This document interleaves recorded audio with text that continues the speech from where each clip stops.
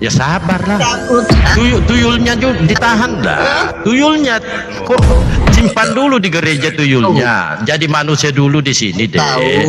Nanti turun di sini kembali jadi tuyul. Silakan Bang Arif. Muhammad di Iya. wajah Muhammad di Gantian. Aduh, parah. Sudah kesetanan dia. Kan saya katakan naik di sini jadi manusia dulu. Nanti setelah turun di sini kembali jadi Kristen. Kan begitu enaknya. Iya, nggak apa-apa kalau naik dulu, jangan kesehatanan. Perkara yang nanti turun dari komat ini nggak apa-apa. Back to nature lagi, naik ke pohon nggak apa-apa. Naik ke pohon lagi. Tidak kan saya sampaikan Bang Arif, kalau naik di sini syaratnya jadi manusia minimal 1 menit. Nanti turun di sini kembalilah jadi Kristen. Itu loh. Kembali ke pohon. Kembali ke pohon Bang Dalbo.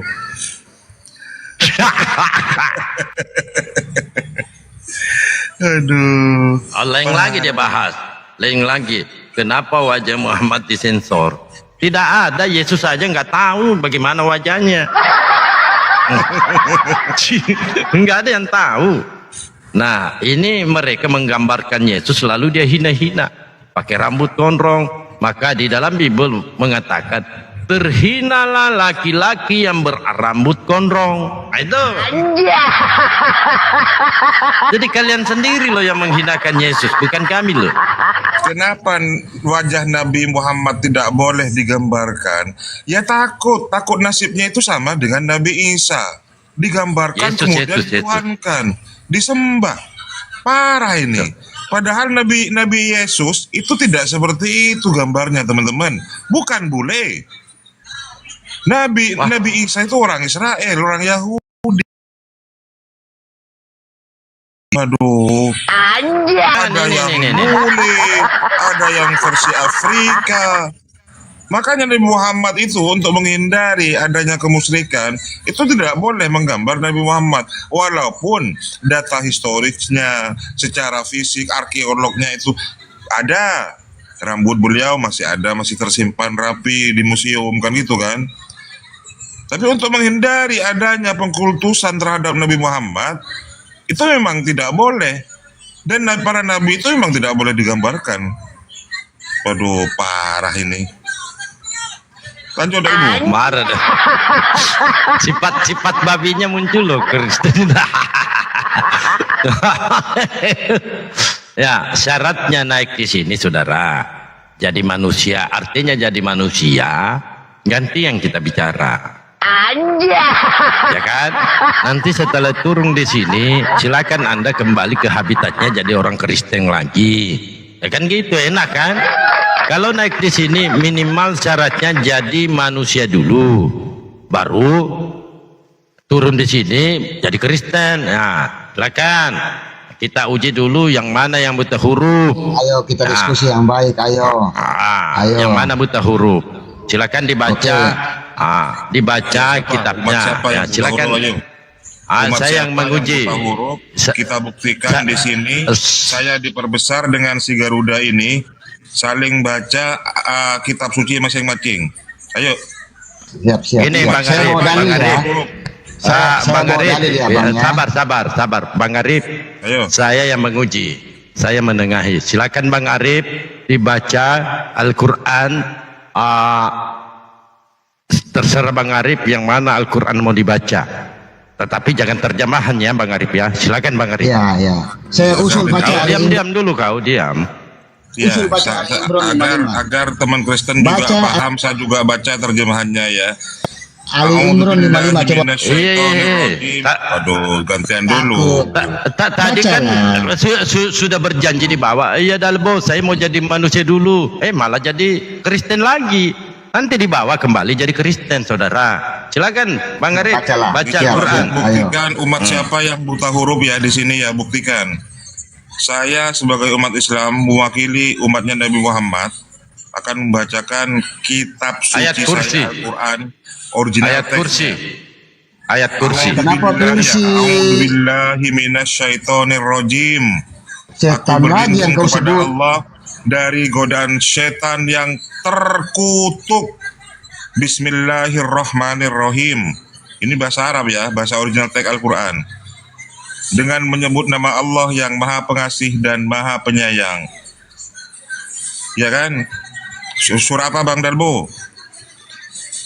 Al-Baqarah ayat kursi. Oh, ayat kursi. Bismillahirrahmanirrahim. Allahu la ilaha illa huwal hayyul qayyum. Bahasa La Indonesia, ta'khudhuhu bahasa sinatun apa? wa la naum. Lahu ma Bahasa fis setan itu. samawati wa ma fil ardh. Indonesia. Man dzal ladzi yashfa'u indahu illa bi idhnih. Astagfirullah. Ya'lamu ma baina aydihim wa ma khalfahum wa la yuhituna bi syai'in min ilmihi illa bima syaa'. Wasi'a kursiyyuhus samawati wal ardh wa la ya'uduhu hifdhuhuma wa huwal 'aliyyul 'azim. Sekarang ganti Bang Dalbo bacakan. Sekarang saya silakan. 14. Original tagnya. Siapa yang buta huruf Oh di ya, sini? betul. Silakan Bang. Karena tadi sudah disampaikan oleh Bang Arif Oke, bahwa yang oke. terkutuk itu adalah setan. Siap, Nah, silakan kau baca Gimana? original teksnya Galatia 3 nomor 13. Silakan Bang. Dalbo, kenapa kau baca bahasa yang tidak kami mengerti? Oh, alah. Buta idiot. Oke, Karena siapa penulis yang buta huruf di kitabmu sini? adalah idiot. Nah, kenapa di mute? Itu kan gak bisa Disuruh mengendalikan bacalah. kan? Oke, saya baca ya. Kan? Oke, saya Silakan. baca ya. Silakan Oke, saya bahasa baca Yunaninya. tidak. Silakan. Siap. Bahasa original Saya tagnya. baca. Silakan. Saya baca tanpa ada kata iblis di atas setan. Coba dibacalah. Setan di atas terus. Setan. Waduh. Kenapa kamu utama? Gimana ini? Iya, makanya tadi kita sudah sepakat saudara. Naik di sini syaratnya jadi manusia. Kok jadi setan lagi? Saya katakan nanti setelah turun di sini kembalilah jadi Kristen. Di sini menguji loh. Nah, dan saya nanti mampu menampilkan datanya bahwa kalian ini adalah umat idiot. Itu loh, gampang kok. Nanti setelah turun di sini jadi Kristen lagi. Kalau naik di sini jadi manusia dulu lah.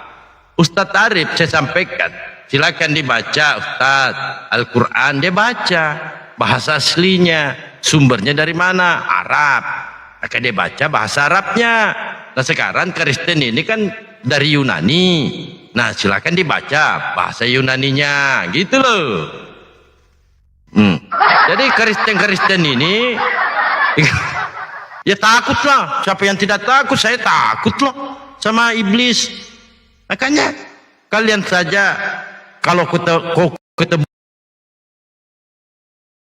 tujuh bermata tujuh, saya rasa kalian juga takut loh.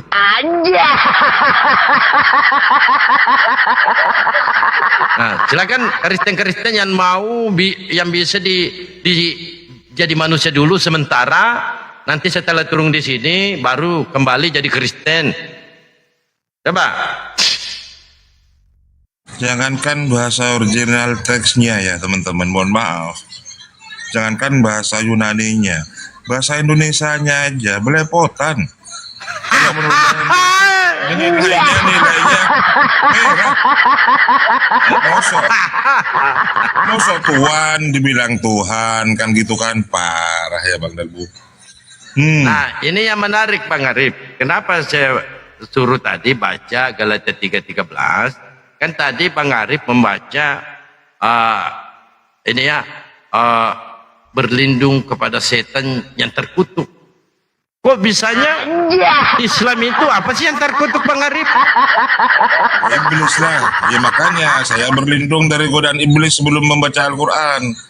Oh Ada iya. iblis yang terkutuk kan gitu kan. Tapi Kalau tadi di sebelah siapa yang terkutuk Bang Dalbu? Tuhan yang Naik terkutuk masak, di sebelah. ini. Nah, kalau ini presentasi umat Kristen ini. Gue masak. Malu gue masa naik karena tidak mau jadi manusia. Ini kita jadikan dulu manusia sampai dia jadi manusia. Oh nggak mau jadi manusia ya? Kenapa si Kristen ini diajak jadi manusia nggak mau? Nabi palsu tidak lulus menjadi Tuhan. Nabi palsu tidak lulus. Berarti Paulus lulus jadi Tuhan. Hafal dulu, nabi palsu tidak lulus menjadi Iya, Tuhan. iya, betul. Kalau Luga, Nabimu apakah iya, nabiku nggak lulus. menjadi Ya, Tuhan? nabiku nggak lulus jadi Tuhan karena dia bukan Artinya Tuhan. nabimu nabi palsu. Ya, enggak apa-apa. Kalau Luga, apakah dia lulus jadi Tuhan? Ya, jadi setiap nabi palsu tidak lulus Ya, menjadi saya tanya, apakah Luga lulus jadi Tuhan? Siapa Kan dia si nabi Luga? juga. Siapa Kan nabinya si Luga? Kristen. Nabinya Kristen. Siapa bilang? Oh, ya nggak apa-apa. Kalau Paulus, apakah dia lulus jadi, Jadi Tuhan? gini, para Saya tunggu ilah yang dulu. berdosa bersemayam di luar surga. Para ilah yang iblis bersemayam di luar Coba surga. dijawab dulu pertanyaannya gue masak. Jangan ngelindur pagi-pagi kau. Sudah minum obat. Apakah Paulus Nabi palsu tidak lulus apakah Paulus menjadi Tuhan. apakah Paulus lolos menjadi Tuhan? Seorang Tuhan Paulus? Lulus. Hah? Paulus lulus menjadi Tuhan. Dengar Paulus itu Tuhan Kristen. dan Bu. Dengar. Dengarkan Kristen. Kristen. Syarat menjadi penghuni surga harus seorang Tuhan.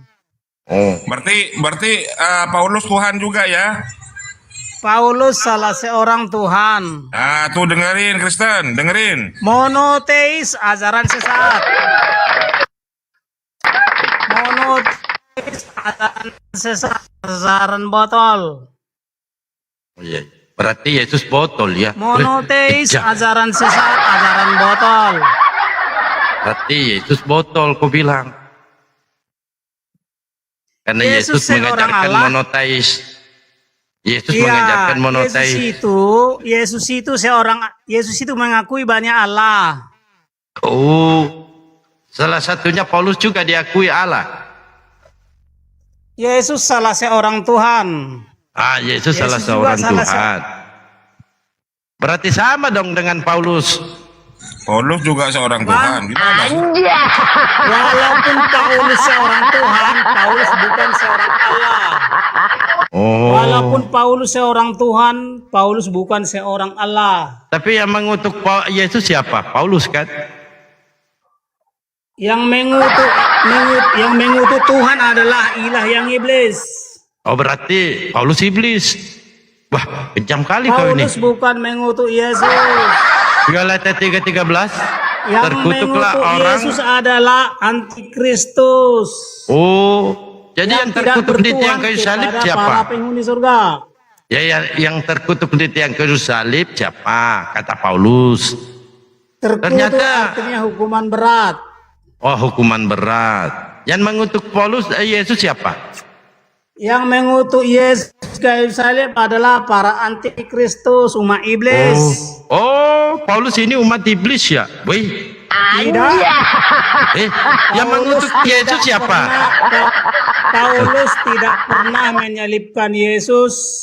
Tidak, saya tidak mengatakan Paulus menyalibkan Yesus. Dia mengutuk Yesus. Nabi palsu tidak lulus menjadi Tuhan. Ini pasiennya Bang Arif ini tambah gila. Paulus saja dikatakan umat iblis.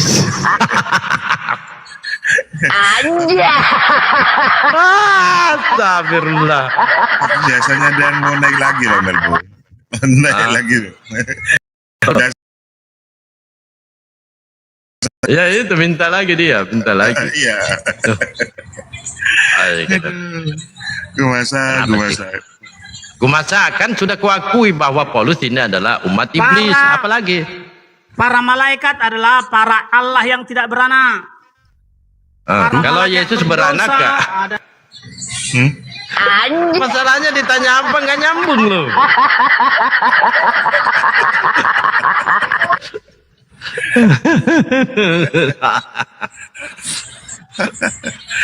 Minta lagi naik dia. Nggak nyambung soalnya. Coba karate. Hei, karate naik dah karate. Jangan aja mujal tipping. Karate naik. Kalau kau merasa laki, jantan, naiklah. Aku jantan, aku mau naik gitu. Karate kemarin kan sudah nangis. Saya katakan Tuhannya diikat. Ditangkap. Masa ada Tuhan ditangkap lalu diikat?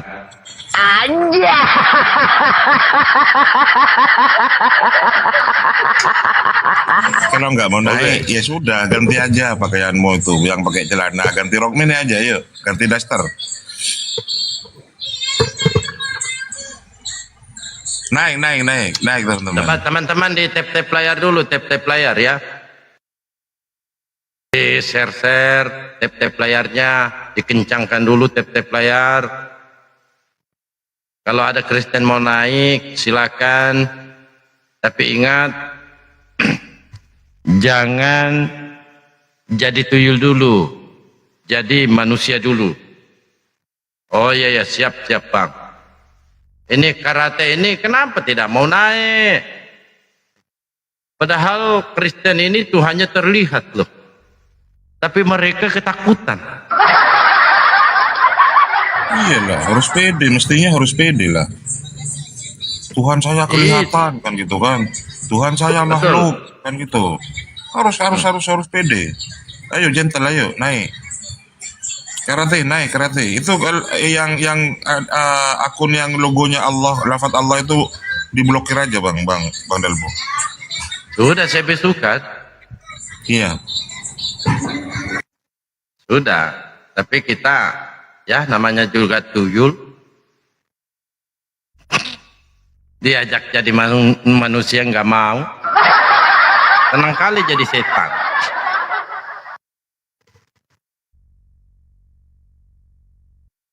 Coba Ten, naik dulu lah, baik-baik aja lah. Syaratnya jadi manusia dulu lah. Kan ini temanya ini sederhana loh, hidup kekal Islam dan Kristen.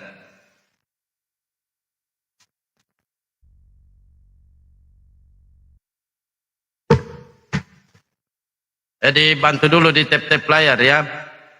Tunggu dulu Bang Arif, saya mau ambil korek.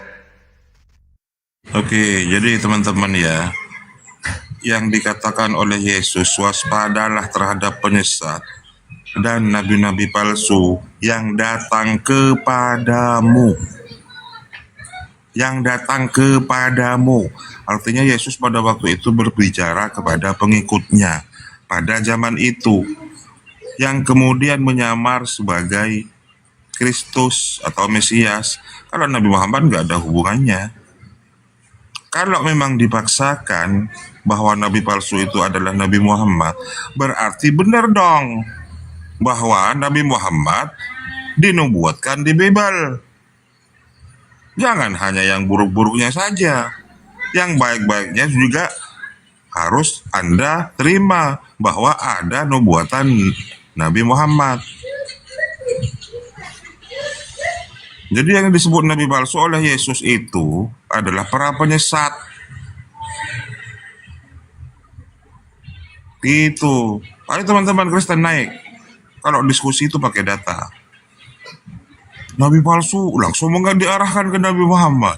Sedangkan yang baik-baik itu berarti bahwa Anda mengiyakan bahwa ada nubuatan Nabi Muhammad dalam kitab-kitab Anda. Baik itu di perjanjian lama maupun di perjanjian baru yang berasal dari perkataan Yesus. Salamun utraku lakum, salam sejahtera. Islam aku tinggalkan kepadamu. Itu kalau saya mengklaim bahwa itu nubuatan terhadap Nabi Muhammad, Anda nggak mau. Yang buruk-buruknya disematkan kepada Nabi Muhammad. Ayo yang fair lah dong. Kalau memang ada nubuatan Nabi Muhammad di Bible, oke. Kalau tidak ada, silahkan, tidak ada masalah. Islam mandiri kok, independen, tidak ngemis-kemis, tidak menempel kitabnya orang kemudian disatukan ke dalam sebuah kitab suci. Islam itu sudah sempurna. Ajaran Islam itu sudah disempurnakan melalui ajaran Nabi Muhammad. Al-yawma akmaltu lakum dinukum wa atmamtu alaikum nikmati wa raditu lakumul islamu dina. Kan gitu kan? Sudah. Tidak ada nabi lain, tidak ada nabi baru setelah Nabi Muhammad, nggak ada. Karena Nabi Muhammad itu wa khataman nabiyyin, penutup para nabi.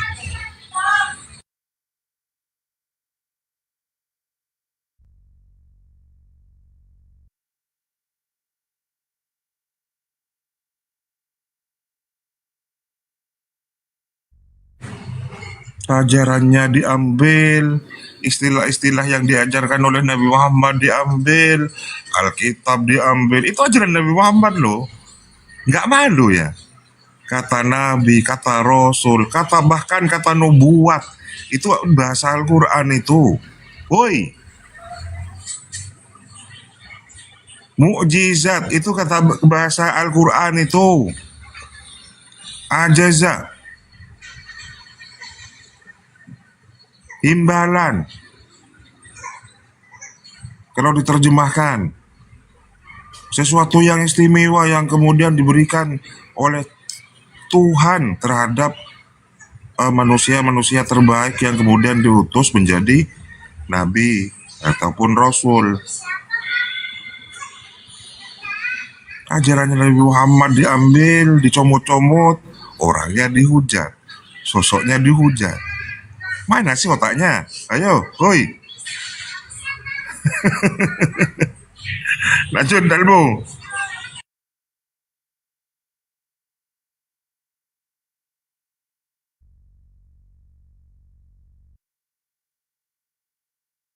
Iya, jadi orang kafir itu kalau di dalam Al-Quran, orang yang mensyirikkan Allah, menyekutukan Allah, itu tempatnya di dalam api neraka, kekal di situ. Di Al-Quran banyak di situ. Jadi tentang gambaran neraka jahanam itu, yang isinya adalah orang-orang kafir, orang-orang musyrik, orang-orang yang menyekutukan Allah. Jadi di sana disediakan api yang sangat panas. Itu ada di dalam surah mana ya, At-Taubah kalau nggak salah. Api neraka yang sangat panas di surah At-Taubah di situ. Ayat berapa? Ayat 81 kalau nggak salah. Kemudian minumannya itu terdiri dari minuman yang air mendidih. Gimana bayangkan?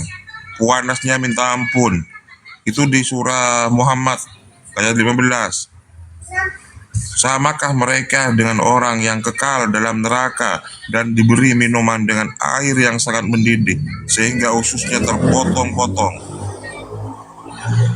kemudian dikembalikan lagi sempurna, minum lagi, terpotong-potong lagi ususnya.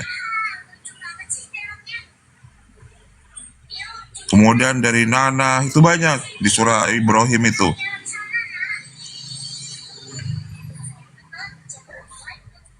Siapa penghuni neraka? Ini berasal dari manusia-manusia yang laknatullah, yang musyrik dan jin yang menyekutukan Allah. Itu di surah Al-A'raf 100 berapa? 79 ya modal Bu. Dan sungguh akan kami isi neraka jahanam itu dari yang berasal dari kalangan jin dan manusia. Kan gitu kan. Lanjut Bang Dalbu. Mana otennya ini? Tidak kehabisan rokok aku Bang Dalbu.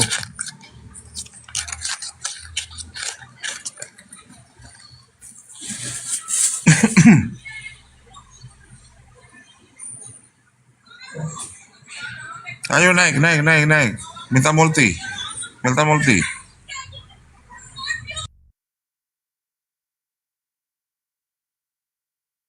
Minta multi. Naikkan Bang Dalbu. Nggak ada Bang Dalbu. Saya mau naik Dalbu.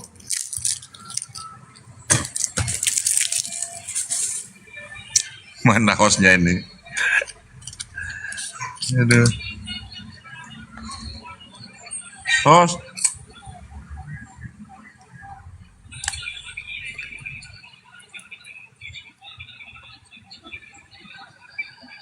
Aduh, jangan bicara Bible lah, gue masak. Bible gue gak ada hubungannya dengan sains dan teknologi.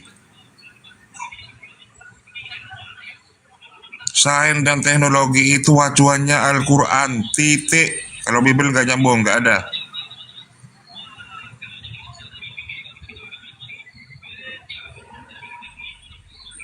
Adanya lautan yang di dalamnya itu ada 2 unsur air yang berbeda. Itu ada di dalam Al-Quran. Di Bible nggak ada. Mana ada? Di dasar laut ada bara api. Di Al-Quran ada. Diteliti oleh peneliti. Adanya siang dan malam, perputaran waktu, diciptakan bulan dan matahari ada di dalam Al-Quran. Sehingga para peneliti meneliti, oh ternyata bumi itu bulat. Itu gara-gara firman Tuhan, gara-gara ayat-ayat di dalam Al-Quran. Kenapa hari malam ada bulan? Diteliti. Itu ada di dalam Al-Quran ternyata. Itu sains dan teknologi. Bible nggak ada. Adanya jari jemari itu sidik jari di Al-Quran ada, Bible nggak ada. Waduh.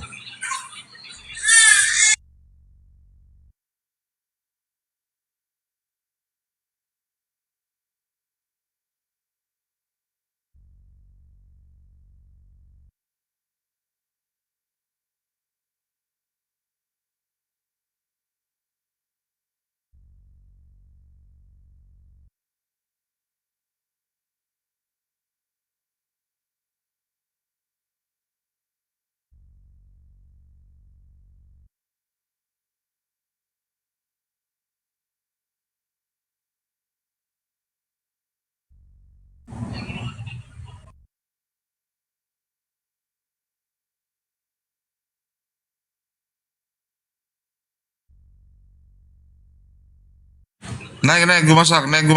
Waduh parah kau itu gue masak. Minum dulu obatnya gue masak. Yang untuk pagi hari gue masak. Yang warna kuning itu diminum dulu. Biar nggak tersesat kau.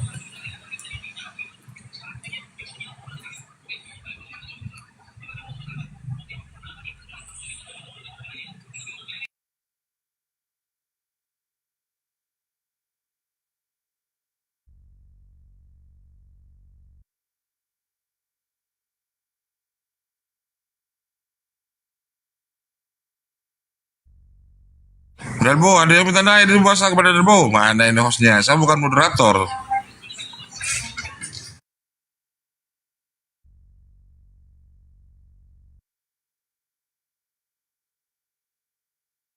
Di mana ayat-ayat Bible yang sesuai dengan sains dan teknologi? Ayo.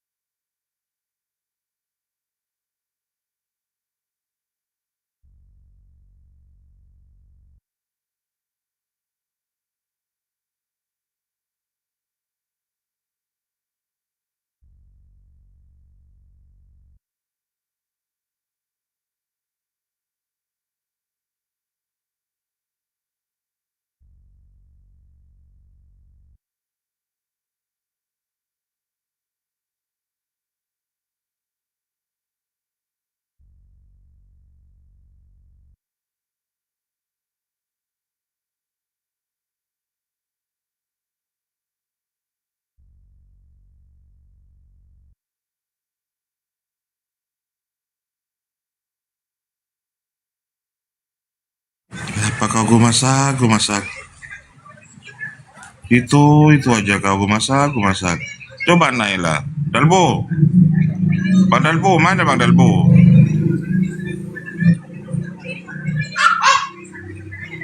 Naila gue masak. Kemana Bang Dalbo ini?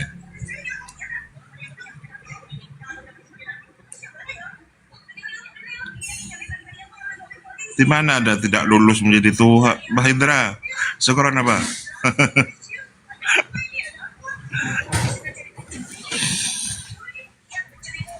Jadi kalau berbicara tentang teknologi, sains, acuannya Al-Quran titik itu.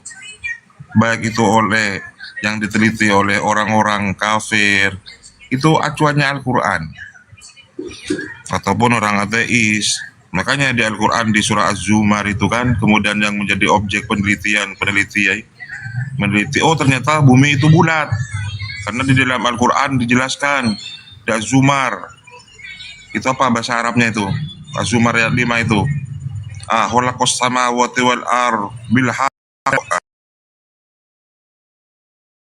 Yurul laila 'alan nahari wa yuqawwirun nahara 'alal lail.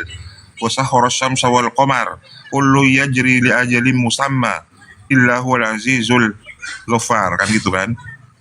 Itu yang kemudian menginspirasi para peneliti untuk meneliti bahwa kesimpulannya bumi itu bulat. Apa yang difirmankan oleh Allah di sana? Bahwa dialah Allah yang menciptakan langit dan bumi dengan benar, bil haq, itu dengan benar. Dan kemudian menutup malam atas siang. Dan kemudian menutup siang atas malam, serta menundukkan matahari dan bulan yang masing-masing beredar menurut waktu yang telah ditentukan. Ketahuilah, dialah yang maha perkasa, lagi maha pengampun, kan gitu. Maka kemudian para peneliti diilhami oleh surah ini meneliti dan akhirnya membuktikan bahwa bumi itu bulat. Kenapa? Matahari dan bulan berjalan sesuai dengan garis edarnya. Wasyamsu tajri limustaqarril laha. Itu kan.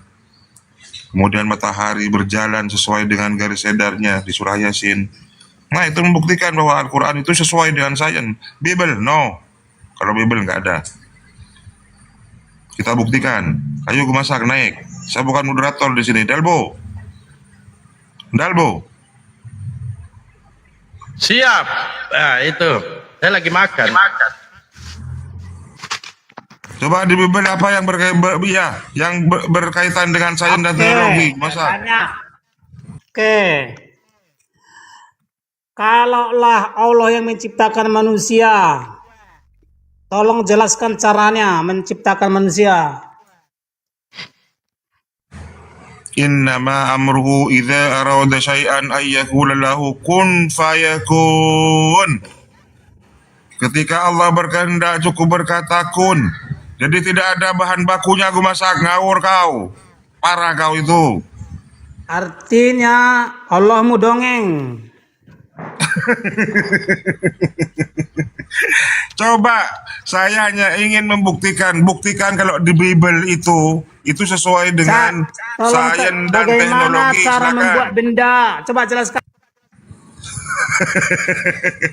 Cukup berkehendak kun, maka jadilah. Waduh, ada bahan bakunya. Penciptaan langit dan bumi ada bahan bakunya katanya Dalbo. Gimana ini Bang Dalbo? Itu dia, gini. Kristen di bawah, apakah tidak ada yang waras lagi? Kok kirim debater seperti ini? Coba jelaskan aja. Ini kasih tangan juga. Apakah nggak ada lagi Kristen yang lebih sinting dibanding Kumata? Allah. Tempenya.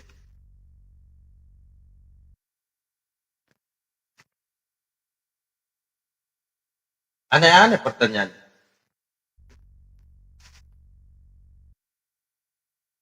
Gimana mau masuk surga kau Kumata? Masuk akal aja penjabaranmu itu nggak bisa diterima.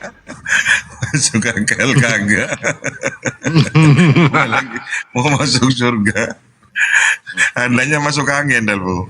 Masuk angin. Aduh. Coba diminum dulu sebelum naik kamu puasa jatah obatmu sekarang itu ada 3 warna. Pilih yang warna kuning itu diminum juga. Baru naik komal.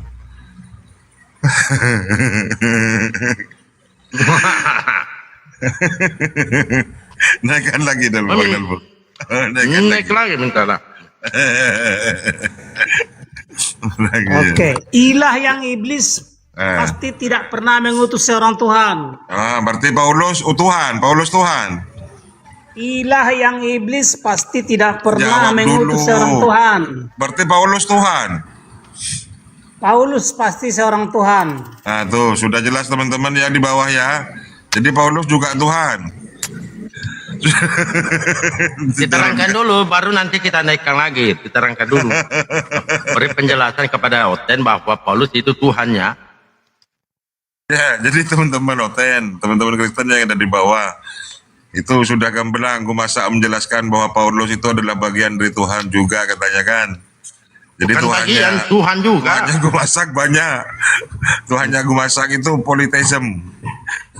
Bukan mono. Tidak sesuai dengan ajaran Yesus. Silakan lain lagi gue masak. Ya kita naikkan begitu supaya enak kan.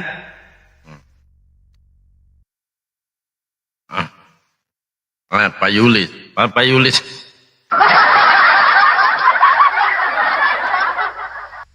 Selamat pagi Pak Ulis.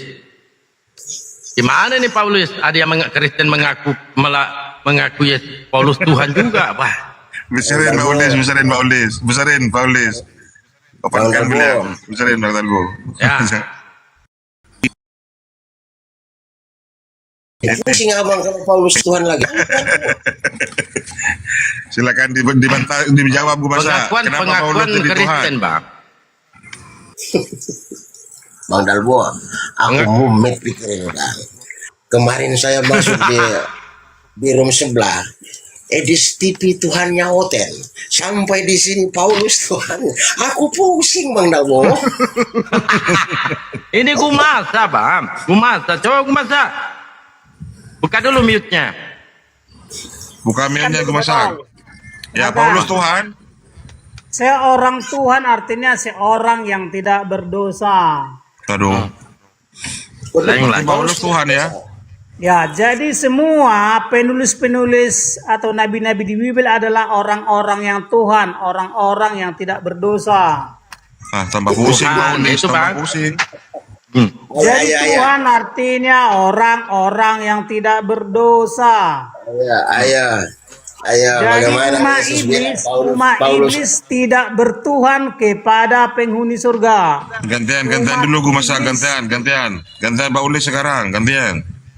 Bagaimana Anda bilang Paulus tidak berdosa? Bagaimana itu caranya Anda memisahkan? Yesus bilang, engkau membunuhku itu. Dia membunuh para murid-muridnya Yesus banyak sekali. Pada akhirnya Paulus menjadi seorang Tuhan, seorang yang tidak berdosa. Ngomong agak sedikit cerdas lah. Pada awalnya Paulus jadi seorang Tuhan artinya seorang yang telah tidak berdosa.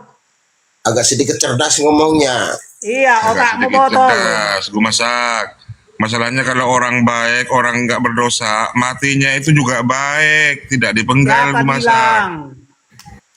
Stefanus juga matinya tidak baik, tapi dia juga seorang Tuhan. Waduh. Ini loh, kalau orang tidak berdosa tidak dibunuh. Setiap orang-orang yang tidak berdosa disebut Tuhan. Terus Paulus membunuh, Alkitab melarang jangan membunuh. Paulus berdosa enggak? Paulus pada akhirnya menjadi seakhirnya. Lihat titik akhirnya. Akhir dari seseorang itulah yang menjadi jaminan lulus ke surga atau tidak. Kalau kau tidak menjadi seorang Tuhan, mustahil menjadi penghuni surga. Mandalbo, aku pamit. Nggak tahan aku, Mandalbo. Ya, jadi ciri-ciri kepalamu dari botakmu itu aja. Kau iblis. Ya udah open cam kuasa. Dia Kristen juga, masa beliau itu Kristen baik loh. Kristen yang iblis. Dia tuh mengakunya Kristen tapi dia iblis. Kok iblis? Jadi ciri-ciri mutlak nabi palsu adalah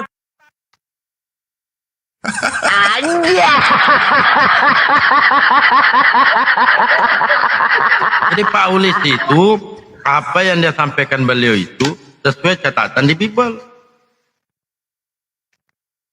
Gue masa sudah mengakui Yesus Paulus ini Tuhan. Ya enggak gue masa. Di tap-tap layar ya teman-temannya. Minta naik lagi dia. Apalagi gue masa. jadi kalau kau mau jantan, ya, kau nggak Apanya jantang lagi. kalau kau Open cam coba kau. Coba Ya, open cam. oke. Oke. Open cam coba. Nah, ya kita lihat gigi kuning. ciri-ciri nabi palsu Open pasti cam. tidak lulus. Open cam. Open cam lah. Ciri-ciri nabi palsu tidak lulus. Open cam lah. Nanti ciri-ciri nabi palsu tidak lulus. Coba. Open cam dulu lah. Supaya orang tahu, oh ini loh Gumasa. Nanti ketemu di dunia nyata atau di pasar, orang bisa menghindar. Ya kan? Pakai masker. Oh, open cam dia. Enggak emang sering open cam. Layani Bang Dalbu, besarkan dengan sampean aja. Sama-sama open cam Bang Dalbu. Bandel, Pak. Ya silakan, gue masak. Kenapa? Silakan. Paulus Tuhan, silakan. Ya, Paulus itu pasti seorang Tuhan. Seorang yang pada akhirnya telah bertobat. Oh Tuhan Orang yang telah bertobat. menjadi tidak berdosa. Pakai data gue Tuhan masak, pakai bertobat. data. Ya, jadi Paulus layak dipercaya karena dia salah seorang Tuhan, salah seorang yang tidak berdosa. Jadi seorang nabi palsu tidak lulus menjadi Tuhan. Apakah Yesus lulus jadi Tuhan? Yesus berasal seorang Tuhan kembali menjadi Tuhan. Kembali menjadi Tuhan. Jadi yang melahirkan Ya. Yesus siapa? Maria yang seorang Tuhan juga. Oh, Waduh, Maria Maria seorang Tuhan juga.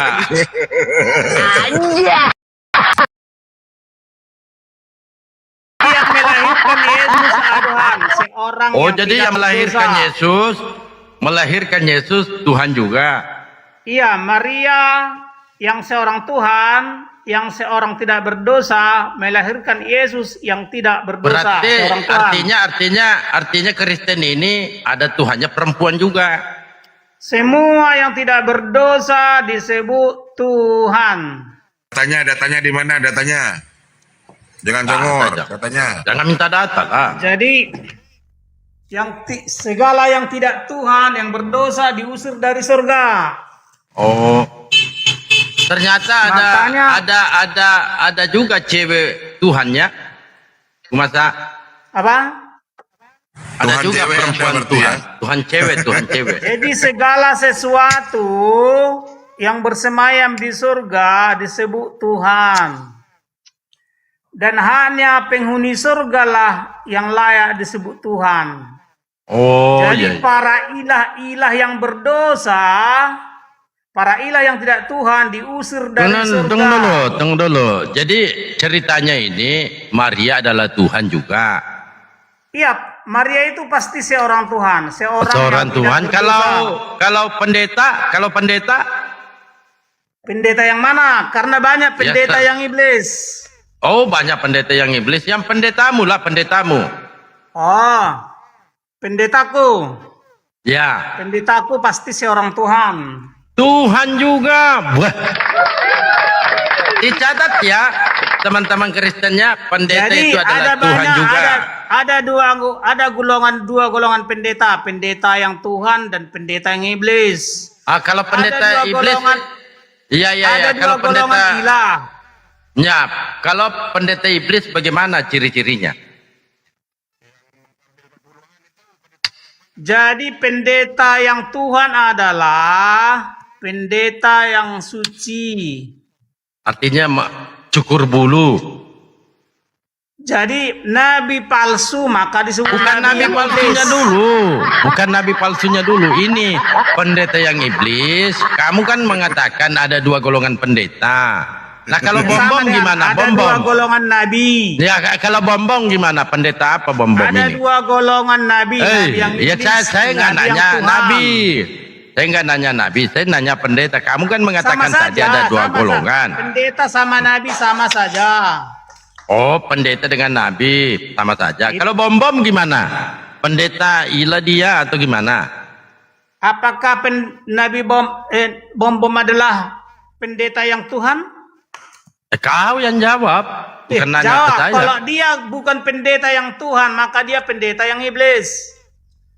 Nggak tahu dia pendeta yang apa. Intinya dia kan sekarang pendetanya gini, Kristen. Nabi, pendeta, itu kan cuma nama jabatan. Saya tanya Jadi- bom. Tuhan atau iblis adalah sifat. Tapi gumasa rumah sakit jiwa di situ bagus juga ya tampilannya, ruangannya. Ya, jadi nabi palsu dan Gumasa. ilah-ilah yang Gumasa. palsu. Oh, kok enak ya, pasti bagus tidak loh. Tuhan.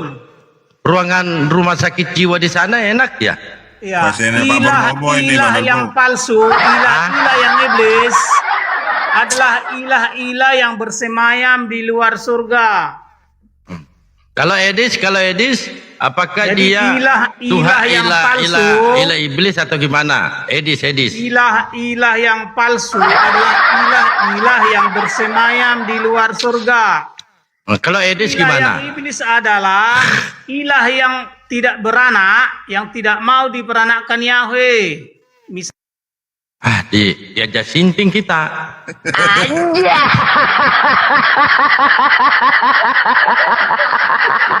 Daripada nggak ada lagi Bang Dalbo. Naik lagi ke masa, nggak sembuh ke masa.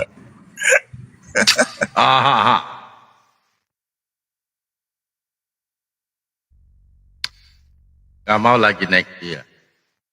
Ya Kristen silakan naik saudara. Oh pergi dia. Nggak ada lagi dia. Oh masih ada.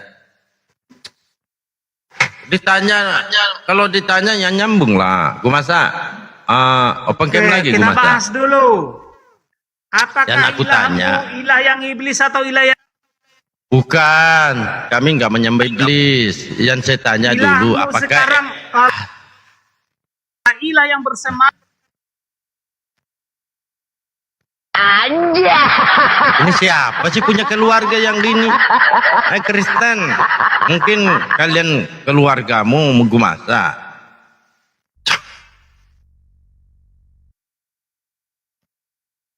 Itulah ya, kalau beragama tanpa ada pembimbing, ya seperti itu. Nah, Kasihannya Pak Purnomo itu.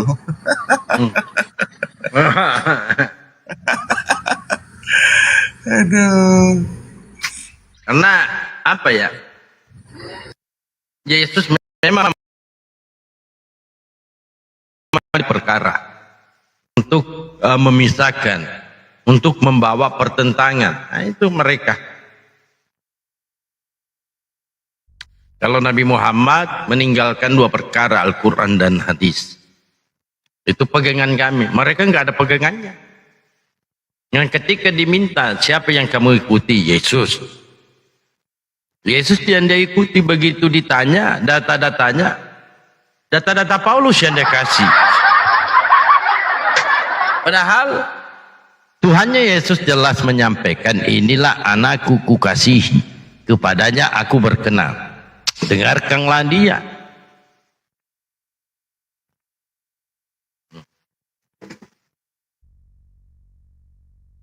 Ya, Edis meninggalkan Yesus meninggalkan Edis dan Mikana. Iya. Kita tahu Bang, cuma persoalannya nggak ada hotel loh. Nggak ada hotel.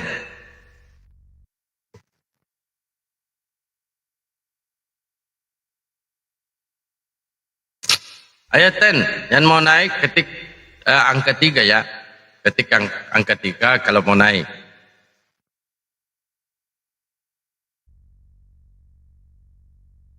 Dia ketik angka 3. Kan kamu sudah naik. Nah, ya kita naikkan dulu. Kalau dia tidak jawab, kita turunkan lagi. Kumasa, apakah Edis ini adalah seorang iblis atau seorang Tuhan? Itu aja. Edis pasti salah seorang Tuhan. Sudah. Ulangi. Apakah Edis Tuhan? Jadi setiap orang yang tidak Tunggu dulu saya tanya. Apakah ini memperjelas ya? Apakah Edis itu Tuhan? Kumasa?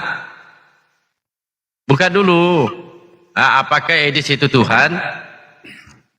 Tuhan bagi yang mempercayainya. Saya tanya, apakah Edis ini salah seorang Tuhan? Iya, salah seorang Tuhan bagi umatnya. Oke, sudah selesai ya. Itu sudah. Mikana belum Mikana.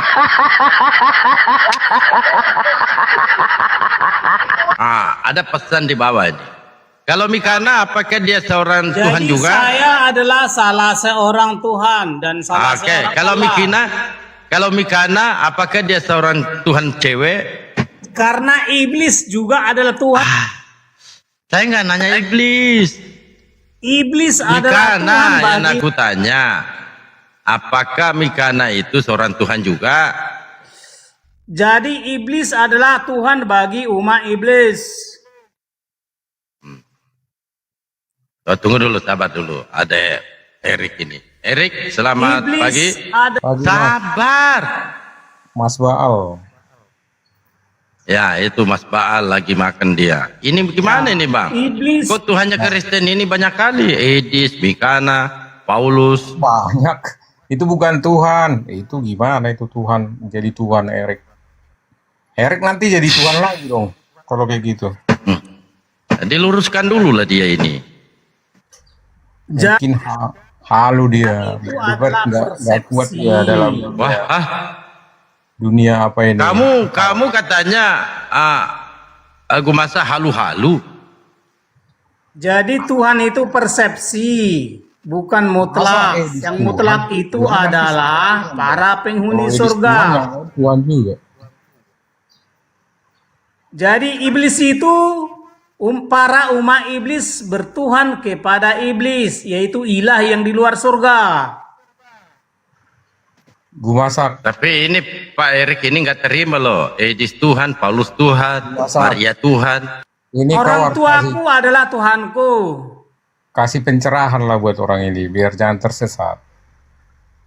Jadi Tuhan itu adalah hubungan relativitas.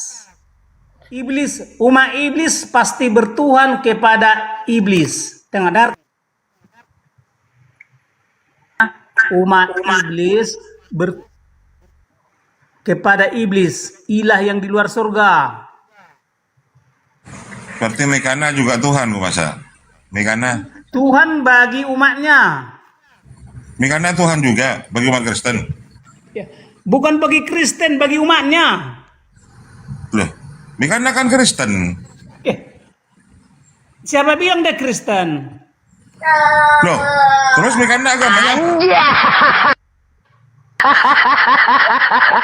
Jadi gini, dengarkan logikanya. Jadi sama kayak paman, tante itu hubungan relasi, atau relativitas. Jadi Makanya iblis itu, iblis Kalpanas adalah itu Tuhan. dioles. Apa itu? Kalpanas itu dioles. Iblis adalah Tuhan bagi umat iblis. Iblis itu adalah para ilah yang bersemayam di luar surga. Pusing aku. apakah Paulus juga Tuhan, Gumasak? Ya, Paulus pasti Tuhan bagi Aduh, umatnya. parah ini. Bang Erik Kristen, Bang Erik. Kristen. Diturunkan, oke. Gimana gue masa? Kau minta ini diturunkannya gue masa? Ya, iya, oke. Jadi room ini berkualitas gitu loh. Kalau mau berkualitas, orang-orangnya diseleksi. Masalahnya, yang Kristen yang mau naik ke tiga, dia yang ngetik 3. Ini Kristen ini, Erik. Silakan Hanso Bang Erik. juga Kristen, si Hanso di bawah itu juga Kristen, tapi penyesat dia. Naik Jo, Hanso. Naikkan Hanso Hanso. sekarang Bukan- sudah jadi JO dia. Iya, Nggak mau. makanya. Yesus Bapak itu sendiri. Ya, naik Jo. Kalau Pak Erik ini gimana? Saya Kristen. Saya benar-benar. Maksudnya Tritunggal. Iya, Tritunggal juga. Ya enak kalau jelas begini. Aku masak, apa kau masak? Ngetik 3 Silakan, lagi. silakan Pak. Naik gue masak. Ah. Ngetik 3. Bahan olok-olokan lah itu gue masak itu. Kayak orang gila.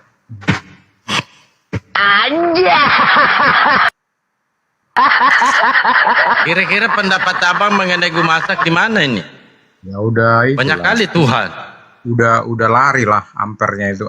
Udah perlu diperiksa itu. Rumah sakit terdekat. Wow. Ya coba Bang. Ini kan kita coba. di forum umum ini 255 menonton gitu loh. Jadi dipertontonkan yang ini aja yang punya kualitas. Ini hidup kekal Islam atau Kristen atau Oten itu ya bahasanya ya, singkatan dari Kristen. Ya. Sebenarnya Boleh. Kristen pun itu tidak ada di dalam Yesus. Itu kan penyebutan orang Antioquia yang mengikut Kristus. Jadi kalau menurut aku, Kristen itu kan artinya diciptakan oleh, kalau bahasanya fansnya Yesus. Kira-kira gitulah biar bisa ditangkap. Bisa. Nah, maksudnya pengajarannya bagaimana kita memperoleh hidup kekal. Apakah kita dudukan Yesus sebagai Tuhan atau hanya sebagai hamba?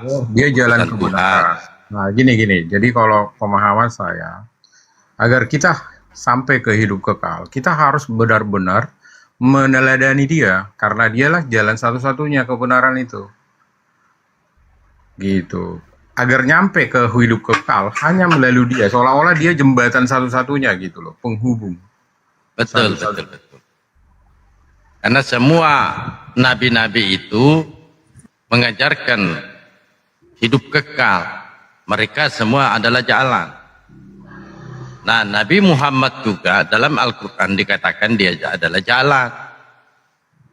Nah, bagaimana kita memperoleh hidup kekal? Sesuai dengan apa yang diperintahkan oleh Allah, kalau versi Islam ya, melalui nabinya, kita diperintahkan taat kepada Allah, taat kepada Rasul. An-Nisa ayat 59. Nah, ketika kita taat, tentu apa yang diperintahkan, beribadah kepada Allah, wa aqimis salata li dzikri. Untuk menyembah Allah, tentu kita mendirikan salat untuk menyembahnya. At-Taha ayat 14. Dan kemudian Tuhan itu ehad, Tuhan itu satu. Rasulullah diperintahkan untuk menyampaikan kepada manusia, katakanlah Muhammad ialah Allah yang Maha Esa. Apakah dapat dilihat? Tidak. La tudrikul absar, bahwa Allah tidak dapat dijangkau oleh penglihatan manusia. Nah, dalam Al-Quran surah Al-An'am ayat 103 tadi saya sampaikan, dan kedua surah Al-Mulk ayat 12, orang-orang yang takut kepada Tuhannya dengan tanpa melihatnya akan memperoleh ampunan dan pahala yang besar. Jadi kita taat kepada Allah tentu mengikuti apa yang disampaikan oleh Nabi Muhammad SAW. Nah, kalau Kristen gimana Bang? Siapa yang harus kita dengarkan dan siapa yang kita harus ikuti? Jadi kita benar-benar ada perbedaan, tergantung kita imannya kita masing-masing ya. Nah, jadi kalau kami di Kristen, kita percaya jalan satu-satunya agar kita nyampe ke kehidupan kekal, harus benar-benar bahasa sederhananya kita ngefans sama Tuhan Yesus, kita harus ikut dia benar-benar. Artinya gini, ikut Yesus itu harus mikul salib, jadi nggak sembarangan juga untuk mencapai hidup kekal itu. Nah, salib itu adalah sebuah penderitaan kita di dunia ini, artinya kita harus benar-benar bersih, keluar dari segala mampu melewati itu. Yesus mampu dia benar-benar sempurna. Nah, itulah teladan kita. Dia hidup bukan karena tahta, bukan karena keagungan, tapi memang dia menurunkan ke kita sebutlah itu istilah kita buah roh, rendah hati, terus harus dan seterusnya. Nah, itu kan teladan buat kita. Tapi semuanya itu diturunkan dalam bentuk roh. Pengajaran dia sekarang ini diteruskan oleh para penginjil kan itu kan. Nah, tapi kita kalau pingin mengerti tentang dia, coba berdoa. Cara kita adalah berdoa, datang ke dia, meminta dengan setulus hati agar Roh Kudus menolongnya. Roh Kudus itu siapa? Perantara antara kita dengan yang kekal tadi. Baik Yesus, Allah Bapa, itu perantara zaman sekarang. Nah, itulah yang kita harus pahami di Kristen. Jadi, pada intinya, kalau pingin hidup kekal, harus benar-benar meneladani Yesus. Hanya itu. Nah, itu aja, sederhana. Tapi, di dalam perjalanan itu, tidak segampang yang kita bayangkan. Pasti iblis juga akan menggoda kita. Kan kira-kira gitu. Jadi jangan kita hubung-hubungkan apakah kalau kita ngikut Yesus udah pasti, tidak juga. Karena di situ ada tantangan. Saat kita menjalaninya, sanggup nggak? Nah, siapa yang sudah sanggup memikul salibnya, dialah yang jadi mendapatkan hidup yang kekal itu. Jadi tidak banyak orang yang sanggup melalui itu, gitu loh. Mau Edis, mau siapapun itu, tidak ada yang sanggup.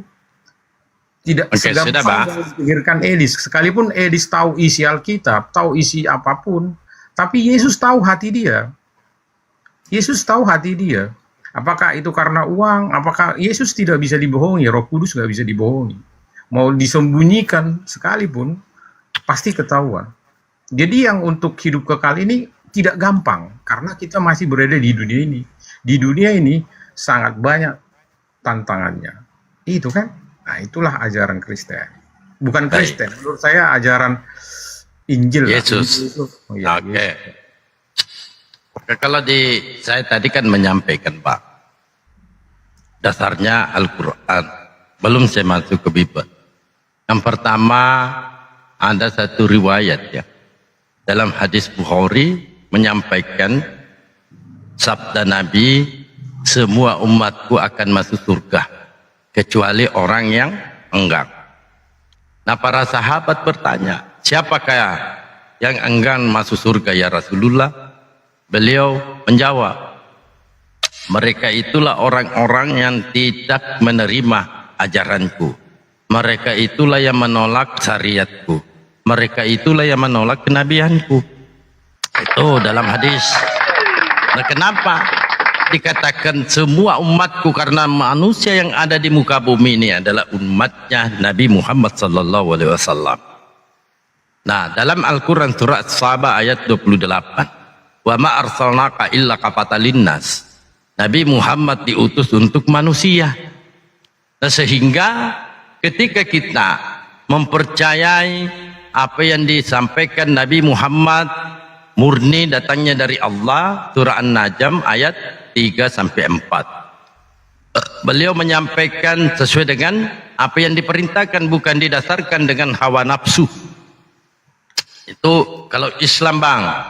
Nah, sedangkan Yesus jelas menyampaikan bahwa di dalam Yohanes 3:16, karena begitu besar kasih Allah akan dunia ini sehingga Ia telah mengaruniakan anaknya yang tunggal, supaya setiap orang yang percaya kepadanya tidak binasa, melainkan peroleh hidup yang kekal.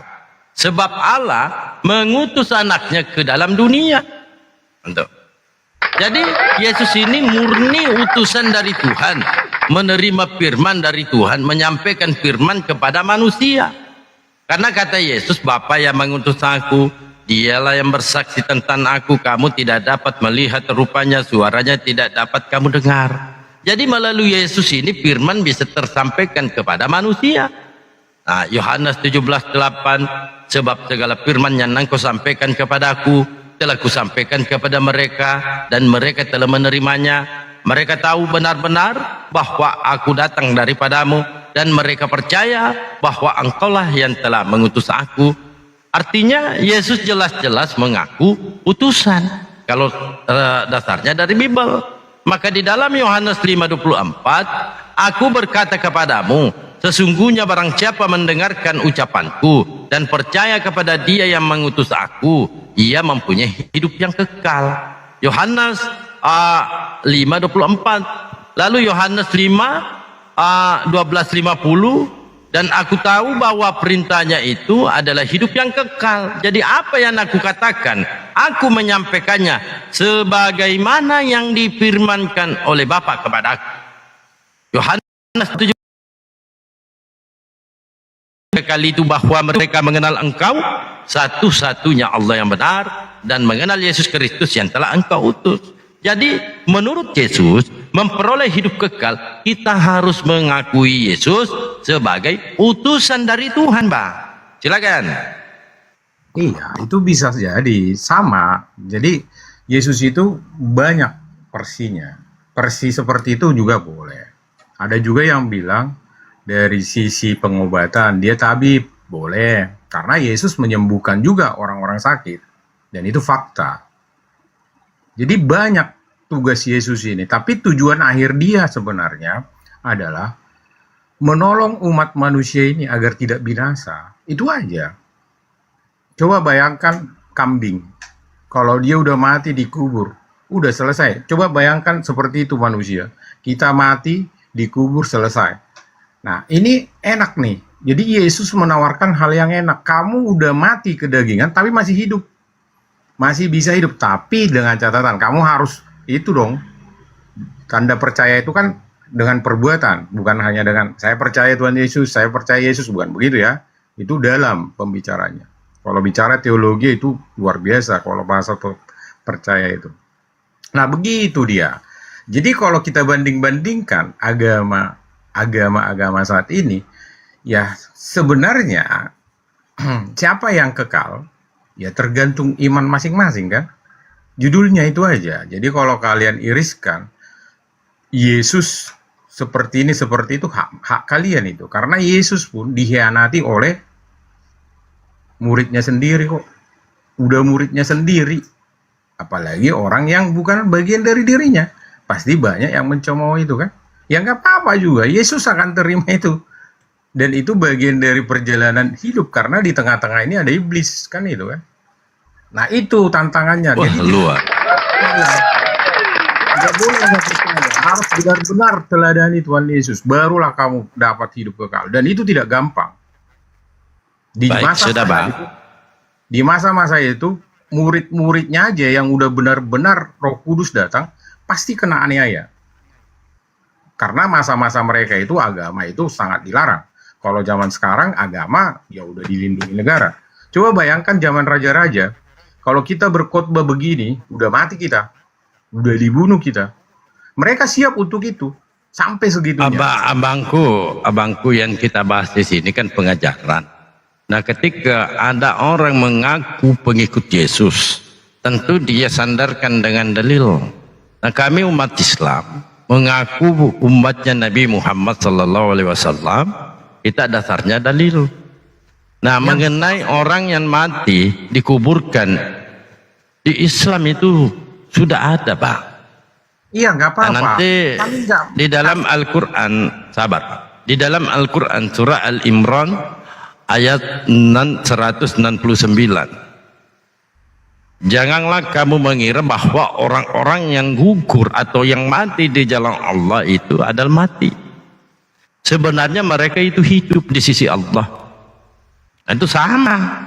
Tubuhnya dikubur, ya, ruhnya ada di sisi Allah. Oke, Itu secara sama. persepsi sama. Tapi begini, kan ini masalah Tunggu dulu, Pak. Di sini yang kita bahas, kita mendudukkan Yesus ini sebagai apa? Dalam Al-Quran surah An-Nisa ayat 59, kami umat Islam mendudukkan Nabi Muhammad sebagai utusan Allah, Rasul Allah, Nabi Allah. Itu kedudukannya. Nih, Tidak saya mau pernah dilantik menjadi Tuhan. Nah, nih, Apalagi sabar dulu, Pak. Ya, tunggu dulu, saya kelarkan dulu. Nah, para nabi mengajarkan Tuhan itu satu. Satu contoh di dalam Ulangan 6 nomor 4, dengarkan hai orang Israel, Tuhan Allah kita, Tuhan itu Esa. Keluaran 3 nomor 20, siapa yang melihat Tuhan akan binasa. Di Markus 12:29, menjadi ketetapan hukum pertama yang diajarkan oleh Yesus. Dengarlah hai orang Israel, Tuhan Allah kita, Tuhan itu Esa. Kasihilah Tuhan Allahmu segenap akal budimu. Kenapa? Di antara dua nabi ini selalu menggunakan Israel. Karena mereka ini diutus untuk Bani Israel. Matius 15:24, aku hanya diutus kepada domba-domba yang hilang dari umat Israel. Makanya Yesus ini mengenal umatnya. Bagaimana cara mengenal umatnya? Di dalam Yohanes 10:27, domba-dombaku mendengarkan suaraku, aku mengenal mereka dan mereka mengikuti aku. Nah, ketika mengikuti kepada Yesus, diajak oleh Yesus untuk mengucapkan rasa syukur kepada pencipta langit dan bumi. Matius 11:25, judul perikopnya ajakan juru selamat. Apa ajakan juru selamat ini? Aku bersyukur kepadamu Bapa, Tuhan langit dan bumi. Itu Bang, silakan. ya oke saja sih, pemahamannya oke aja. Banyak persepsi, banyak. Tapi menurut saya, sepanjang saya yang saya tahu, firman itu jadi penuntun kita, itu benar. Nah, jadi kalau kita mau bicara ke situ, banyak firman nih dalam bidang kehidupan, ada juga dalam bidang kesehatan, ada bisa ya dan sebagainya. Nah, kita ambil dari sisi mana dulu. Jadi kalau bicara tentang firman, maka yang bisa mengungkap itu semua, kalau keimanan saya harus dibantu oleh Roh Kudus. Ada kita sebut itu roh yang bisa menerjemahkan tentang rahasia ilahi. Jadi bahasa kita dengan bahasa Allah itu berbeda. Jadi tidak sama gitu loh. Jadi bahasa roh nanti yang menuntun kita untuk memahami itu. Dan ada orang yang dikasih karunia untuk menerjemahkan bahasa tersebut gitu loh. Jadi di dalam pengikut Yesus sebenarnya, untuk menerjemahkan semua firman yang ada di Alkitab nggak bisa berdasarkan logika, menghubungkan ayat ke ayat, berdasarkan otak manusia nggak bakalan sanggup. Karena itu bukan rahasia yang gampang. Begitu kita tahu rahasia ilahi, maka bisa kita jadi ilahi, gitu loh. Rahasia ilahi itu tak satu orang pun, bahkan ada peneliti sampai sekarang ini, sebenarnya Tuhan itu di mana? Coba bayangkan. Mereka mencari kerajaan surga sampai menggunakan teleskop, sampai kemana-mana, dan tidak ada yang sanggup. Itulah salah satu bukti nyata. Sampai orang mencari surga itu di mana. Nah itu, jadi kalau kita bicara ilahi dengan kekuatan akal budi kita bakal enggak sanggup kita. Kita harus butuh bantuan tadi yang kita sebut dalam Kristen Roh Kudus. Nah itulah yang saya pahami, seperti itu. Tapi kalau datang nggak? Kalau kalian bandingkan ajaran kalian dengan ajaran kami, saya nggak terima, karena ini PS kan, seolah-olah pertandingan gitu loh. Siapa yang namanya iman, setahu saya ya imanilah imanmu, kan itu kan. Nanti suatu saat kau akan diadili setelah meninggal, kan itu kan, bukan sekarang. Betul. Itu aja sih yang kita inginkan dikomal-komalin. Biar kita jangan berpecah, itu satu. Udah banyak lihat ke Edis menghakimi Islam. Begitu juga satu lagi yang paling terkenal dari Islam kan, menghakimi Kristen. Seolah-olah Dia paling tahu tentang alam semesta ini dan keilahian ini kan. Emang dia siapa? Jadi gini Emang Bang. Yesus siapa? Kan itu kan utusan Tuhan. Bang, gini. Jadi kalau Edis dibawa-bawa menghakimi Islam, hal wajar karena mereka tidak senang dengan Islam. Nah, sehingga terjadi penghujatan, penghinaan terhadap Islam. Itu wajar-wajar aja. Tetapi kalau Edis mengatakan orang Kristen yang tidak percaya Yesus punya Tuhan, Yesus adalah hamba Tuhan, itu adalah orang Kristen gila. Gimana tanggapan saudara mengenai itu? Saya nggak banyak yang nggak sepakat dengan Edis. Satu tentang ini. Makanya jangan dibawa-bawa, Bang. Kalau dia menghina Islam, saya anggap itu hal wajar. Kenapa? Karena dia bukan Islam, dia Kristen. Tapi ketika dia menghina Kristen, mengatakan orang Kristen ini sinting, gila, konsep Tritunggal itu buang aja di tempat sampah. Kan ini kami umat Islam, Bang. Sudah berapa lama saya berdebat dengan orang Kristen, tidak pernah saya ucapkan konsep Tritunggal itu buang aja di tempat sampah. Edis berani loh mengucapkan itu.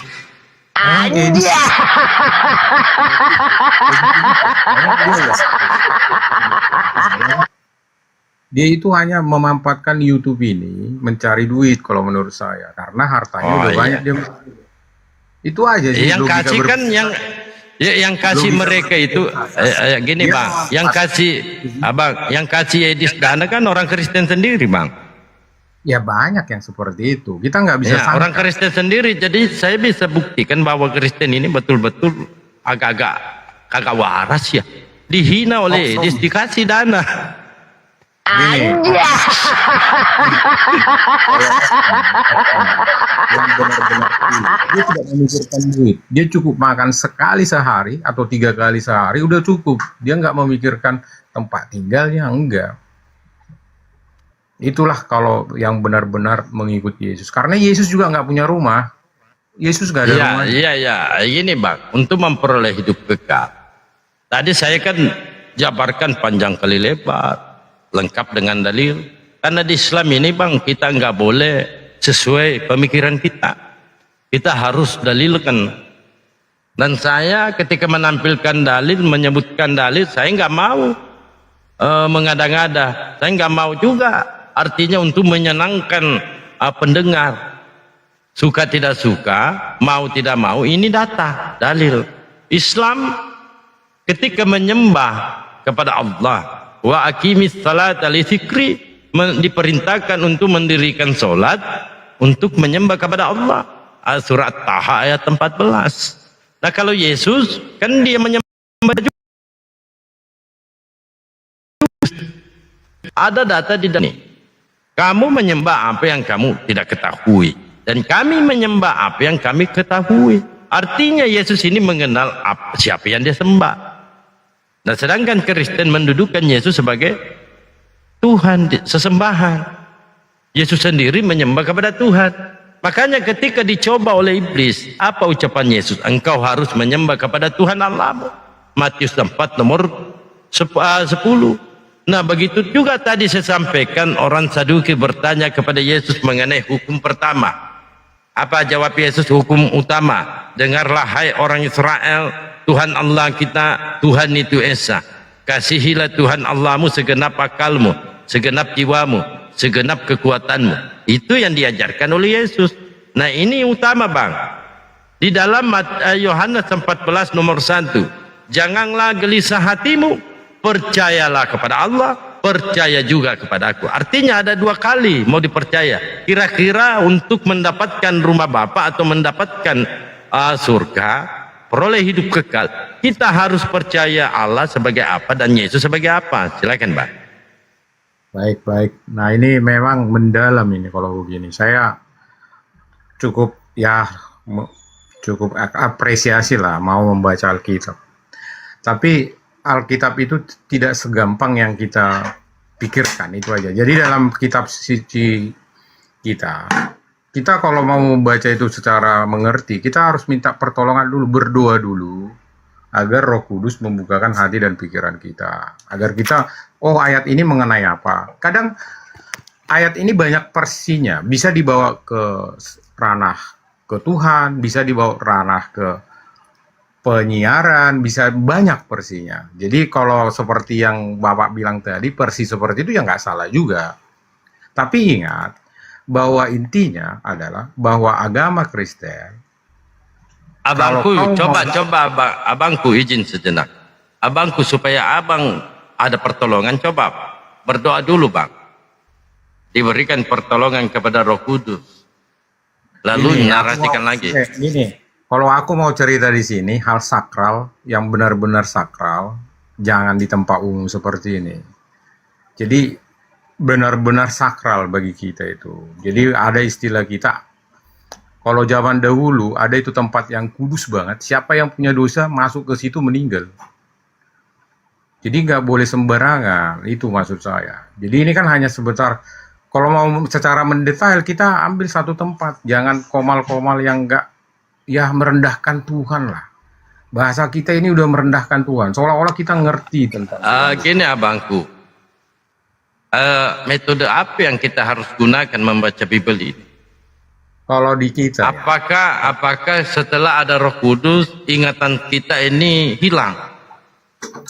Gini aja simpelnya, Atau Bapak punya apakah hati nggak? ketika ada Roh Kudus ingatan ini lebih kuat lagi? Karena masalahnya boleh. Pak, masa Nih. persoalannya Bible sudah menjelaskan satu perikop bahwa Yesus hamba Tuhan. Tidak ada satu perikop itu Yesus itu bisa. adalah Itu nggak salah. Tuhan. Sabar dulu Pak. Dan dipertegas bahwa Yesus ini adalah hamba sebagaimana yang dicatat oleh Pak Lukas KPR 13. Lalu metode apa yang kita harus gunakan bang supaya Yesus ini bisa dibaca menjadi Tuhan? Oke, saya akan terangkan ke kau ya. Boleh. Mulai dari awal. Nah, jadi Allah itu menciptakan Adam dari situ dulu biar runut. Lalu Adam jatuh ke dosa, lalu upah dosa itu adalah maut atau meninggal. Artinya kalau kita meninggal nggak bakalan ke surga. Nah, lalu datang lagi sampai akhirnya kita masuk ke raja-raja, nabi dan sebagainya. Nah, nabi Musa dan sebagainya, semua itu mengajarkan tentang ilahi. Nah, masuklah satu-satunya jalan yang benar-benar jalan, yang benar-benar bisa menceritakan siapa ilahi sebenarnya. Karena dia datang dari surga. Dia bukan datang dari manusia. Mohon maaf, Musa itu hasil perkawinan. Tapi kalau Yesus itu benar-benar datang dari surga. Dialah yang tahu surga. Makanya disebutnya, akulah jalan hidup. Nah, tidak akan ada yang sampai ke Bapa tanpa melalui aku. Hanya dia yang berani bilang gitu. Nah, jalan hidup yang dimaksud di sini bukan berarti dia Tuhan. Bahkan ada di kita naik ke surga dan duduk di sebelah kanan Bapa. Berarti ada Bapa di atas, di sebelah kanan Bapa dia. Kalau bicara tentang keilahian, Tuhan itu ya berarti masih ada dong Allah. Kan itu kan? Tapi representasi dari Allah itu sendiri adalah Yesus. Kira-kira gitulah. Ya. Nangkap nggak? Kalau Bapak pakai hati, lihatnya, pelajarinya, pasti bisa lah pakai hati. Bisa bang, bisa dinangkap kalau saya hilangkan nakal, baru Enggak, bisa hati masuk. aja. Pakai Ya, hati. jangankan pakai hati, pakai akal. Ketika saya hilangkan akalku, Dalbo, hilangkan akalmu. Cing. Jangan. Akal Oh itu Yesus melekat dari apa?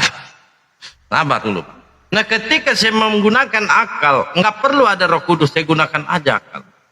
Ting, apa kata Yesus? Aku akan pergi kepada Allahku dan Allahmu. Narasi-narasi seperti ini dia tegaskan Allahku, artinya bukan merujuk kepada dirinya. Ini saya gunakan akal, saya hilangkan lagi akalku. bisa. Tunggu Memang dulu, Yesus Bang. Ya, sabar dulu bang. Saya hilangkan, coba saya hilangkan akalku. Cing. Engkau menyebut aku guru dan Tuhan. Betul katamu. Itu saya hilangkan akalku. Bukan orang yang menyebutnya. Bukan dia. Nah, coba Mbak, kau jelaskan coba dalil yang saya maksud tadi. Janganlah gelisah hatimu, percayalah kepada Allah, percaya juga kepadaku.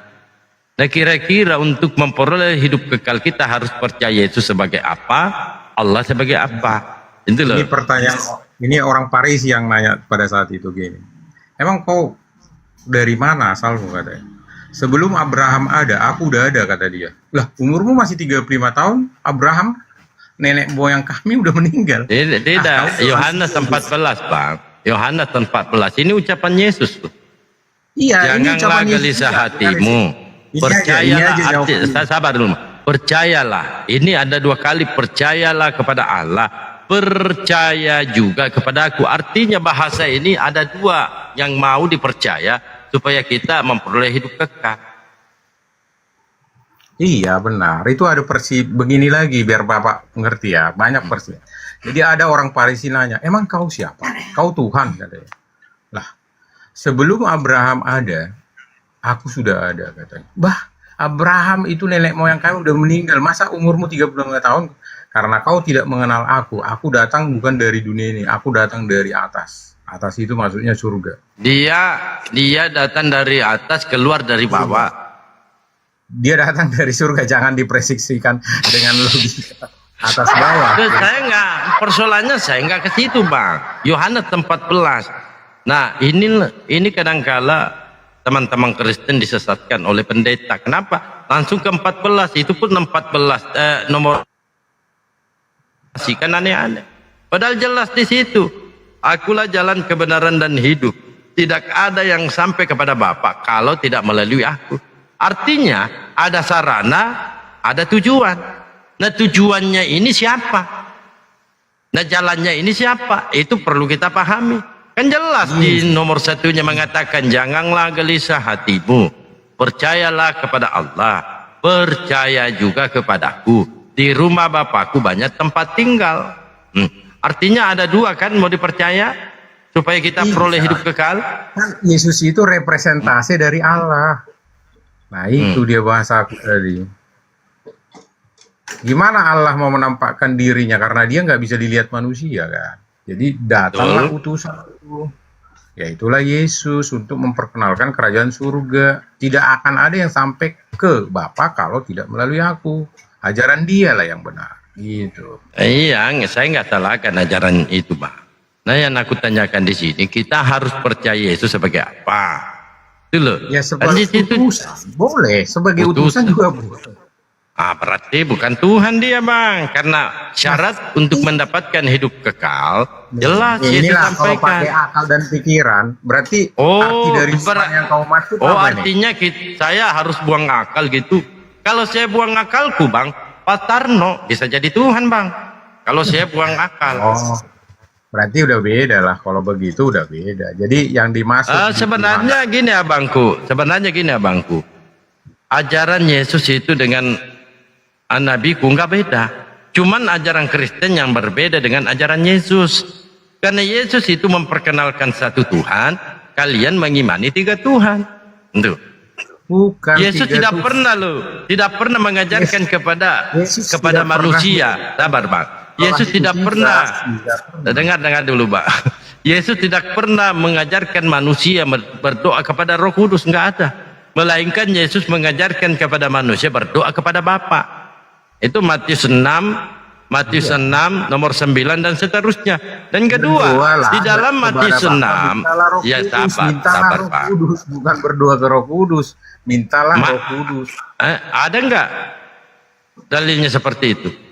Ada, berdoa, mintalah Roh Kudus, ada kok itu. Jadi kalau kamu nanti mau belajar Alkitab sesungguhnya, jangan pakai logika.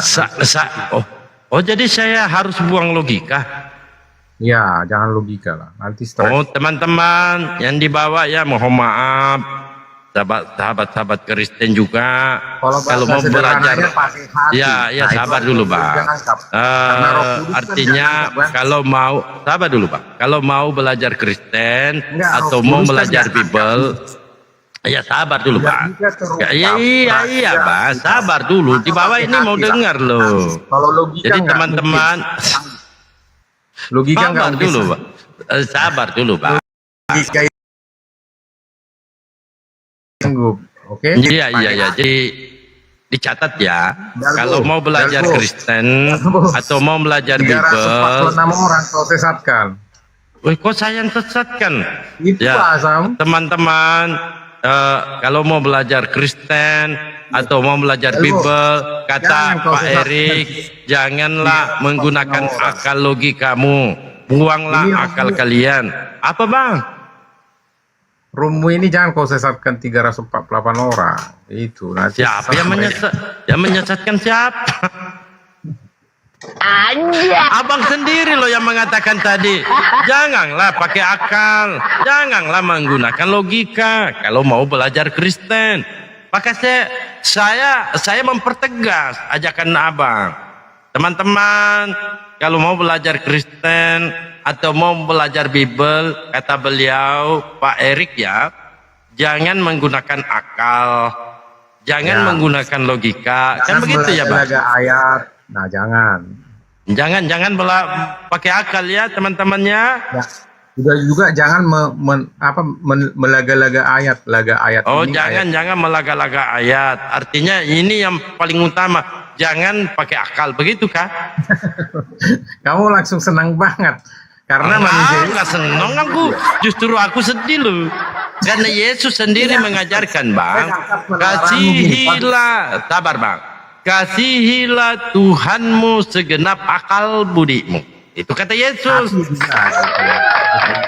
Kasihilah Tuhan Allahmu segenap akal budimu. Jadi teman-teman mau belajar Kristen, jangan pakai akal ya.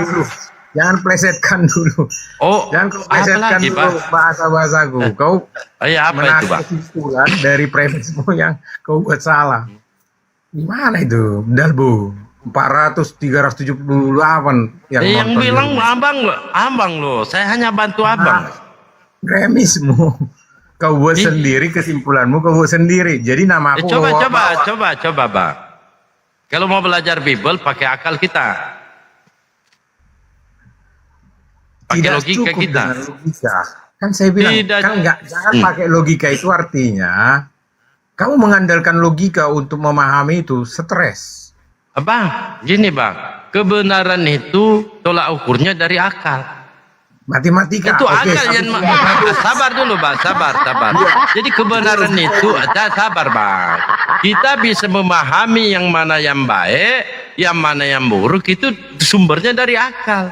Sebagaimana orang gila bang, tidak mengerti yang baik yang buruk karena dia gila, enggak Dalbo. punya akal. Dalbo, Iya. udah pembodohan. Kok saya pula pembodohan gimana sih abangku ini? Iya, Saya bantu pembodohan. abang loh. Publik yang kau bodoh-bodohi bukan saya. Kalau saya udah publik? bisa menerima Kok apa publik tujuan. pula yang saya bodoh-bodohi? Kau mengerti Alkitab, tapi kau melakukan logikamu, gitu loh maksudku. Gimana kau mau Nah, saya jelasin? kan hanya baca bang. Contohnya bang. Inilah hidup yang kekal itu bahwa mereka mengenal engkau satu-satunya Allah yang benar. Mengenal Yesus Kristus yang telah engkau utus. Coba, saya mau memaknakan Itu kan ayat bahasa ini yang pakai akal atau diterjemahkan tidak? dalam bentuk bahasa Indonesia bukan? Kan bahasa Indonesia memang kita apa bang? Benarkan itu, Dalbo? Apa? Ya kan? Itu yang kau pahami itu berdasarkan bahasa yang terjemahan Alkitab bahasa Indonesia bukan? Saya mau baca apa? Cuman kitab abang kan bahasa Indonesia. Lah, Nggak ada bahasa Alkitab lain. bahasa Inggris. Bahasa Inggris ada. Bahasa Sunda juga ada. Kalau begitu bertentangan nggak Pak KJP dengan Alkitab Sabda LAI? Jangan kamu debat agama itu seperti itu. Bukan, saya kan hanya baca bang. Nah saya cari ada bahasa lain nggak ada bahasa Indonesia semua bangku. Ada, bahasa Inggris ada juga. Ya kan saya pakai LAI. Maksud saya, di balik ayat itu firman. Rahasia firman itu tidak bisa dilogikakan, itunya maksud saya. Saya tidak melogikakan bang, dan saya tidak menafsirkan, saya hanya sekedar baca. Contohnya tadi saya sampaikan, janganlah gelisah hatimu, percayalah kepada Allah, percaya juga kepadaku. Di rumah Bapakku banyak tempat tinggal. Nah menurut abang ini akal apa yang kita harus gunakan supaya kita memahami makna ayat ini?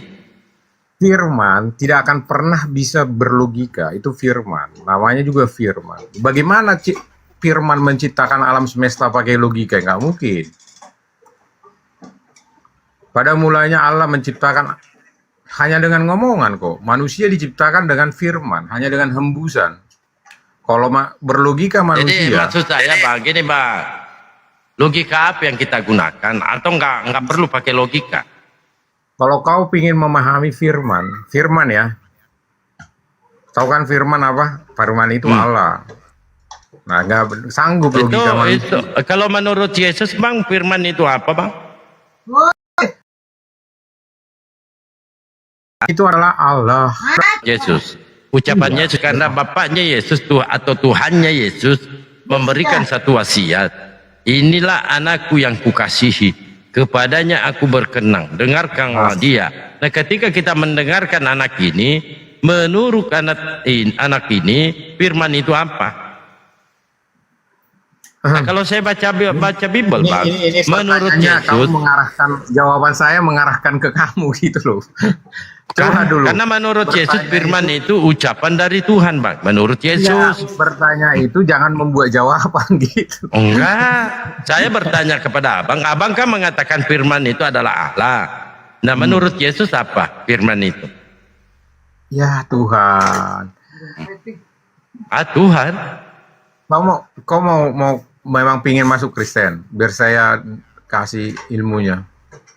Bagaimana saya adalah gurunya pendeta, Bang? Udahlah, kalau begitu.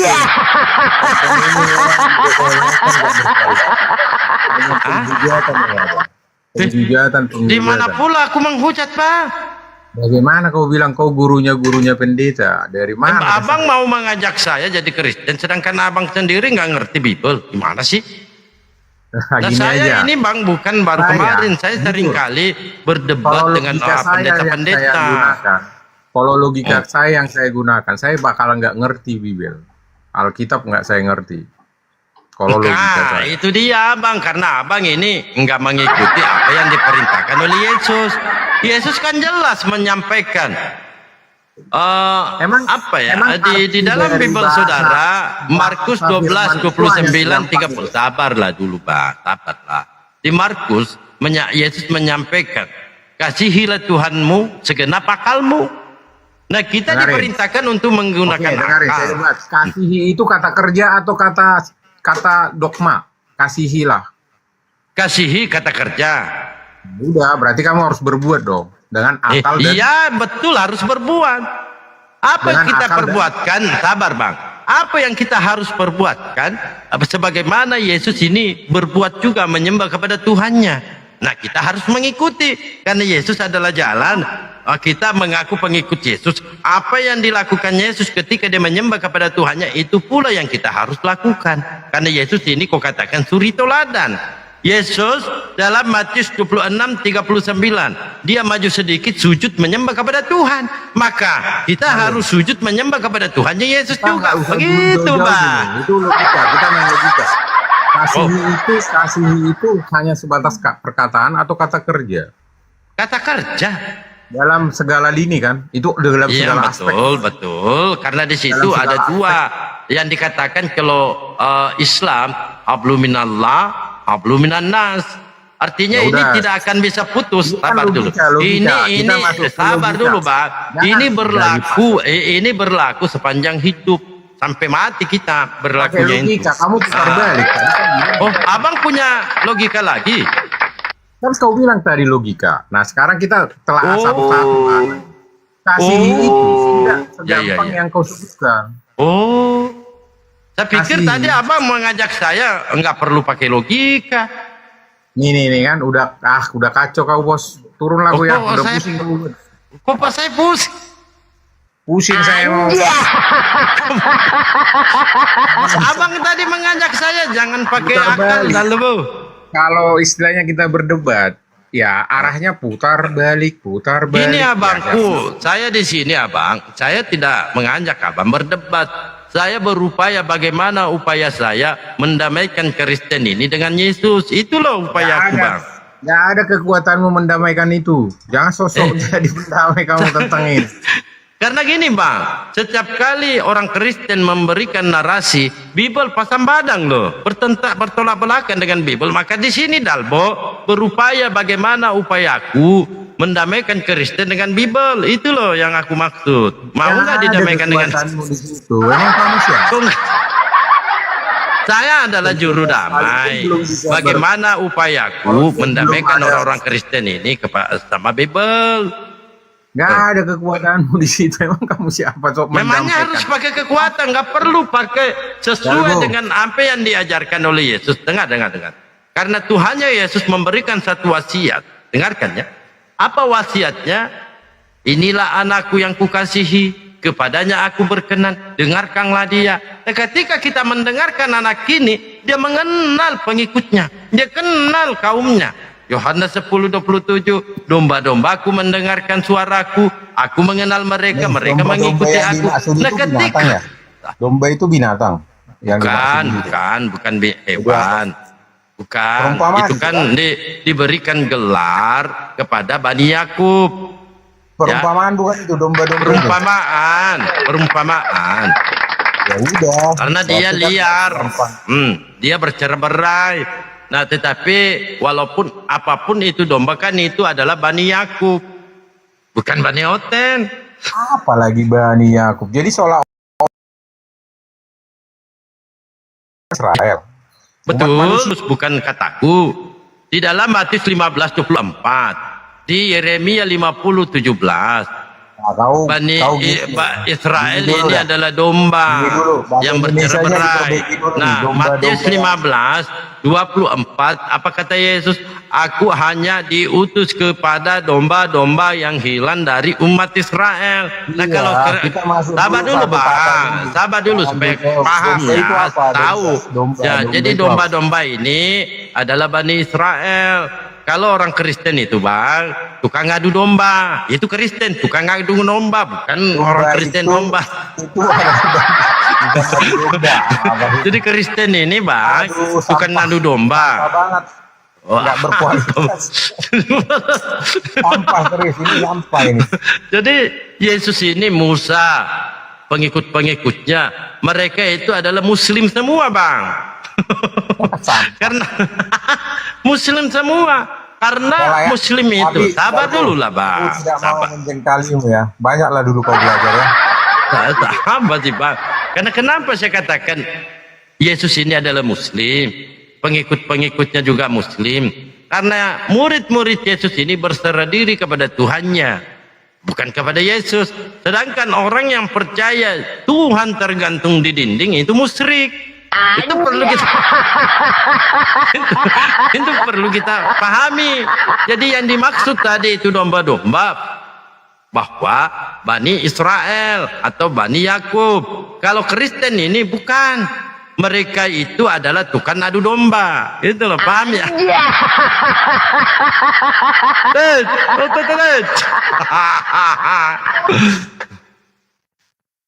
Wah, saya pula dianggap penyesat. Delbo, kamu penyesat. Bah, kalau aku penyesat, Bible lah penyesatnya. Karena saya baca Bible itu tidak ada saya kurangi, tidak ada saya tambahkan, sesuai yang tertulis. Saya baca doang. Contohnya, Yohanes 14:1. Janganlah gelisah hatimu, percayalah kepada Allah, percaya juga kepadaku. Di rumah Bapakku banyak tempat tinggal. Nah, silakan narasikan. Ada berapa yang mau dipercaya? Karena di situ 2 kali percaya. Nah, kira-kira kita harus percaya Allah sebagai apa, Yesus ini sebagai apa, itu doang. Tapi apa jawabnya? Dalbo, kau berdoa dulu kepada Roh Kudus. Dengan cara apa saya berdoa kepada Roh Kudus? Nah, tidak ada perintah-perintah berdoa kepada Roh Kudus. Assalamualaikum, Bayu. Waalaikumsalam warahmatullahi wabarakatuh. Assalamualaikum semuanya. Waalaikumsalam. Silakan. Ya, assalamualaikum warahmatullahi wabarakatuh untuk saudara-saudara Muslim di bawah. Jadi Oten tadi untuk mencoba untuk membangun suatu narasi, yaitu mencoba untuk memasukkan doktrin, mencoba mencoba untuk mendoktrin orang-orang yang dibawa. Jadi saya menyimak itu, dia itu targetnya bagi orang-orang yang atau viewers atau penonton, mencoba membangun suatu narasi agar orang itu bisa terdoktrin, karena dia ngotot bahwa hanya Yesus lah katanya jalan kebenaran dan hidup. Tidak ada yang sampai kepada Bapa tanpa melalui dia katanya. Berarti dengan sejatinya bahwa Yesus ini telah menggugurkan atau menganggap dirinya itu lebih baik dari para nabi-nabi sebelumnya. Begitu. Jadi hanya melalui dialah baru sampai kepada Bapa. Lalu bagaimana kita harus menanggapi itu? Kan sebelum Yesus ini diutus kan ada para nabi-nabi sebelumnya. Berarti apakah mereka selamat? Kalau hanya cuma Yesus saja, tentu mereka selamat bagi yang taat kepada nabi yang diutus oleh Allah.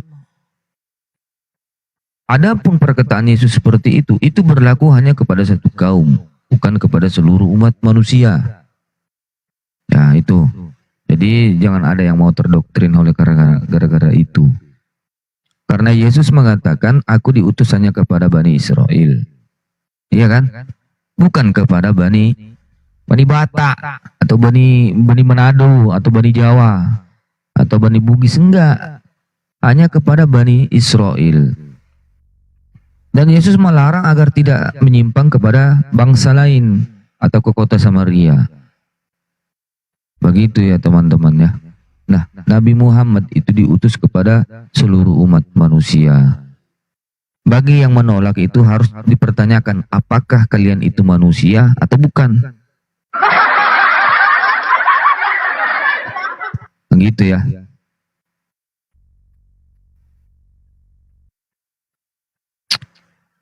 Jadi bagaimana? Macaska dalam Macaska. Lanjut dulu iya. Macaska, paling 10 menit. Jadi kepada teman-teman yang Kristen, haruslah Anda itu belajar Bible. Belajarlah Anda Bible, karena dalil-dalil yang dibawakan, ayat-ayat yang dibawakan Dalbo itu atau kami di sini itu, kami tidak menambahi maupun mengurangi, ya. Kami tidak akan pernah menambahi maupun mengurangi, karena kenapa? Konsekuensinya itu akan berada di jalur hukum. Jadi imanilah apa yang tertulis dalam Biblemu dan apa yang diucapkan oleh Yesus. Yesus mengatakan, aku diutus hanya kepada Bani Israel. Sudah, cukup, sampai di situ saja. Jangan kalian tambahi gitu loh. Jangan ditambahi. Ya kan? Kalau Anda memang pengikut Yesus sejati, seharusnya Anda itu mengimani apa yang diucapkan oleh Yesus. Apa pekerjaan-pekerjaan yang dilakukan oleh Yesus harus Anda lakukan. Jangan Anda membantah atau membangkang. Bahkan lebih berat dari apa yang dilakukan oleh Yesus. Yang seharusnya Yesus itu memikul salib 1, kalian harus 2. Kalian harus 2. Karena kata Yesus itu, barang siapa yang percaya kepada aku, dia akan melakukan pekerjaan-pekerjaan yang aku lakukan, bahkan lebih berat dari apa yang aku kerjakan, katanya. Yesus memikul salib 1, kalian harus 2. Ya. Yesus berpuasa 40 hari 40 malam, Anda harus berpuasa 80 hari 80 malam. Modar kalian. Ya, Anda harus melakukan itu. Jika Anda percaya sama Yesus. Gitu. Jika Anda tidak melakukan itu, berarti Anda bukan pengikut dari Yesus. Gitu teman-teman ya. Nah, Yesus mengatakan, aku akan pergi kepada Bapakku. Di rumah Bapak, di tempat Bapakku banyak rumah. Nah, dia itu punya Bapa. Dia itu punya Tuhan. Apakah Tuhan punya Tuhan? Lalu teman tadi mengatakan, tidak bisa kalau kita menggunakan akal. Jadi harus gila memang. Kalau bukan gila nggak bisa. Kalau enggak setengah gila lah atau sinting. Nah, hanya orang sinting lah yang mengatakan Tuhan itu punya Tuhan. Lalu kalau Tuhan ini berselisih paham, lalu bagaimana ini alam semesta? repot. Apalagi kalau Tuhan menangis, aduh, hujan aja turun bisa membawa bencana. Apalagi kalau Tuhan nangis, Bang. Macam mana kita ini? Ya. Nah, ada lagi doktrin yang dibawakan oleh orang Kristen, bahwa Yesus itu adalah firman katanya. Kalau Yesus itu adalah firman, lalu kenapa firman menerima firman? Sebab segala firman yang engkau sampaikan telah aku terima, dan aku telah menyampaikan, dan mereka menerima dan mereka percaya bahwa engkaulah yang telah mengutus aku katanya. Kok bisa firman menerima firman? Kalau Yesus memang itu adalah firman yang hidup, kemana Yesus selama 17 tahun kok hilang ini firman yang hidup?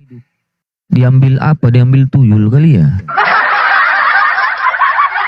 Karena cerita dari Yesus ini, umur 12 tahun dia muncul, nanti muncul kembali kisahnya itu di umur 30 tahun. Jadi antara 17 tahun sampai 18 tahun ini antara 17 tahun sampai 18 tahun firman yang hidup ini hilang. Entah kemana rimbanya ini. Sudah berapa banyak firman Tuhan yang hilang, itu dia kemana? Gitu ya. Makanya Pak Pendeta Esra suruh mengatakan dia itu sekolah, atau dia membantu bapaknya menjadi tukang kayu. Kok ada Tuhan jadi tukang kayu, kawan-kawan? Kok ada Tuhan sekolah? Gimana ini akal waras terimanya? Pusing kepala awak. Kok Tuhan bisa sekolah? Kok Tuhan bisa angkat kayu? Kok Tuhan bisa jadi tukang kayu? Macam manalah kita harus berpikir ini?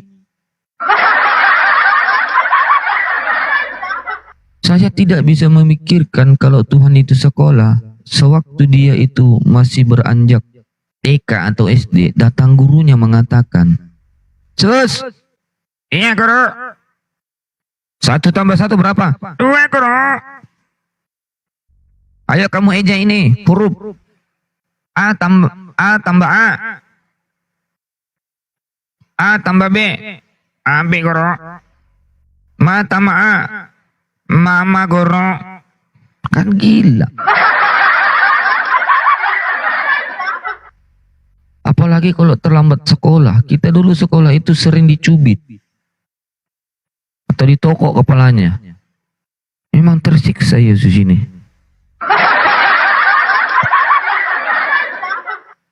Kasihan dia udah difitnah, ya kan? Kalian bilang jadi tukang kayu lah. Sudah jadi tukang kayu,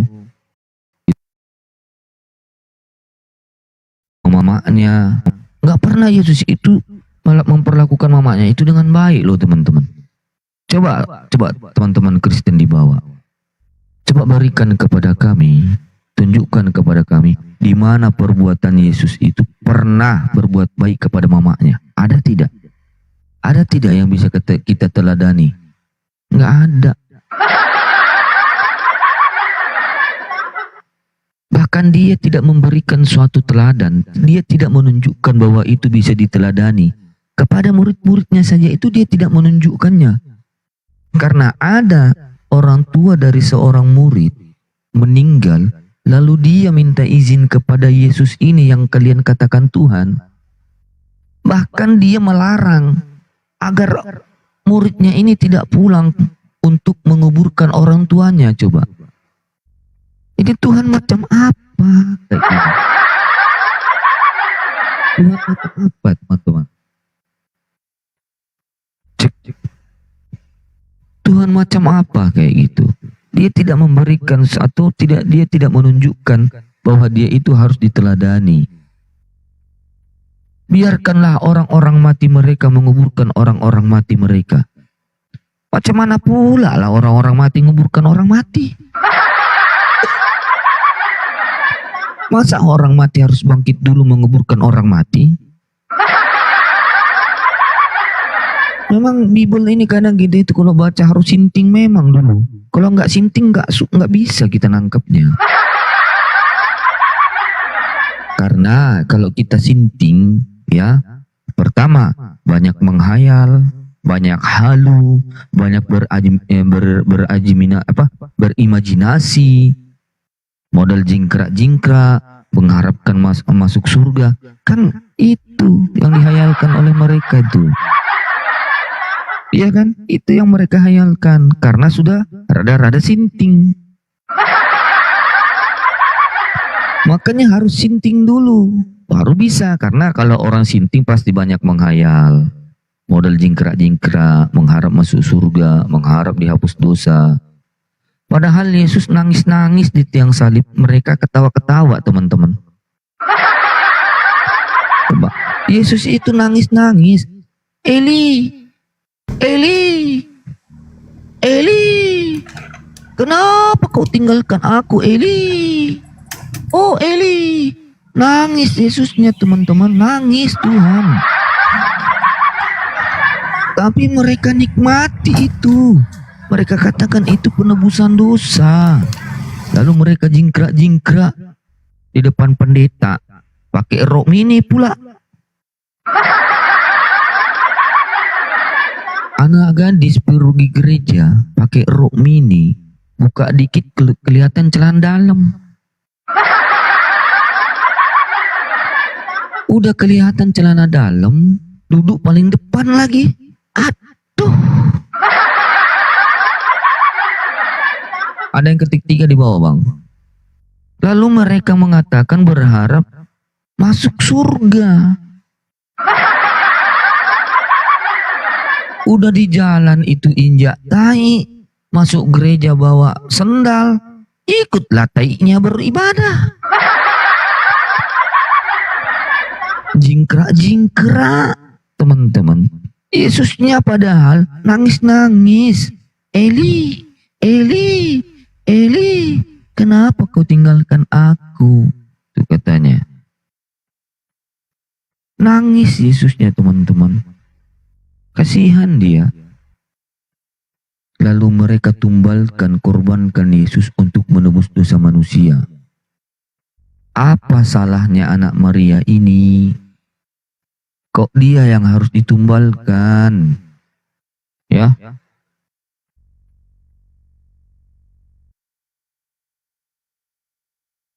Apa yang ketik di bawah 3? Silakan.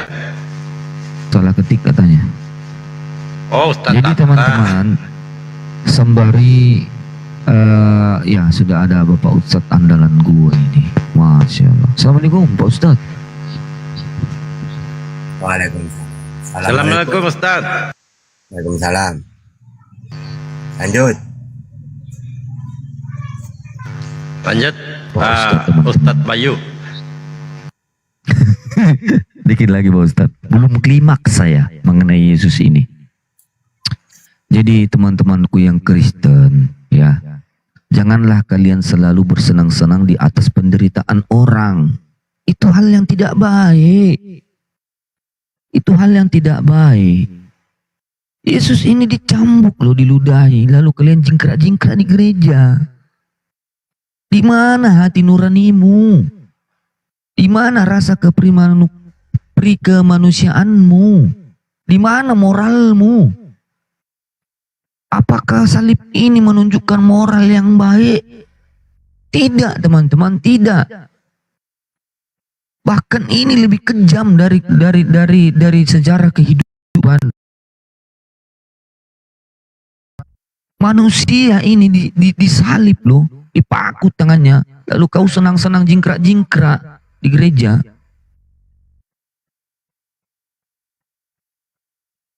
Silakan Pak Ustadz, saya udah klimaks. Ditanya Pak Ustadz, gimana hidup kekal di dalam Islam? Syaratnya bagaimana? Gitu loh. Silakan Ustadz. Jadi kalau dalam Islam hidup kekal itu kita pakai 10 data saja. Fusilah 30, Al-Had 14, Ibrahim 23, Al-Kahfi 107, Al-Had ayat 23, Al-Had 56, Al-Ankabut 58, Rum surat 15, Luqman ayat 8, As-Sajdah ayat 19, As-Syu'ara ayat 22. Apa bunyinya? Innal ladzina qalu rabbuna Allah tsumma istaqamu tatanazzalu alaihimul malaika alla takhafu wa la tahzanu wa basyiru bil jannah. Jadi harus mentuhankan Allah.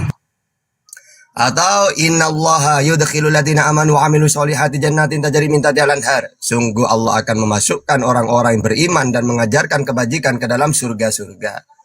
Wa udkhilal ladzina amanu wa amilus solihati jannatin tajri min tahtiha al-anhar khalidina fiha bi izni rabbihim. Tahiyyatuhum fiha salam. Sama.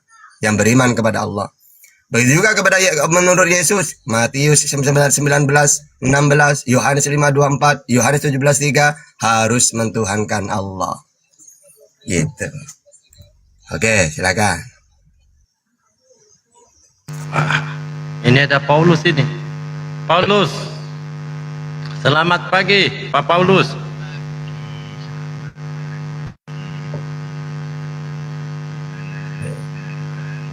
Kristen, Protestan, Katolik. Saya Protestan. Tapi kalau boleh Bang, tempat-tempat yang aman dulu. Ini musik-musik loh. Silakan mau bertanya, silakan, atau mau ditanya. Oke. Bolehkah bertanya saya? Kalau sama tahta wajib bertanya. Nanti Quran dan Bible yang menjawab. Siap, siap. Bang, kalau di dalam Al-Quran ada tertulis tidak aku ciptakan jin dan manusia kecuali untuk beribadah kepadaku. Betul ya Bang ya? Betul. Ada seperti itu. Itu yang berkatakan mengatakan Allah yang Maha Kuasa. Betul? Betul. Kalau Allah yang Maha Kuasa, tentunya apa yang dikatakan pasti terjadi. Betul? Iya, iya. Oke, siap. Ternyata Bang, kenyataannya tidak seperti itu. Jin tidak beribadah kepada Anda dia. bertanya, jangan mengambil kesimpulan Bang. Anda posisi bertanya, jangan mengambil kesimpulan. Oke, langsung saya jawab. Bertanya aja, jangan Iya. mengambil kesimpulan. Langsung saya jawab aja. Jadi tujuannya Allah memang menciptakan tujuan Allah menciptakan intinya manusia itu ibadah, baik manusia atau jin. Cuma manusia ini ketika dikenalkan, Yesus sering mengatakan sembahlah Allah, Yohanes 4:22. Nabi Muhammad juga begitu, An-Nisa 36. Cuma manusia ada yang beriman, ada yang tidak. Padahal mereka diciptakan tujuannya untuk ibadah sebenarnya. Gitu loh. Makanya iblis pun sama kata Yesus, "Enyalah engkau iblis, hanya Allah yang harus kamu sembah." Kan gitu. Sembahlah Tuhan Allahmu, kata Yesus. Nah, itu Rasulullah dengan Yesus diperintah siapapun disuruh menyembah Allah. Karena memang kita tujuan diciptakan untuk itu. Cuma manusia ini, ya, ada yang mau, ada yang beriman, ada yang kafir. Kata Yesus, "Aku ini diutus supaya kalian menyembah Allah." Ya, tapi apakah mereka menyembah semua? Enggak. Terus saya nanya, "Yesus, kan kamu diperintah menyembah Allah. Kok umatmu menolak kamu?" Loh, aku kan tidak bisa apa-apa, tahta. Cuma menyampaikan. Yohanes 5:30. Walaupun Nabi Muhammad memang suruh menyampaikan bahwa tujuan manusia itu menyembah Allah. Tapi manusia ada yang beriman, ada yang kafir. Ya tidak masalah. Yang penting harusnya kita tahu. Memang tujuan Allah itu menghidupkan kita di dunia ini. Tujuan itu cuma untuk ibadah sebenarnya. Gitu. Oke, silakan. Oke, udah Ustaz Tata. Gantian saya. Yang saya tanyakan tadi pada Ustadz Tahta, perkataan yang Maha Kuasa pasti terjadi. Anda mengiyakan. Ini, bukan pasti terjadi, maksudnya Allah memberitahu bahwasannya Allah menciptakan manusia dan jin ini ya beribadah kepadanya. Nah makanya karena mereka ini malah ibadah kepada menyembah pohon beringin, menyembah berhala, bahkan anaknya Maria dilantik jadi Tuhan. Akhirnya Tuhan mengutus utusan. Loh, gimana manusia ini? Wong saya menciptakan kalian ini agar ibadah kepadaku. Kok malah kalian menyembah berhala? Yesus, ya Tuhan, ajak mereka menyembah. Wong mereka ini setuju aku, biar masuk surga. Kok mereka malah tidak kenal aku, malah berhala yang disembah. Oke, tenang Tuhan, akan kusampaikan. Inilah hidup yang kekal, mereka mengenal satu-satunya Allah yang benar. Jangan nyembah berhala, kata Yesus. Jangan nyembah matahari, sembahlah Allah. Ya, kamu menyembah apa yang tidak kamu kenal. Aku Yesus menyembah apa yang kami kenal. Yesus, siapa Tuhan yang kamu kenal? Allah Bapa, Matius 11:25. Yesus, Tuhanmu di mana? Di langit, Matius 18:19. Yesus ada berapa? 1, Markus 12:29. Bisa dilihat enggak? Yohanes 5:37. Gitu ya. Jadi memang supaya orang itu tahu, kata Yesus, bahwa tujuan manusia itu menyembah Allah. Nah, ternyata mereka menolak. Sudah, silakan. Sudah, Ustadz. Pertama saya tadi menanyakan kepada Anda, di kitab Anda tertulis tidak aku ciptakan jin dan manusia kecuali untuk beribadah kepadaku. Anda menyatakan iya. Terus saya tanyakan, sabar. Terus saya tanyakan, perkataan yang maha kuasa pasti menjadi kenyataan. Betul, buktinya kenyataan kan, kita diciptakan, jin diciptakan, lalu Allah memberitahu, ya. Ingat ada manusia, kalian harus tahu inti tujuan kamu hidup itu. Karena memang tujuan aku menciptakan kalian sebenarnya untuk menyembahku. Masalah kamu mau atau tidak, tempatnya ada. Kalau kamu mau taat kepadaku, surga tempatnya. Kalau kamu tidak taat kepadaku, neraka tempatnya. Ingat deh manusia, aku menciptakan kalian ini semata-mata ibadah kepadaku. Kalau kamu taat, surga tempatnya. Kalau kamu tidak taat, neraka tempatnya. Gitu. Silakan. Sudah, Tat, yang saya tanyakan tadi, Anda mengiyakan perkataan, sabar, perkataan maha kuasa pasti terjadi. Tapi kenyataannya apa? Buktinya terjadi kan? Buktinya ajaran inti Tuhan itu apa? Menyembah Allah, mengenal Allah. Memang benar-benar terjadi, nyata. Buktinya ketika kita diciptakan, memang para nabi diperintah untuk menyembah Allah. Ya. Lalu para nabi juga memerintahkan umatnya menyembah Allah. Berarti kenyataan kan memang. Hukum yang terutama, dengarlah siriwil Tuhan Allah kita, Tuhan itu Esa. Oh, nyata. Memang benar bahwa Allah menciptakan kita ini tujuannya ibadah. Cuma manusia, ya ada yang mau beriman, ada yang tidak. Cuma kata Allah, yang beriman surga tempatnya. Yang tidak beriman neraka tempatnya. Ya sudah. Silakan. Kenyataannya tidak seperti itu. Jin mengingkari. Kenyataannya. Yesus memerintahkan, bahkan iblis saja. Nyala iblis, hanya Tuhan Allahmu yang kamu sembah. Karena Yesus tahu tujuannya manusia diciptakan memang untuk menyembah. Makanya iblis pun disuruh menyembah Allah. Nyala iblis, hanya Tuhan Allahmu yang harus kamu sembah. Berarti nyata kan memang tujuan Allah menciptakan itu menyembah Allah. Gitu. Silakan. Apa lagi? Perkataan Allah jadi nyata tidak? Nyata, buktinya manusia ada. Ini nyata kan? Manusia diciptakan memang ajaran intinya apa? Mengenal Allah, menyembah Allah. Nyata berarti. Gitu. Silakan. Tidak beribadah kepada Allah. Malu enggak tuh? Bener, berarti nyata. Berarti benar kata Allah. Kalau kamu beriman, surga tempatnya. Kalau kamu tidak beriman, neraka tempatnya. Surat Al-Mu'minun ayat 9. Apa kata Allah? Surga diwariskan kepada orang-orang yang sholat. Nah, betul. Berarti Allah benar. Maha benar Allah dengan segala firman. Pertanyaan saya, ditanya coba. Sudah dijawab pertanyaan. Sudah dijawab berkali-kali. Giliran Ustaz Tata. Tidak aku ciptakan jin dan manusia kecuali untuk beribadah. Maksudnya ayat itu menjelaskan. Maksudnya ayat itu memberitahu supaya manusia tahu untuk apa dia hidup. Gitu ya. Sama dengan gini loh. Orang ini kalau tidak tahu ayat itu, ya tenang aja dulu, cuma bertanya. Gini loh. Maksudnya kalau orang manusia tidak tahu ayat tersebut, nanti dia malah hidup di dunia kerja terus. Hidup di dunia Allah, mana kuasa Allah. malah kesetanan. Ya, jadi gini, Malah kesetanan dia. ayat itu ya supaya kita tahu ya. Karena kalau kita tidak tahu ayat itu, maka kita nanti akan menyia-nyiakan kuasanya. gitu. Ya kuasanya ini. Buktinya saya menyembah Allah. Saya tahu Allah. Ya. Loh, berarti kamu itu memang apa? Karena kamu tidak beriman ke ayat itu, akhirnya kamu tidak tahu bahwa Tidak ya, contohnya Abang bisa nggak tenangkan diri? Izin Allahmu dulu, tidak Guru. Iya ya, sabar dulu bang. Bisa nggak?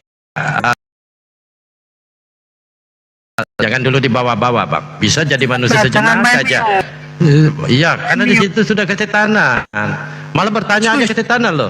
Belum kita tanya. Ini bukan diskusi. Posisi saudara di sini hanya sekedar bertanya. Coba saya tanya samamu. Ya, saya tanya samamu coba. beribadat. Ini Kristen ini, padahal posisinya bertanya, malah dia katakan diskusi.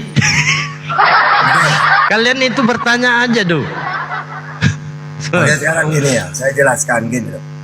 Ayat itu untuk memberitahu manusia.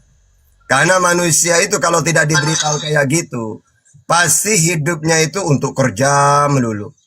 Ya, untuk foya-foya nyantai melulu. Dengan turunnya ada ayat itu kita sadar, ya Allah, kok saya hidup di dunia ini kan cuma sebentar. Malah saya sibuk dengan bekerja, sibuk dengan bisnis lah, sibuk dengan inilah. Padahal inti hidup itu bukan itu.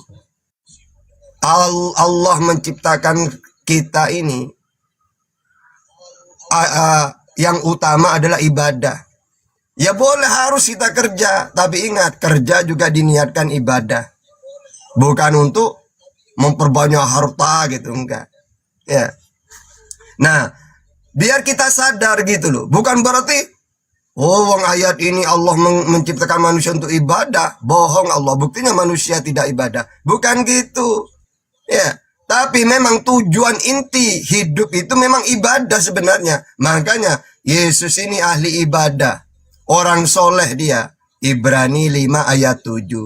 Yesus juga sujud menyembah Allah. Matius 26:39. Berdoa kepada Allah. Lukas 6:12. Menyembah Allah. Yohanes 4:22. Ya, kenapa? Bahkan Yesus selama seminggu 2 kali dia puasa setiap minggu. Kalau Nabi Muhammad Senin Kemis. Yesus, aku berpuasa 2 kali dalam seminggu. Lukas 18 ayat 12. Kenapa Yesus itu kok seperti itu? Karena dia tahu bahwa hidup itu memang ibadah. Nah, orang yang tidak tahu bukan cuma ibadah, bahkan tidak menyembah Allah. Gitu loh ya. Nah, kalau kita karena tahu ayat itu, oh iya, ibaratkan gini loh. Bang Dalbo ini memelihara murai misalnya ya, burung murai. Maunya Bang Dalbo ini membeli itu supaya berkicau. Ya. Nah, kalau sudah nurutin, Bang Dalbo jamin itu. Makanannya, minumannya setiap pagi, bahkan kandangnya dibersihin. Karena yang mau Bang Dalbo melihara burung itu apa intinya? Untuk kicauannya. Nah, kalau burung emprit dipelihara untuk apa? Tidak pernah berkicau. Ya. Nah, kita juga tahu untuk apa Allah itu menciptakan saya. Oh, beribadah. Ya beribadah sudah. Sama seperti burung murai itu. Andai kan dia tahu, oh Bang Dalbo memelihara saya. Karena yang diharapkan berkicaunya. Semakin berkicau, semakin seneng Bang Dalbo itu. Ya kayak gitu. Maksudnya itu biar kita tahu tujuan hidup itu loh. Kalau tidak tahu, maka tujuan ini malah diabaikan. Malah kita sibuk dengan yang lainnya. Gitu maksudnya ayat itu. Oke, silakan. Nah kan menurut mereka tadi itu menganggap bahwa ucapan Tuhan ini tidak terbukti. Padahal Allah kan memberikan kehendak bebas untuk manusia. Betul nggak, Ustaz? Nah, silakan yang mau beriman silakan, yang mau kafir silakan.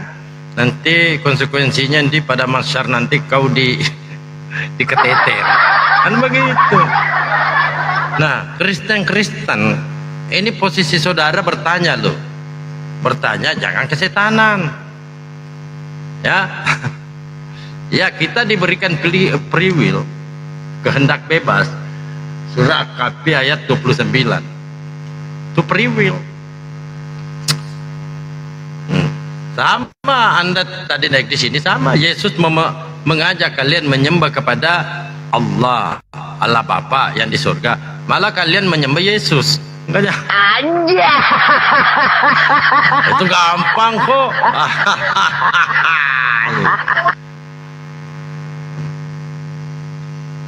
Silakan naik lagi Kristen.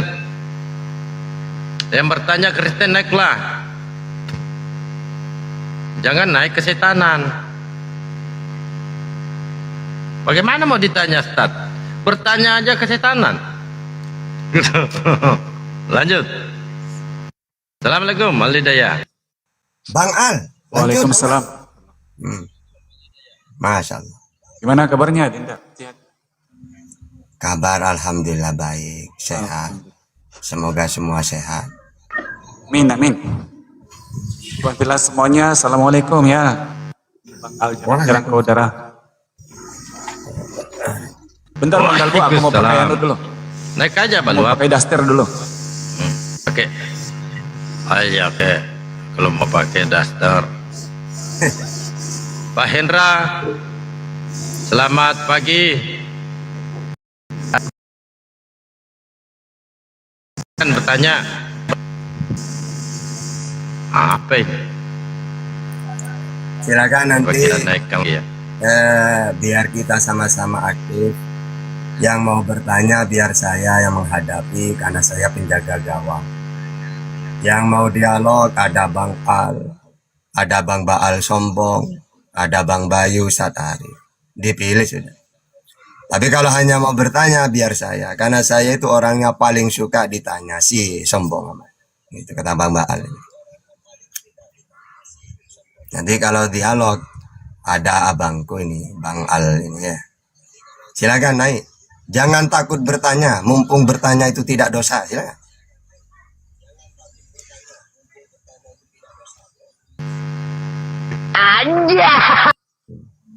Yo, mau saingan. Kok udah pede aku ya? Minder aku.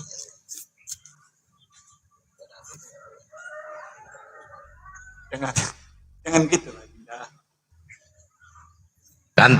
Ganteng kalau kita bandingkannya gantenglah dikit Bang Al-Hidayah. Tapi kebanyakan Ustaz Tata gantengnya Bang. Saya kalah no. Mirip-mirip Korea wah Bang Al itu, minder.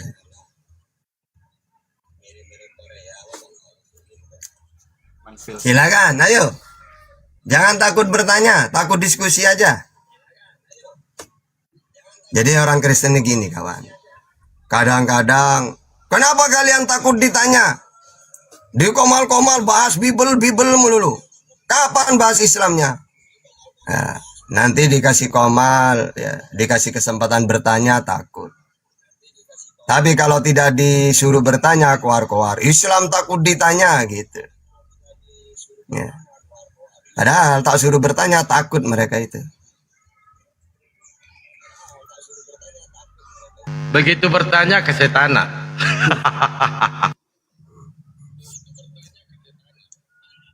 Silakan yang muslim ketik juga kalau mau bertanya subhat-subhat ya. Karena lebih seru itu subhat kawan. Karena biar apa? Biar mereka ini juga naik. Kalau bahas tentang Islam gitu, nanti dikira kajian nanti. Silakan Bang Bayu, pura-pura nanya Bang Bayu. Silakan. Iya Pak Ustadz, ini saya ada pertanyaan dari subhat dari oten-oten kafir laknatullah Pak Ustadz ya. Karena mereka ini memframing bahwa hadis di Sahih Bukhari nomor 5872 ini mereka katakan bahwa ini Nabi Muhammad meminta agar dipertemukan kepada tahta tertinggi yaitu Isa alaihissalam. Begini bunyinya. Rafiqul telah menceritakan kepada kami Sa'id bin Ufair, dia berkata telah menceritakan kepadaku Al-Laits, dia berkata telah menceritakan kepadaku, Ukail dari Ibnu Syihab telah mengabarkan kepadaku, Sa'id bin Musyab dan Urwah bin Zubair, ia termasuk kalangan ahli ilmu, bahwa Aisyah radhiyallahu anha berkata ketika Rasulullah sallallahu alaihi wasallam masih dalam keadaan sehat walafiat, beliau bersabda, sesungguhnya seorang nabi tidaklah diwafatkan sehingga diperlihatkan kepadanya tempatnya di surga, lalu ia dipersilahkan untuk memilih. Ketika malaikat pencabut nyawa datang kepada beliau sementara kepala beliau berada di pangkuan saya, maka Rasulullah pingsan beberapa saat, tak lama kemudian ia sadar kembali, lalu ia menatap pandangannya sambil mengucapkan, ya Allah, pertemukanlah aku dengan kekasihku, Allah yang maha tinggi. Aku berkata dengan demikian, Rasulullah SAW tidak memilih untuk hidup lebih lama lagi bersama kami, dan saya tahu bahwa itu adalah ucapan yang pernah beliau sampaikan kepada kami ketika beliau masih sehat. Aisyah mengatakan, itulah kata-kata terakhir yang beliau ucapkan, yaitu, ya Allah, pertemukanlah aku dengan kekasihku yang maha tinggi. Ini yang mereka pelintir, Pak Ustaz. Sudah. Silakan, Pak Ustaz. Jadi gini ya, andaikan Oten ini paham hadis itu, luar biasa loh hadis itu. Di mana luar biasanya? Jadi framing mereka, Nabi mati diracun lah apalah, itu gak bener. Karena Nabi itu, andaikan dia itu mau hidup dia. Karena kaitannya hadis itu gini, malaikat itu bertanya, wahai Rasulullah, kalau engkau mau hidup, hidup panjang. Tapi kalau engkau mau sekarang, ya sekarang. Ternyata Rasulullah memilih, ya enggak, saya ingin bertemu dengan Rafiqul A'la. Nah, maksudnya apa? Nabi ini, para nabi ini bersaudara, saling mencintai. Ya, makanya beliau ini, andaikan mau ya, mau panjang umur bisa. Karena gini, ya Rasulullah, saya diutus oleh Allah, engkau saatnya meninggal. Tapi ya Rasulullah, kalau engkau tidak mau sekarang, tidak apa-apa. Tidak, malaikat, saya memilih bertemu Rafiqul A'la saja. Saya kangen saya. Bukan cuma Nabi Isa, nabi-nabi yang lain semua. Karena mereka orang, jangan dikira meninggal itu gak enak. Meninggal itu ribuan kali lipat lebih nikmat hidup itu. Ya, cuma kita ini kenapa takut mati? Karena kita ini belum siap, banyak dosa. Tapi bagi orang yang sudah amalnya luar biasa, malah kematian itu rindu. Untuk apa? Di dunia apa-apa ya galau lah, ujian lah, ya. Sedangkan di akhirat ketika meninggal tidak ada yang namanya galau, bekerja itu gak ada. Allah langsung sediakan semuanya kenikmatan-kenikmatan.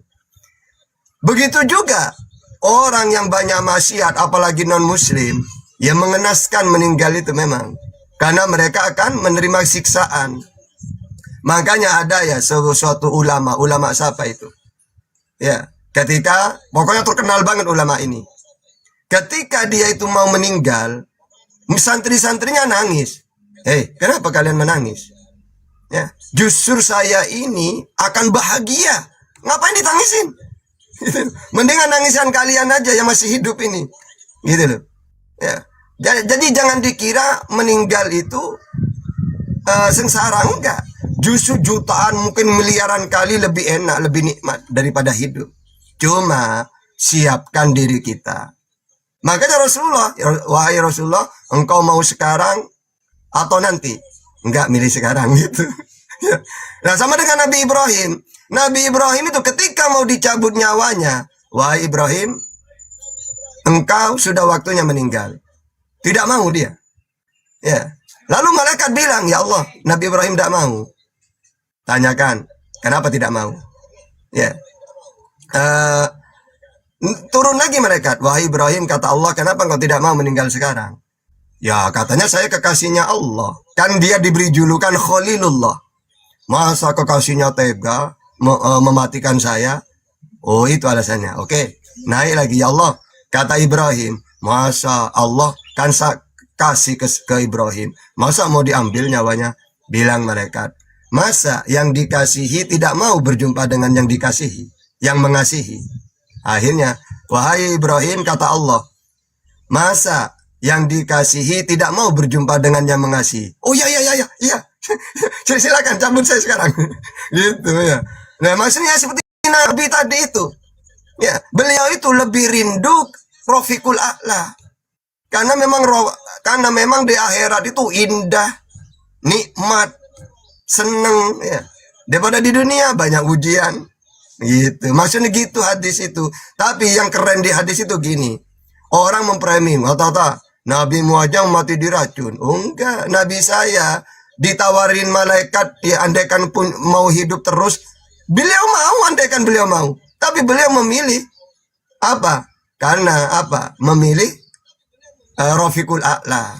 Karena memang setelah meninggal ini luar biasa itu, ya. Tempat kenikmatan, kesenangan itu ada setelah meninggal. Begitu juga siksaan yang paling berat ketika meninggal juga. Nah, tergantung kita.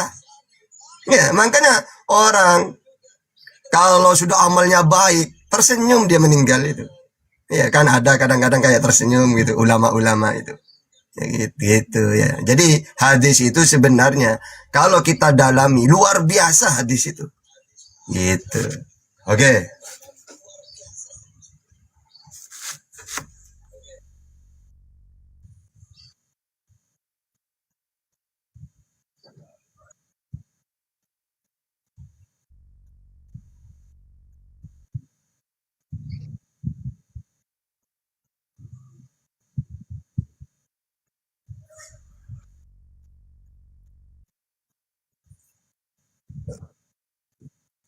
Silakan Pak Ustaz. Oke. Pernahkah Nabi mengatakan Tuhan bisa dijangkau apa? Tidak, semua para nabi kebalikannya. Al-An'am 103.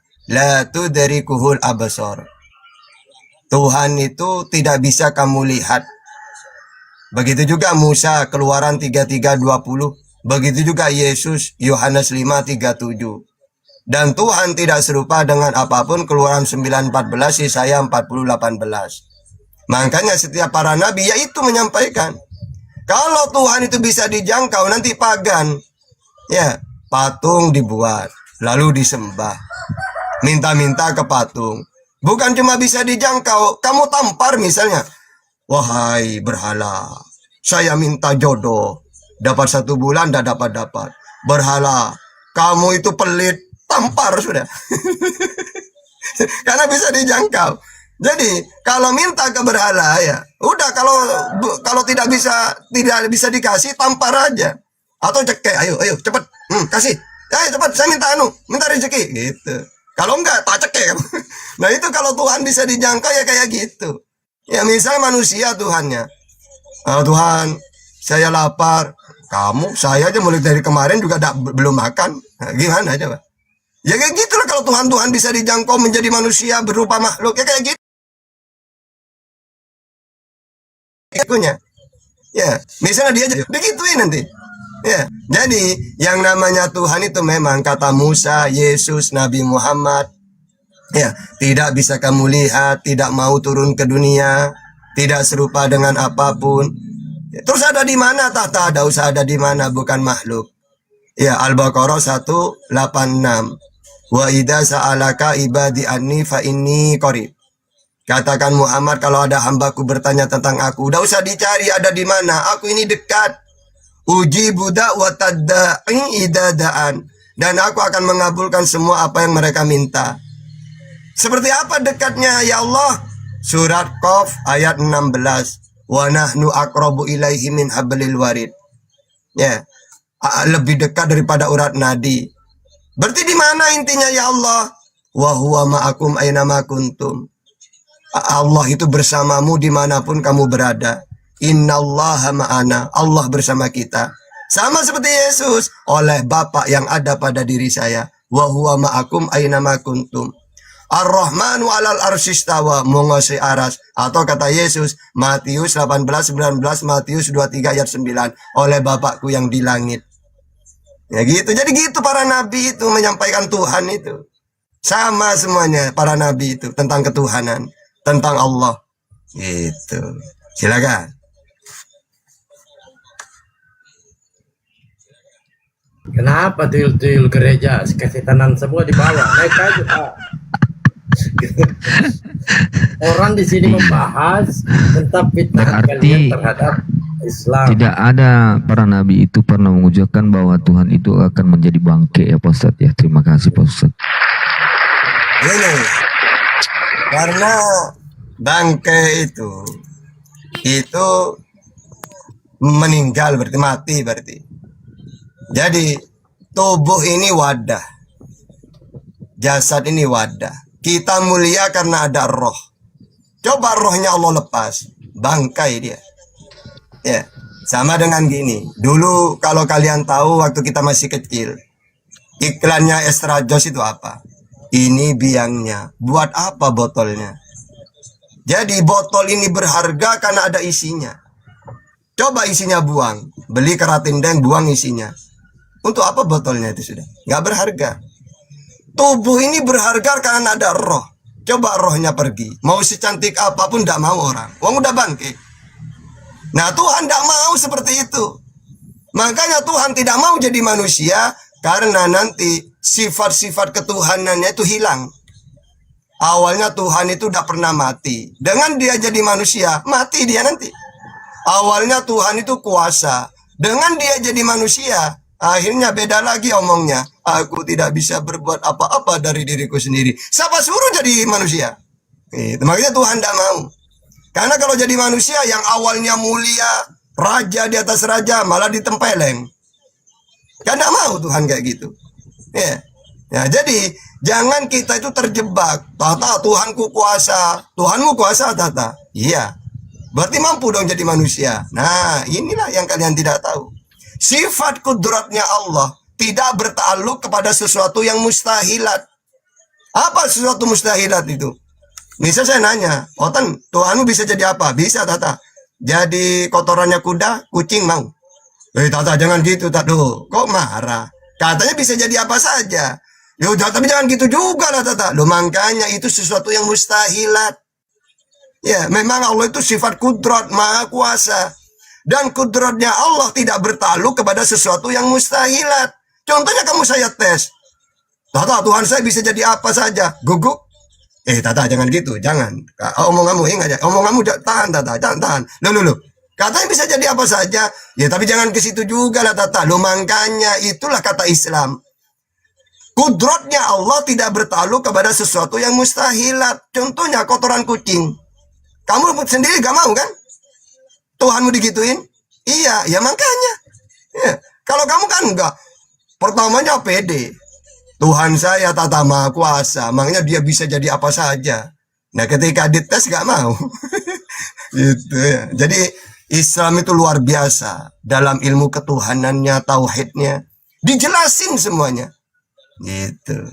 Oke, silakan. Pak Ferry, naik Pak Ferry, ada Pak Ferry di atas, di bawah. Saya sederhana. Saya hanya sederhana aja pertanyaan saya. Kenapa orang-orang Kristen ini membahas Al-Quran kesetanan, membahas Bible kesetanan juga? Apa sih? Fi qulubihim maradun fazadahumullahu marada. Di hati mereka itu ada kedengkian, penyakit. Ya. Fazadahumullahu marada. Jadi orang-orang kafir ini benci ke Nabi Muhammad karena Nabi Muhammad menyampaikan ayat-ayat Allah.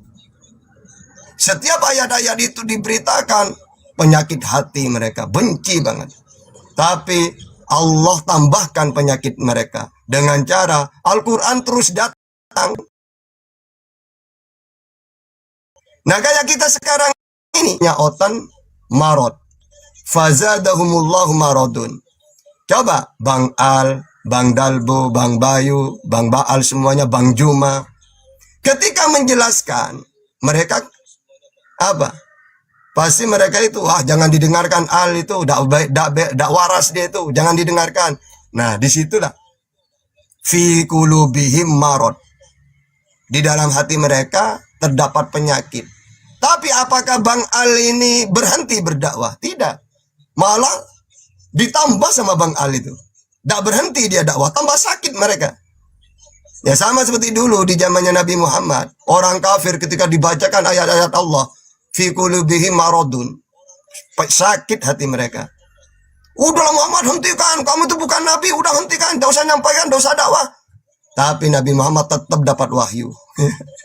Tidak berhenti gitu ya. Walaupun mereka sakit mendengarnya. Sama, saya yakin orang Oten kalau lihat Bang Juma, Bang Al dialog, sakit mereka itu. Karena mereka memang tidak beriman gitu loh. Ya. Nah, yang lucu, lebih sakit lagi kalau ke kitabnya sendiri juga mereka sakit. Seharusnya kalau Islam gini ya. Kitab suci itu adalah petunjuk dan cahaya. Makanya kita kalau ada orang dengar Quran, adem. Tapi kalau mereka beda. Kitab saya adalah musuh saya. Makanya ketika mereka bertanya ke saya jawab pakai 2 data. Ya, maka sakitnya mereka 2 kali. Mendengarkan Al-Quran juga sakit, mendengarkan Bible juga sakit. Hanya 2 kali sakitnya mereka itu. Ya, seharusnya kitab suci itu memberi petunjuk dan cahaya. Kalau mereka kan enggak. Kitabnya sendiri loh ditakutin oleh mereka itu. Gitu. Oh, pantesan Yesus ketika memberitakan firman Tuhan mau dilempar kepalanya batu ya. Iya. Begitu, Pak. Artinya mereka ini manusia-manusia barisan sakit hati. Boleh kita kategorikan bahwa mereka ini adalah kaki tangan iblis. Karena hanya iblis loh yang menolak ajaran-ajaran kebaikan. Ketika Yesus ini mengajarkan kepada manusia malah mau dilempar batu. Saya bukan penghujat loh, dalil itu loh. Aduh. Iya. Jadi kepada Kristen di bawah, silahkan naik bertanya sepuasmu. Tapi utamakan adab ya. Jangan jadi biadab di atas dan jangan jadi penjajah ya. Anda dipersilahkan bertanya. Naik aja. Jangan kau yang bertanya malah kau yang kesurupan gitu loh. Ya. Nah, ini lagi saya ingin bertanya Pak Ustadz mengenai sholat. Apakah sholat itu suatu yang sudah ditetapkan atau perintah atau kewajiban bagi manusia? Silakan Pak Ustadz. Oke. Sholat itu perintah kewajiban. Tapi untuk manusia sendiri, apa kata Allah? Allah berfirman, ingat ya manusia, aku merintahkan kalian sholat ini untuk kalian. Ya, andaikan seluruh makhluk sholat ibadah kepadaku, itu sama sekali tidak menambah kemuliaanku. Begitu juga aku melarang maksiat, bukan untuk saya, untuk kalian sendiri. Ya, karena apa? Kalian tahu kalau maksiat tempatnya mana. Kalau kamu sholat tempatnya mana. Bukan untuk saya. Andaikan seluruh manusia maksiat kepadaku, tidak sedikit pun mengurangi derajatku, kemuliaanku. Jadi kawan, kita sholat ini bukan berarti Allah perlu sholat kita, enggak. Sama sekali seluruh makhluk sholat tidak menambah kemuliaan Allah. Seluruh manusia maksiat tidak akan mengurangi kemuliaan Allah. Semua itu untuk diri kita sendiri. Makanya ada dalil gini. Manusia ini aneh. Masa mau tak ajak ke surga, ibaratkan tak seret. Ya, maksudnya apa? Aku perintahkan sholat ini kan untuk mereka sendiri, supaya tempatnya di surga. Masa kalian tidak mau? Ya gitu ya. Jadi yang kedua, supaya kita ini merasakan mi'raj. Ingat ya, nikmat terbesar itu ketika melihat pencipta. Nanti di surga. Nah di dunia ini kan orang pingin. Rasulullah itu paling bahagia, nomor 1 bahagianya sudah. Ketika kapan? Ketika mi'raj. Karena beliau ketika mi'raj bertemu Allah. Akhirnya Rasulullah kalau lagi bahagia ingat umatnya. Ya Allah, betapa bahagianya aku sekarang ini. Karena bisa bertemu dengan engkau. Bolehkah, bisakah umatku seperti aku? Iya Muhammad. Nanti kamu turun, aku perintahkan umatmu sholat. Karena ketika mereka itu sholat, itulah mi'rajnya umat Islam. Hamba apa umatmu. Karena ada dalil hadis kan. Ya, as-sholatu apa mi'rajul mukmin kan gitu. Ya, jadi kita ini sebenarnya sholat itu kan pingin kita ini seperti beliau. Definisi sholat itu apa dalam lugotnya, bahasanya? Aqwalun wa af'alun. Pekerjaan atau perbuatan yang dimulai dengan takbiratul ihram dan diakhiri dengan salam. Jadi ketika kita sholat, kita berkomunikasi dengan Allah. Sebagaimana dulu Allah mi'raj. Coba baca tafsirannya surat Al-Fatihah. Aku bagi bacaan Fatihah ini antara aku dan hambaku. Ketika dia mengatakan Alhamdulillahi Rabbil Alamin, segala puji bagi Allah, Tuhan seluruh alam. Allah langsung menjawab, hambaku memujiku. Setiap ucapan kita dijawab oleh Allah. Sama seperti ketika Rasulullah mi'raj, langsung apa kata Rasulullah? At-tahiyyatul mubarakatuh salawatu thayyibatu lillah. Jadi segala penghormatan, keberkahan, rahmat hanya milik Allah. Dijawab oleh Allah. Assalamu alayka ayyuhan nabiyyu wa rahmatullahi wa barakatuh. Muhammad, engkau sudah mendapat keberkahan itu. Keselamatan itu sudah kamu dapat Muhammad. Kalau begitu ya Allah, assalamu alayna wa ala ibadillahi salihin. Jangan hanya diberikan kepadaku ya Allah, berikan juga kepada hamba-hambamu yang soleh, agar mereka juga merasakan seperti aku. Ini kan percakapan. Nah lalu kita sholat itu seperti itu. Kita diajak oleh Allah berkomunikasi langsung. Ya, makanya anta budallaha ka'annaka tarahu wa illam yakun tarahu fa innahu yarak. Jadi ibadahlah kepada Allah seakan-akan kita ini melihatnya. Tapi karena kita tidak bisa melihat, yakini Allah di hadapan kita.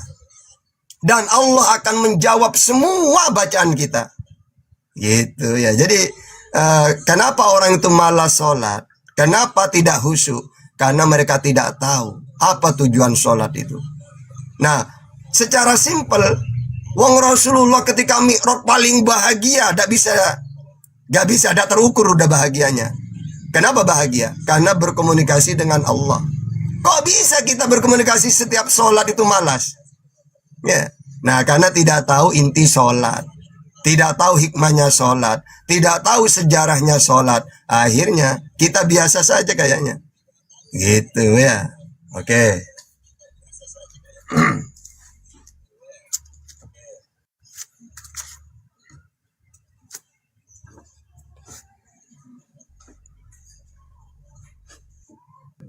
Inna sholata kanat 'alal mu'minina kitaban mawquta.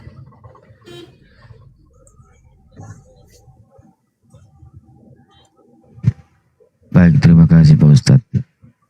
Nah, bagaimana Al-Quran menjelaskan bahwa para kafir itu akan kekal di dalam neraka Pak Ustadz? Seperti apa ciri-cirinya orang kafir-kafir yang akan menghuni surga, menghuni neraka? Terima kasih. Ya, kalau dalam dalilnya innalladzina kafaru apalagi itu wal musyrikina fi nari jahannam. Jadi orang-orang kafir dan juga orang-orang musyrikin fi nari jahannam khalidina fiha. Ya, dia di neraka kekal di dalamnya. Makanya kita gini, kenapa ya? Kok non muslim ini kok malah kekal di neraka? Sedangkan kalau umat Islam, andaikan dia itu banyak dosa, sebesar apapun itu, kalau dia kalimat tauhid, kenapa tetap masuk surga? Karena memang surga diciptakan untuk la ilaha illallah. Dan neraka diciptakan bagi orang yang tidak mentuhankan Allah. Sebaik apapun dia, kalau tidak ada kalimat ini, kekal di neraka. Ya, karena memang wa ma arsalna min qablika mir rasulin illa nuhi ilaihi annahu la ilaha illa ana fa'budun. Semua para nabi yang aku utus, aku perintahkan dia agar supaya umatnya mengenal Allah. Yesus, hukum yang terutama, dengarlah Israel, Tuhan Allah kita, Tuhan itu Esa. Hidup yang kekal mereka mengenal Engkau satu-satunya Allah. Karena itulah tujuan surga itu kalimat ini. Tiada Tuhan selain Allah. Makanya sebesar apapun dosanya manusia, tetap dia punya kunci surga. Berarti masuk neraka itu untuk apa, Tata? Untuk membersihkan dosa-dosanya. Karena dulu dia tidak bertobat. Setelah bersih, tetap ke surga. Kenapa? Karena ada kalimat la ilaha illallah. Maka dalam hadis itu, Allah akan mengambil manusia dari neraka. Manusia yang bagaimana? Yang ada iman dalam hatinya, walaupun sebesar biji sawi. Gitu ya. Begitu juga sebaik apapun non-muslim, baik sudah. Tapi dia tidak kenal Allah. Malah menyembah ke leluhur, ke dewa. Ya jangan harap masuk surga. Karena tidak punya kunci. Karena Nabi Muhammad Yesus memberi kunci kepada umatnya. Orang-orang tidak mau. Ya, disuruh diberi kunci surga, la ilaha illallah Muhammadur Rasulullah. Tidak mau. Ya sudah. Berarti tidak mau ke kunci surga. Kalau sudah tidak mau kunci surga, ya tidak akan masuk surga. Gitu ya. Masya Allah.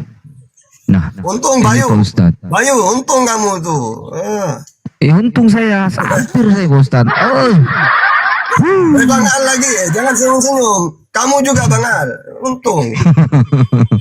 Kadang saya berpikir kayak gini loh Pak Ustadz. Seandainya saya masih di sana, mungkin saya akan bagian dari mereka juga akan jadi bahan tertawaan kalau saya diskusi naik ke atas sama Islam. Kok Tuhanmu punya kolor, pak telanjang lah, apalah inilah, hampir saya ditertawain. Lalu gini Pak Ustadz, apakah Al-Quran? Bayu, Ya Pak kalau Ustadz, di sebelah kunci surga itu sudah diserahkan ke siapa, Bayu? kepada Petrus.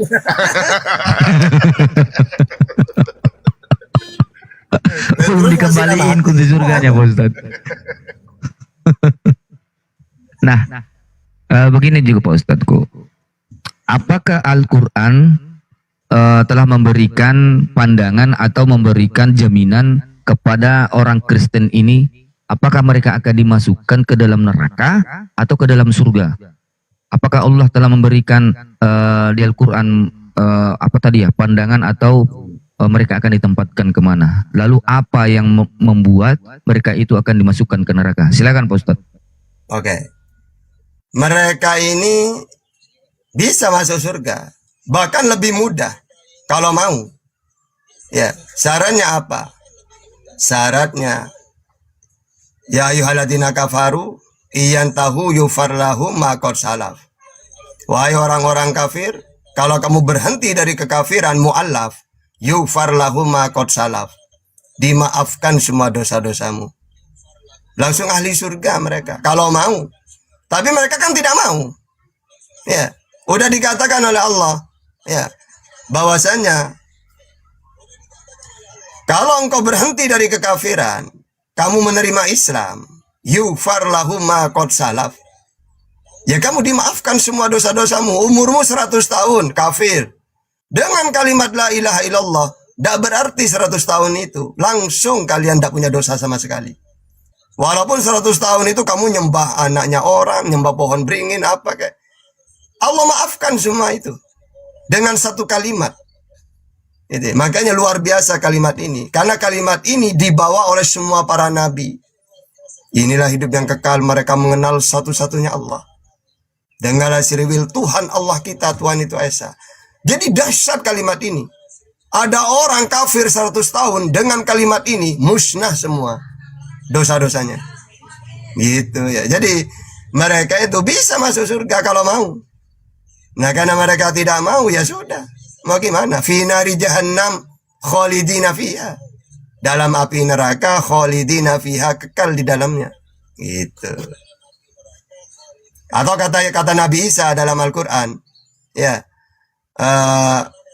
Malam yusyrik billah faqad haramallahu alaihil jannah. Nabi Isa mengatakan barang siapa yang menyekutukan Allah, ya maka faqad haramallahu alaihil jannah, diharamkan surga. Gitu. Oke. Masya Allah. Bang Al, Ada yang mau naik itu Bang Dalbo, si David katanya mau naik. Coba naik. Banyak Evata itu tuh. Bayu moderator bukan? Itu di bawah itu jam bakatnya. Bang Dalbo. Jadi David, kalau utamakan Bang sedikit Bang ya. Anda bisa bertanya tapi utamakan itu beradab ya. Kalau dijelaskan dengerin ya. Jangan Anda nanti yang bertanya, Anda kesurupan ya Bang ya. Silakan Bang. Silakan nanya sebebas-bebasnya. Biar Quran dan Bible yang menjawab si sombong. Kalau mau dialog ada abang saya, Bang Al. Pak Ustadz Tahta ya Pak Ustadz Tahta. Terima kasih. Ini judulnya Hidup yang Kekal. Silakan. Coba tunjukkan dalam Al-Quran satu kata hidup kekal. Tunjukkan dulu. Silakan. Oke. Jadi hidup kekal itu maksudnya Bang di surga nantinya. Fusilat 30. Ya. Coba. Innalladzina qalu rabbunallah tsumma istaqamu tatanazzalu alaihimul malaika alla takhafu wa la tahzanu wa abasyiru bil jannah. Jadi orang-orang yang mengatakan Tuhan kami adalah Allah wa abasyiru bil jannah, maka dia akan kekal di surga, bergembira masuk surga. Begitu juga kata Yesus, kalau ingin hidup kekal di surga, mengenal Allah sebagai Tuhan. Yohanes 17:3, Yohanes 5:24, Matius 19:16. Nah sekarang kalau menurut Artinya Abang, nggak seperti itu. Coba yang jelas. Artinya jangan bohongin. Artinya nggak seperti itu. iya kekal Nggak di seperti itu surga. artinya. Coba baca. Coba tunjukkan Al-Qurannya. Siapa yang mau menunjukkan Al-Qurannya? Siapa oke. yang berani menunjukkan Oke, Al-Qurannya? Oke, ini Bang ya. Oke. Jangan kencang-kencang Kita lah. bahas satu Siapa yang Jadi hidup kekal di surga dalam ayat 14, Ibrahim 23, Al-Kahfi 107, Al-Had ayat 56. Ini Ayat. Bang bunyinya. Ini Bang. Jangan kesurupan Bang. Enggak ada. Jangan kesurupan. Ini Anda bertanya. Innallaha yudkhilul ladina amanu wa amilu solihati jannatin tajri min tahtiha. Sungguh Allah akan memasukkan orang-orang yang beriman kepada Allah dan mengajarkan amal soleh. Dimasukkan kemana? Jannatin tajri, ke surga. Begitu juga kata Yesus, orang-orang yang mentuhankan Allah akan kekal di surga. Mana datanya? Matius 19:16, Yohanes 5:24, Yohanes 17:3. Oh kejang-kejang. Langsung sudah jelas di situ. Dasar nggak tahu terjemahan, matamu picek. Minta telan haru khalidina fiha abada. Maka hidup di dalamnya di dalam apa? Surga itu abada, kekal. Parah kau Ten. Sudah ada kata abada. Memang harus ada hidup kekal dalam bahasa Indonesia dimasukkan ke Al-Qur'an. Oh, mencungmu itu. Astagfirullah. Di sana sudah ada jelas kata abada, jannah Pak kekal. Ustadz ya. Udah ada jannah di sana, kekal di sana katanya. Terjemahannya. Abada itu kekal. Sudah dijawab. Cuaca. Naik lagi. Itulah saya heran, kenapa nih Kristen ini mereka yang bertanya, mereka yang kesurupan. Aduh. Memang roh kudisnya ini entah kenapa roh kudisnya ini. Ya, bertanya saja mereka begitu loh, Bayu. Tapi tidak apa-apa, Ikhwan Villa. Justru karena kehadiran orang-orang Kristen yang begini, kita ambil maklum satu hal. Kebanyakan orang-orang Kristen yang masuk Islam itu karena mendengar hujah-hujah Kristen yang ada di atas. Bermakna mereka baru akan tersadarkan bahwa ajaran kasih yang dilaung-laungkan selama ini di gereja itu adalah ajaran penyesatan yang tidak dapat dibuktikan. Bagaimana mungkin itu diterapkan? Berbicara sejak sebagai manusia tidak ada melainkan kehewan-hewanan, sedangkan Islam yang tidak melaungkan ajaran kasih sejak bersabar demi mendakwakan Islam, menyampaikan bahkan Bible sendiri kepada orang-orang Kristen. Amin. Haleluya. Amanah. Lanjut. Amin. Aku kesan saja sama Ustaz Tata, orang-orang gitu yang dihadapi gitu loh. Ya Silakan, gini Bang Evata Bang, ya. kalau tidak sedikit, mabuk Bang. silakan Bang bertanya. Evata, Anda naik ke sini, yang kami himbau pertama utamakan adab. Dan yang kedua, kalau bertanya jangan malah Anda yang kesurupan Bang ya. Kalau bertanya jelaskan dengan baik agar Anda mendapatkan edukasi di Komal yang sangat mulia ini Bang. karena tapi momen kalau saya ini sangat bertanya, tersisa kalian dan jangan sangat mulia. Silakan. enggak. Kalau bertanya harus jawab ya. lagi, sabar. Tambahkan lagi, kalau naik di Komal Dalbo, jadi manusia dulu. Nanti setelah turun di Komal ini, silakan kembali ke habitatnya jadi orang Kristen. Habitatnya Amin. pohon. Ya, itulah Nanti indahnya setelah komal turun, Islam. Apalagi ada ustaznya. Enggak, itulah indahnya komal Islam Dalbo kalau ada ustaznya. Enggak lihat. Kan dalam An-Naml 108 kalian kan dikatakan jangan menghina sesembahan mereka supaya kalian tidak dihina sesembahan kalian. Pertanyaan saya, Pak Ustaz yang baik,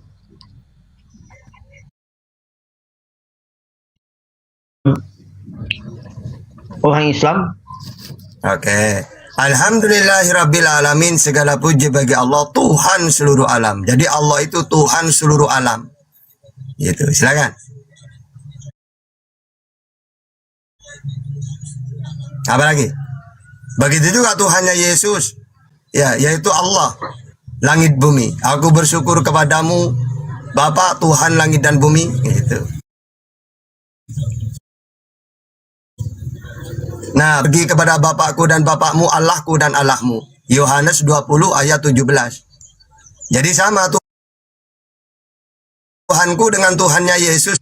Betul kan? Ya benar itu katanya Ustaz. Tapi dalam Al-Quran ini sendiri katakan kan tiada Tuhan selain Allah. Toha katakan.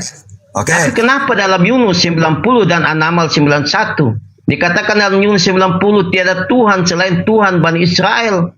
Sedangkan di An-Naml 91 dikatakan aku diperintahkan untuk menyembah Tuhan negeri Mekah, bukan kepada Allah. Siapa Tuhan? Ya. Oke, sudah. Tenang. Jadi kalimat ya aku diperintah hanya menyembah Tuhan negeri ini, maksudnya Allah memuliakan Mekah. Ya, sama dengan ketika Allah mengutus Sriwil, Nabi Sriwil. Allah memuliakan Sriwil sehingga Allah Sriwil. Kejadian 33 ayat 20. Ya, atau Keluaran 24 ayat 10. Allah Sriwil. Apa sama dengan gini? Tuhan negeri ini yaitu Allah. Karena yang membangun Ka'bah ini kan Abraham. Abraham berdoa kepada Allah, ya Allah jadikan negeri ini aminah, nantam diberkahi. Akhirnya ketika Allah mengutus Nabi Muhammad, Tuhan negeri ini maksudnya Allah. Sama ketika Allah mengutus Musa, Allah Sriwil. Masa kita mau mengatakan berarti Allah itu hanya untuk Sriwil? Tidak. Untuk seluruh alam Tuhan itu. Cuma saat itu Allah memuliakan Sriwil. Tuhan negeri ini Allah. Berarti cuma negeri ini? Tidak. Karena saat itu Allah memang tujuannya untuk memuliakan Ka'bah, Mekah. Ya, gitu. Dalam Bible dan Al-Quran sama. Kalimat-kalimat kayak gitu ada. Terus Tuhan Israel di dalam surat apa tadi Yunus itu memang Allah menceritakan Musa. Ya, Musa memang mengatakan ya Tuhannya Israel. Karena memang ayat itu di dalam surat Yunus itu memang saat itu Allah menceritakan kisah Musa dengan Fir'aun. Ketika Fir'aun tenggelam, Tuhan aku beriman kepada Allah Sriwil. Nah gitu. Ya, oke silakan. Firaun bersaksi di kisah itu, Ustaz. Kenapa dia tidak katakan terjemahan atau Tuhan katakan? Kalau memang Tuhan itu Allah Sriwil, kenapa tidak dikatakan di Yunus 90? Sembahlah Tuhan Allah. Kenapa dia katakan Tuhan tiada Tuhan? Bang, udah kan aku bilang. Coba abang baca itu Allah menceritakan kisah siapa? Di situ Allah menceritakan tentang Fir'aun dan Musa. Ketika Allah tenggelamkan Musa. Nah, karena memang saat itu Allah memuliakan Sriwil di zamannya Musa, maka Allah Sriwil kan gitu. Ya, karena memang Musa diutus untuk Fir'aun, aku menjadikan engkau Musa sebagai Allah untuk Fir'aun, kan gitu. Ya. Jadi dalam Kejadian 7 ayat 1. Jadi Bang, di ayat itu memang Allah menceritakan Fir'aun dengan Musa, memang tidak masalah. Karena di dalam Bible juga kayak gitu loh. Oke, Abang silakan. jangan melanggar perjanjian sementara. Tadi kita kan mengadakan perjanjian sementara. Kalau naik di sini jadi manusia dulu. Nanti setelah turun kembali jadi Kristen kan silakan. Gitu loh. Enggak, jangan kalian berdalil. Itu kan konteksnya di Al-Quran. Jawab itu, Ustaz. Ngapain lari ke Alkitab? Itu kan konteks Al-Quran mengatakan tiada Tuhan selain Allah. Tapi dalam Saya nanyakan. Coba abang buka, coba abang buka ayatnya. Di situ Allah menceritakan tentang apa? Ya, Musa dengan Fir'aun kan? Makanya Fir'aun ini karena memang Musa diutus untuk Seriwil, yang mana Seriwil di situ ditindas oleh Fir'aun. Musa mengajak kepada Tuhan Israel, maksudnya Tuhan yang memuliakan Seriwil. Dikabarkan oleh Musa ke Fir'aun.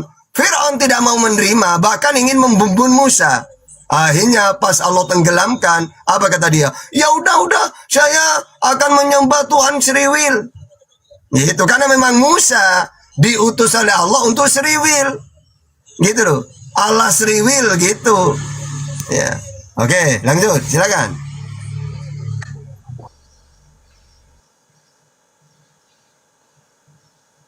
Oke. Jangan sama-samakan bang menyembah orang Israel bang, jangan sama-samakan. Kalau Tuhannya Kristen itu memang orang Israel dia, bukan Tuhan Israel selain lagi. Allah. Kedua Yunus 90, Tuhan Bani Israel. Ketiga An-Naml 91, Ya udah, Tuhan sekarang orang pertanyaannya saya bang. Jawab Sekarang itu. pertanyaannya Berarti saya, ada kok tiga orang Israel Tuhan di dituhankan sama Kristen Al-Quran. saudara? Dinyatakan. Oke, coba Bang Al ya. Apakah saya tidak menjawab? Tadi maksudnya Sudah dijawab, cuma percuma Tuhan- aja diulang-ulang. Terus Allah Seriwil di surat Yunus sudah kujelaskan di situ Itu kan- kan Musa dengan Fir'aun sudah dijawab semua. Sudah. Iya, kenapa bukan Allah? Nama Allah kan Justru nama Tuhan Ustaz, orang pertanyaannya Islam sekarang Allah. kok Kristen ini Enggak, menyembah iya, orang pertanyaan Israel saya gitu loh. kan nama Allah. Kenapa di terjemahan 90? Iya, Yunus tadi 90. udah jelaskan. Kenapa Musa nggak pakai itu Allah? diutus Kenapa kepada Tuhan Bani Israel? Maka semua keterangan dalam Bible. Enggak, dalam kenapa bukan perjanjian nama lama, Allah? Karena Allah itu Tuhan sebuah yang nama. Ada di ujian Nabi Israel. Begitu juga Nabi Muhammad SAW, karena keberadaan beliau itu di Mekah waktu Enggak, itu, maka dia menjawab, Tuhan yang memuliakan negeri ini yang harus disembah. Jadi sekarang yang jadi pertanyaan ke orang Ya, Kristen menyembah sudahlah orang Israel lagi, agama Israel lagi yang disembah. Ini yang harus kamu jawab. Jadi tanpa Ini kata- Yang kamu jawab kenapa bukan sedikit dulu Bang Al. Kalau kamu yang kamu tanyakan gini, kenapa satunya Tuhan, satunya Allah? Ya tidak masalah. Sama dengan orang dikatakan gini, saya diutus Ya, oleh masa- Oke, tenang. Sama dengan gini, Masalah kan nama- iya. Mau itu Tuhan atau Allah, sama dengan Enggak, gini. Tuhan siapa? Iya ini saya jelaskan. Sama dengan gini, saya diutus oleh Bapak Presiden atau saya diutus oleh Bapak Prabowo. Ya sama. Mau saya mengatakan Bapak Presiden, ya Bapak Prabowo. Mau saya mengatakan Bapak Prabowo, ya itu Presiden. Jadi ketika Allah mengatakan Tuhan negeri ini, ya Allah. Atau Allah mengatakan langsung nama. Tetap sama dengan gini. Diutus siapa? Saya diutus Presiden. Orang tahu kalau itu Bapak. Ya, kenapa enggak? Atau saya mengatakan saya diutus Bapak Prabowo. Ya sama orang Dia paham juga. melanggar perjanjian sementara. Silakan supaya Ya. enak penjelasannya. Lanjut, Ustaz. Oke, jadi gini, itu sama dengan gini. Dia mau tidak paham kenapa di ayat ini kok Tuhan. Tapi di ayat yang satunya, di surat satunya menyebut Allah. Ya kan sama saja. Sama dengan gini.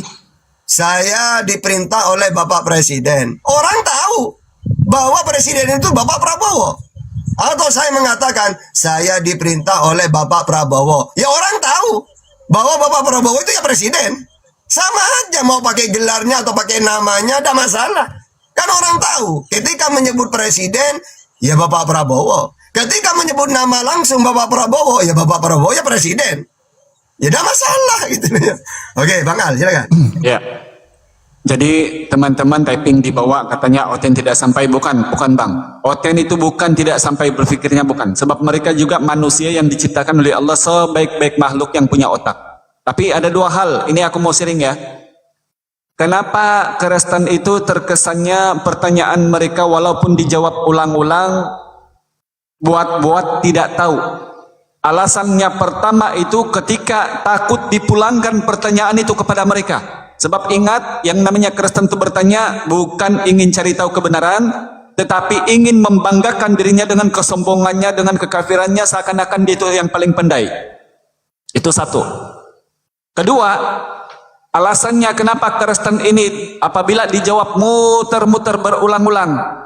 Kalau tadi takut ditanya kembali, kalau sekarang takut nanti bila Islam ini mengcompare ajaran mereka itu dengan kitab mereka, akhirnya terbongkarlah ajaran mereka.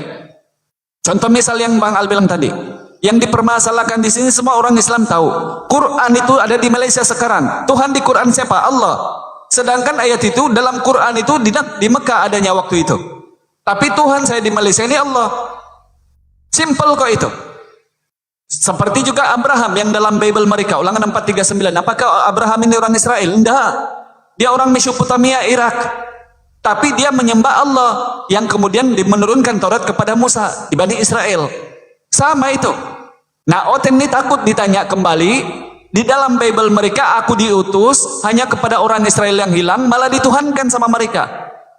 Bahkan kebodohan gereja ini, terutama pendeta ini selalu. Ini kebodohan mereka loh. Siapa Yesus itu? Orang tidak, orang dia. Apakah Yesus kenal Kristen? Tidak, Kristen itu bukan agama. Jadi Yesus agama apa? Agama Yahudi. Bayangkan, sudah orang agama Yahudi lagi dituhankan pula sama Kristen. Utusan untuk orang Israel lagi. Bayangkan kebodohan ini. Jadi disinilah kemudian selalu kita dalam berapologet. Kalau tadi ada pertanyaannya, ataupun selalu juga orang-orang memberi apa itu bahasa-bahasa yang dibilang dikomal-komal, kenapa bahas Bible melulu. Saudara, di sini aku mau kongsikannya. Yang namanya room dialog itu bukan room belajar Quran saja. Yang namanya dialog itu room diskusi debat ini, maka seluruh keyakinan atau kepercayaan bahkan isi kitab itu kita harus tahu. Misal nih, ketika kita ikut-ikut sejak, kenapa hanya bahas Bible dan tidak bahas Quran? Apabila ada Ustaz Tata menerangkan tentang Quran mulu, merdeka mereka dibawa berkuar-kuar menghujat nanti karena tidak dibahas Bible-nya, kesesatannya tidak dibongkar. Nah, disinilah kemudian apabila mereka itu macam yang Ustaz Tata bilang tadi ya, dua data kita kasih. Kenapa pertanyaannya Bang Bayu tadi, kenapa Quran juga dibahas mereka kesetanan, Bible juga kesurupan, dan Ustaz Tata bilang karena Allah menambah penyakit sama mereka. Maksudnya di sini oten ini dikeluarkan dari isi kitab manapun, tetap mereka itu Kristen yang tidak berpandukan kitab. Dimasukkan ke kitab manapun, mereka tidak punya kitab. Misal, Quran jelas untuk Islam. Bible, coba kalau Kristen dimasukkan di dalamnya. Ada ajaran Kristen? Tidak ada. Ke gereja hari Minggu dibuat-buat sendiri, dikarang-karang sendiri. Menyambut Natal dibuat-buat sendiri, dikarang-karang sendiri. Menyembah Tritunggal dibuat-buat sendiri, dikarang-karang sendiri. Menyembah Yesus dikarang-karang sendiri, dibuat-buat sendiri. Lalu pertanyaannya kita, apa fungsinya Bible itu kepada Kristen?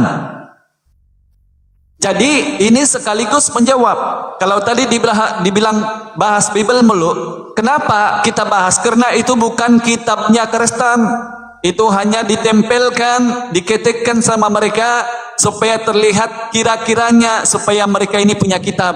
Padahal ajaran di dalamnya, ajaran orang Israel, perjanjian lama, ajaran orang-orang Yunani, perjanjian baru. Mana ada Kristen di dalam itu? Jadi supaya mereka mau bersaing juga dengan itu yang Bang Al bilang tadi, kesombongan, kebodohan dengan kekafiran itu, maka mau bersaing juga Bible itu katanya kitab mereka. Supaya terlihat mereka seakan-akan Bible itu sama Kristen. Kalau tidak percaya, tadi hal-hal tentang spesifik ajaran di gereja itu yang tidak tertulis dalam Bible yang Bang Al kasih tahu. Nah, kalau sekarang apabila kita compare Quran sama Bible, ini orang-orang dalam perbandingan agama begini, membahas Quran itu sama dengan membahas Bible juga ajaran-ajaran para nabi. Misalnya apa? Tengok Ustaz Data tadi menjelaskan. Ajarannya tidak berubah, Tuhannya tidak terlihat, Tuhan itu tetap satu, yang tempat diibadahi. Kan dua-dua data ada. Tapi masalahnya di sini, orang-orang Kristen ini kenapa terkesannya tidak punya kitab? Coba hal-hal tadi ini yang dijelaskan. Misal Keluaran 33:20. Lagi firman Hashem, engkau tidak tahan memandang wajahku, karena tiada seorang manusia memandang aku dapat hidup. Atau ajaran Yesus, Yohanes 5:37. Bapa yang mengutus aku, dialah yang bersaksi tentang aku, kamu tidak pernah melihat, rupanya suaranya tidak boleh kamu dengar. Coba dimasukkan ke dalam Kristen itu. Ayat ini masuk tidak sama Kristen? Tidak. Sebab kalau di inilah hidup yang kekal itu, yaitu Tuhan yang mati ditampar, dibunuh, ditumbak, lalu digantung, tidak berpakaian 2000 tahun, berpanas berhujan, dijadikan batu. Nah itu. Jadi tidak ada kaitan sama Bible itu. Jadi disinilah kemudian kita membongkar subhat. Kenapa? Sebab banyak pertanyaan-pertanyaan Kristen yang hanya melontarkan pertanyaan mengajak kita dalam kebodohan. Misal dipermasalahkan tentang batu, dalam Quran tiada, dalam Bible bertebaran. Misal dipermasalahkan tentang pesta seks, dalam Bible bertebaran, dalam Quran tidak ada. Hanya kebodohan, dipaksa kita menjawab itu berulang-ulang. Berarti mereka mengajak kita dalam kebodohan. Nah, teman-teman Kristen, Bang Dalbo bilang kalau naik di kumalnya jadi manusia dulu. Nanti sudah turun kembali ke habitat. Ini Bang Al perjelas ya. Apabila kamu naik di kumal, ini room, semua manusia yang ada di sini, tidak ada satupun kucing di atas ini. Manusia. Apabila kita manusia, kita itu pertama punya akal, punya otak, punya adab, punya aturan, tahu namanya kasih kepada manusia. Berarti apabila naik ke atas, hargai sesama manusia itu. Apabila kita melontarkan pertanyaan, dengar dan simak jawaban, bukan malah kesitanan dan kegila-gilaan. Kedua, kenapa kalau turun disuruh kembali ke habitat? Karena Wahyu 5 nomor 6 memang kamu domba, pengikut domba. Apa ini domba, Bang? Kamu tidak paham apa itu domba? Kambing atau lembu ataupun kalau di Malaysia bilang payau, kijang, pelanduk, rusa. Kalau di Sabah bilang tuh. Jadi disuruh kamu kembali ke sana, yang mengembe, yang makan rumput, yang pergi di padang gurun, tidak ada tahu apa-apa, menyembah Tuhan tidak tahu. Kembalilah ke situ. Kalau sudah turun, tapi kalau naik di kumal, hargai kita ini manusia. Apalagi Ustaz ini, sayang ilmunya beliau ini. Orang-orang yang bertanya ini kok dari tadi Bang Al perhatikan orang-orang yang memang bukan kebodohan, bukan. Tapi memang mereka ini takut ditanya satu, takut terbongkar ajaran mereka dua. Jadi naiknya mereka ini bertanya bukan karena mau tahu, enggak. Tapi membawa kesombongan, mereka itu bangga dengan kesombongannya naik di atas. Kalau akulah dikasih peluang bertanya sama Kristen, Bang, ada pernah kamu lihat Bang Al di kumal Kristen enggak sampai 5 menit? Pernah kamu lihat? Apalagi kalau si RK, langsung dan naikkan aku. Mikana, bahkan aku jenis yang orang open camp punya. Aku naik di kumal open camp langsung. Tidak sampai 5 menit. Kenapa? Sebab memang paling Kristen takut di nomor 1 di muka bumi ini apabila Bible itu terbongkar. Sebab inilah kemudian rata-rata orang yang mu'alaf itu tersedar karena Bible. Kebanyakan itu tersedar karena Bible. Sudah babak belur berdialog sama Bang Zuma, sama Ustaz Tata, sama apologet-apologet lain. Baru dia bilang, aku mau masuk Islam. Macam mana Islam itu? Babak belur udah. Baru dia bilang moto tentang Islam. Sebenarnya, tengok Bang Bayu. Masuk Islam ini tidak perlu belajar Islam dulu. Islam itu nanti kita sudah masuk baru belajar. Ini manusia ini masuk Islam karena Bible aja. Tidak perlu aku berdebat. Malu aku kalau sudah hancur lebur muka aku kayak dipinyek-pinyek, diinjak macam diinjak logging, baru aku mau masuk Islam. Malu aku itu. Seakan-akan selama ini memang aku bukan manusia yang punya akal, disuruh berpikir, mencari tahu kebenaran, yang mana satu yang betul, mana satu yang tidak betul, akhirnya tersedar. Misal, ada 5 hal pokok nih yang aku cari di Bible. Pergi gereja hari Minggu ajaran siapa? Menyembah Tritunggal ajaran siapa? Menyembah Yesus ajaran siapa? Menyambut Natal ajaran siapa? Koloreng Rabana kebaktian itu ajaran siapa? Ini kalau kamu jumpa 1 dari 5 ini ajaran Tuhan dalam Bible, jangan ajaran-ajaran pengarang-pengarang ya. Karena ingat Bible itu kenapa ada 35 orang penulis di dalamnya? Karena itulah dicampurkan yang namanya firman Tuhan dengan karangan manusia. Al-Baqarah 79 yang dibenarkan oleh Paulus, Galatia 6 nomor 11, lihatlah betapa huruf yang kutulis dengan tanganku tercampurnya di situ. Apabila 5 hal ini tidak ada dalam Bible, aku kok jadi penasaran aku. Kenapa ini dibilang ini Tuhanku tapi langsung tidak menyebut tentang aku ini sebagai Kristen nih. Jadi akhirnya yang didapatkan dalam Bible itu kemudian ajaran-ajaran yang tadi itu kita tuduhkan terhadap Islam tuh. Misal nih tadi Bang Al bilang Islam ini sembah batu. Ajaran-ajaran ini malah bertebaran dalam Bible. Mazmur 18 nomor 2 dan 3. Kisah para Rasul 4 nomor 11. Matius 21 nomor 9. Ajaran-ajaran tentang batu yang banyak memang dalam Bible itu. Yang tadinya aku bencikan kepada Islam, aku tuduhkan kepada Islam. Padahal dalam Bible itu banyak bertebaran. Contoh, di Islam pesta seks. Padahal begitu aku bongkar Bible, di Bible ada 1174 ayat porno. Termasuk buah pelir ada 4, termasuk buah dada ada 8, termasuk juga zakar kuda ada 2 ayat. Jadi inilah kemudian kenapa kita di Kumal-Kumal ini teman-teman, memang kalau untuk kajian Islam bertanya saja langsung kepada Ustaz Tata, tapi apabila kita dalam ranah dialog untuk juga kita mengkompar, membongkar ajaran mereka, boleh kita berbagi-bagi karena di sini ada juga pendeta rohani Dalbo, ada juga Ustaz Arif, apalagi Mbak Ali ini yang katanya penghujat nomor 1, boleh berdialog sama mereka. Jangan bangunin macan tidur itu singatin bahaya itu kalau bangun itu. Kebiasaan dia Ustaz. Kalau sudah ada Ustaz tetap mesti dia tidur. Tapi heran Bang Al nih kenapa selalunya Bang kalau macam tadi ngayel itu mesti dia masuk. Kok tadi tidak masuk nih orang?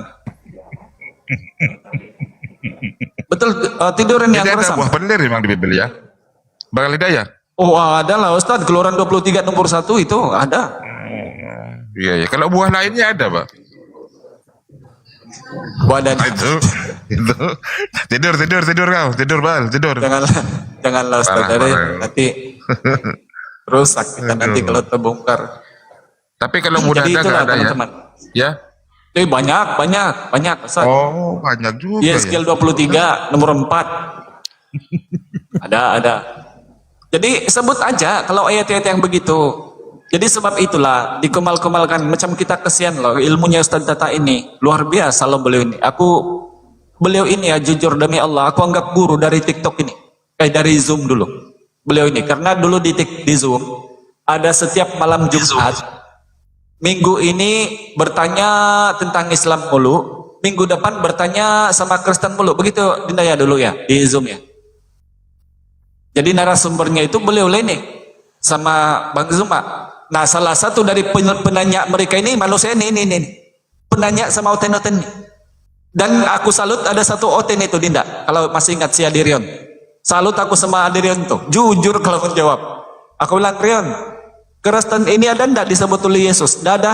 Jadi Kristen ini ajaran siapa? Ajaran Paulus katanya. Udah. Kalau begitu kan bagus tuh. Nggak perlu kau masuk Islam udah. Yang penting aku tahu kejujuran. Jadi ini teman-teman.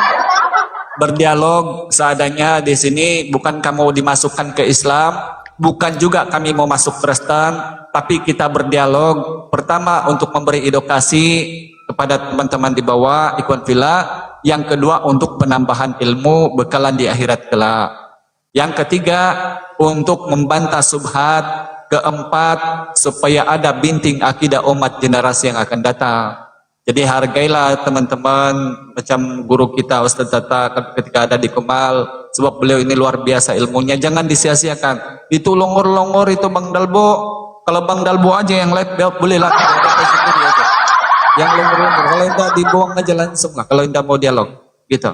Oke, tafadhal Ustaz Dinda Tata ini aku sebenarnya tadi iklan aja kasih dia minum dulu kan karena mungkin capek beliau dari tadi.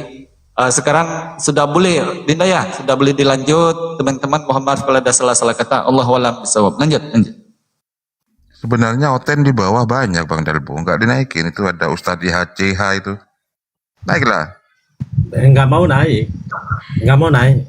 takut mereka, Full hub itu kan. Waduh, parah. nggak mau naik. Ya, jadi begini, oten-oten, silakan Anda searching di Google ayat-ayat konyol. Yang muncul itu Bible. Coba, bukan Al-Quran yang muncul, Bible yang muncul, ayat-ayat konyol. Mungkin teman-teman di bawah bisa ketik di Google ayat-ayat konyol, apa yang muncul, apakah kitabnya orang Hindu atau Konghucu atau Buddha atau Islam. Yang muncul itu Bible. Apakah kalian tidak sadar ya? Oten, dongo. Coba di searching di Google ayat-ayat konyol.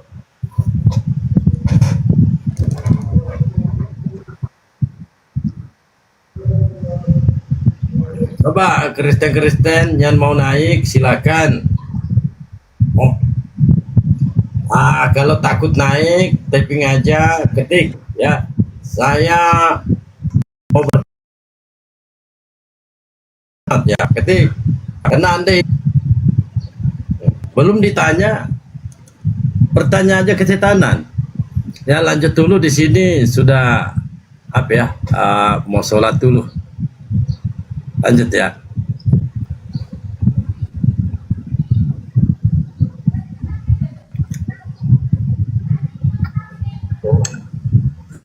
Urananya Bang Baal, jangan anu. Dia lagi jualan hewan kurban, Tat. Ya, Bang Baal ini dunia nyata hubungan dengan domba. Dunia maya hubungan dengan domba. Nggak bisa hidup tanpa domba ini orang. Aduh. Tadi memanas ini tadi pagi Bang Baal ini.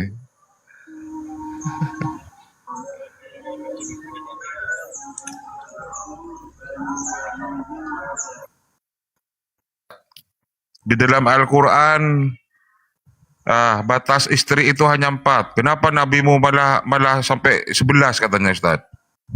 Silakan Ustaz. Iya, jadi pertama kalau ingin menjawab itu kita harus tahu para nabi itu diberi kekhususan oleh Allah. Contohnya Nabi Muhammad. Khusus untuk Nabi Muhammad, beliau ini wajib korban setiap tahunnya. Kayak bulan sekarang ini ya. Kan bulan haji korban. Nabi itu setiap tahun wajib itu. Kalau kita tidak, berarti wajib korban ini hanya untuk Nabi yang wajib. Kita enak ada wajib. Sholat tahajud wajib untuk Nabi. Kita tidak. Ya, karena dalilnya wa minal laili fatahajjad bihi nafilatan lak asa ayyab'asa rabbuka maqaman mahmuda. Juga sholat duha wajib untuk Nabi. Ya. Tapi untuk kita tidak. Nah, begitu juga saat Nabi istrinya sudah lebih dari 4, tiba-tiba turun ayat, tidak boleh lebih dari 4. Lalu khusus untuk Nabi tidak boleh menceraikan. Karena ada dalil dari Allah. Ingat ya, istri-istri Nabi itu ibu kalian. Ya, Ummul Mukminin. Maka setelah Rasulullah wafat, istri Nabi tidak boleh menikah. Mau menikah dengan siapa? Wong ibu kita umat Islam.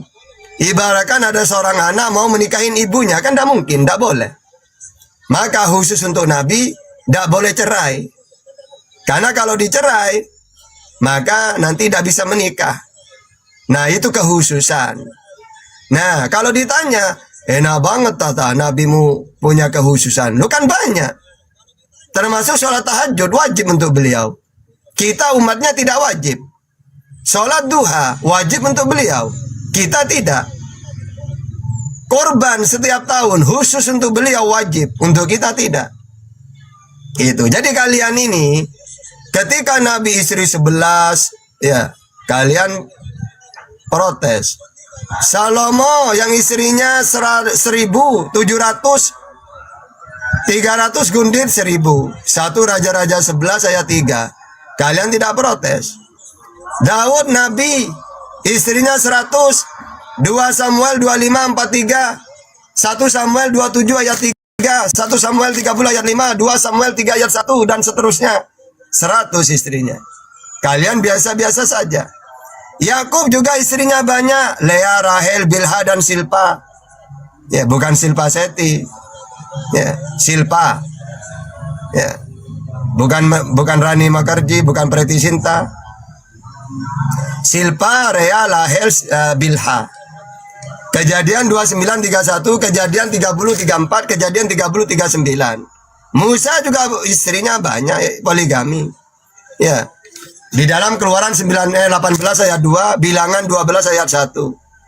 Ya, begitu juga nabi-nabi yang lain seperti anaknya Yakub ya. Siapa itu? Rehabian ya. Itu 18 istrinya. Ya tidak masalah. Gitu ya. Karena semua nabi itu memang kayak gitu. Cuma nabi untuk umat Islam tidak seperti Bible. Kalau Bible itu tidak terbatas, mau 100, mau 1000. Nah untuk kita umat Islam dibatasin cuma 4, tidak boleh lebih. Makanya kalau mereka mengkritik tentang poligami, seharusnya kami yang komplain. Oten, kenapa dalam kitabmu kok menikah 1000 boleh? Gitu. Kalau Islam kan tidak boleh lebih dari 4. Gitu. Dan itu hukumnya cuma boleh, bukan wajib. Baik dalam Bible, Quran sama. Ya, bukan perintah itu. Cuma diperbolehkan, tapi oleh Allah diberi syarat. Syarat yang begitu besar. Ya, itu. Oke.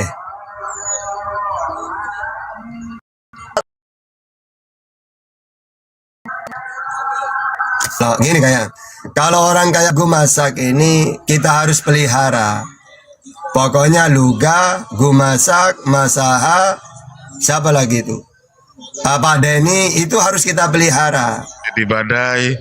Karena mereka ini, ya memang oten-oten kayak gitu, kan sudah ku bilang. Kalau Kristen itu, kalau mau jadi debater, jangan lama-lama. Kalau lebih dari 10 tahun, ya 5 tahun aja, udah konslet akalnya. Kalau lebih dari 10 tahun, rusak akalnya. Ngaku nabi, ngaku Tuhan dirinya. Ya.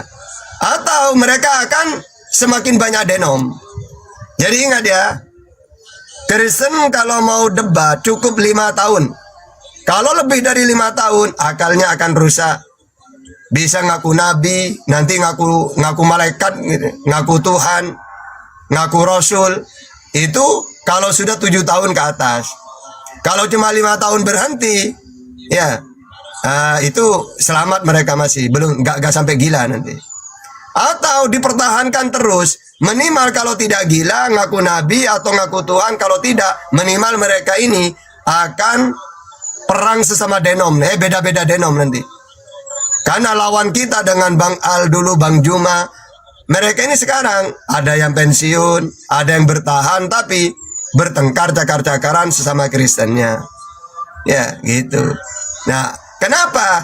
Karena kalau kitab yang rusak dipertahankan, akan rusak terus. Ya, nah kalau Al-Quran Islam, coba Bang Juma, kita ini yang sudah lama dialog, tambah pinter. Bahkan saya sering mereka sebelum bertanya, niat saja, Tata mau nanya, kenapa di ayat ini langsung muncul jawaban. Karena sudah terbiasa. Jadi umat Islam kalau lama berdialog semakin cerdas. Tapi kalau orang Kristen semakin lama dialog konslet akalnya. Minimal mereka akan menyerang sesama Kristennya sendiri. Nah kalau sudah seperti itu tak lepas sudah. Ya sudah, tak pelihara kamu. Untuk apa? Untuk menghibur kami. Yang pinter mengadu gitu Ustadz Arif itu. Jadi di komal mereka, dia itu ibaratkan dia itu punya sabung ayam ini, Ustadz Arif itu. Jadi komalnya udah tempatnya denom-denom itu kumpul cakar-cakaran itu. Kenapa terjadi seperti itu? Karena Al-Quran sudah menjelaskan. Surat Al-Maidah 14. Mereka ini dulu berjanji.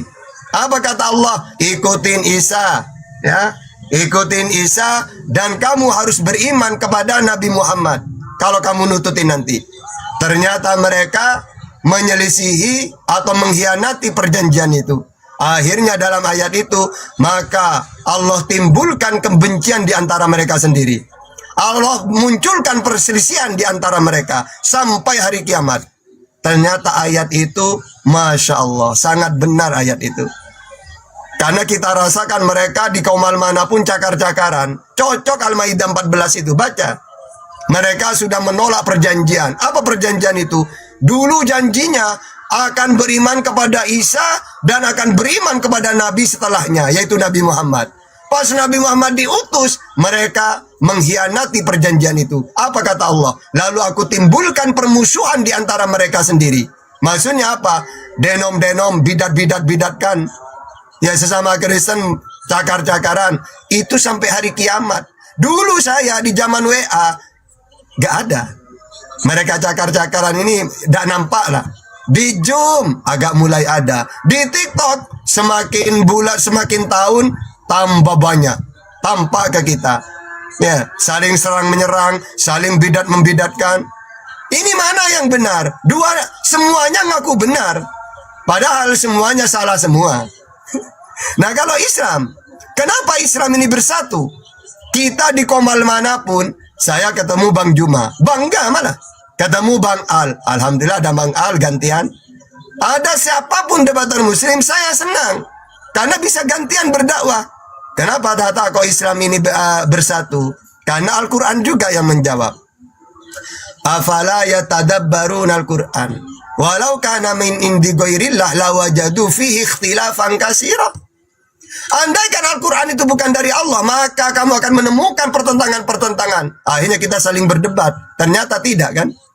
Nah, kalau mereka Bibelnya, ya, jadi Al-Quran itu sudah menjelaskan semuanya. Tata mereka menghina Quran, tata di komal-komal mereka, biarin. Al-Quran sudah menjawab. Apa? At-Taubat ayat 32. Mereka yuriduna ayudfi'u, ya, mereka dengan mulutnya yang kotor mau merusak, memadamkan agama Allah dengan cara mencaci maki. Tapi Allah berkehendak lain. Justru Allah menambahkan cahaya, menambahkan agama Islam terang. Maksudnya apa? Di komal-komal mereka mencaci maki Nabi Muhammad, Al-Quran. Itulah yuriduna ayudfi'u. Tapi justru apakah padam Islam? Justru di komal kita banyak. Semakin dihina, memadamkan Islam, malah Allah membuat Islam bersinar.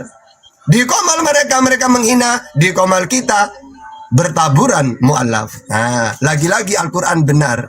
Itu keren ya. Oke, silakan. Nih teman-teman Kristen, Bu Nenggolan, naiklah Bu Nenggolan. Waduh, jangan hadisnya di mana? Katanya itu Ustaz. Itu hadis tadi. Ucapan Ustaz Tahta itu data itu teman-teman. Saya tahu itu hadis itu. Ada ayat-ayat suci Al-Qur'annya juga.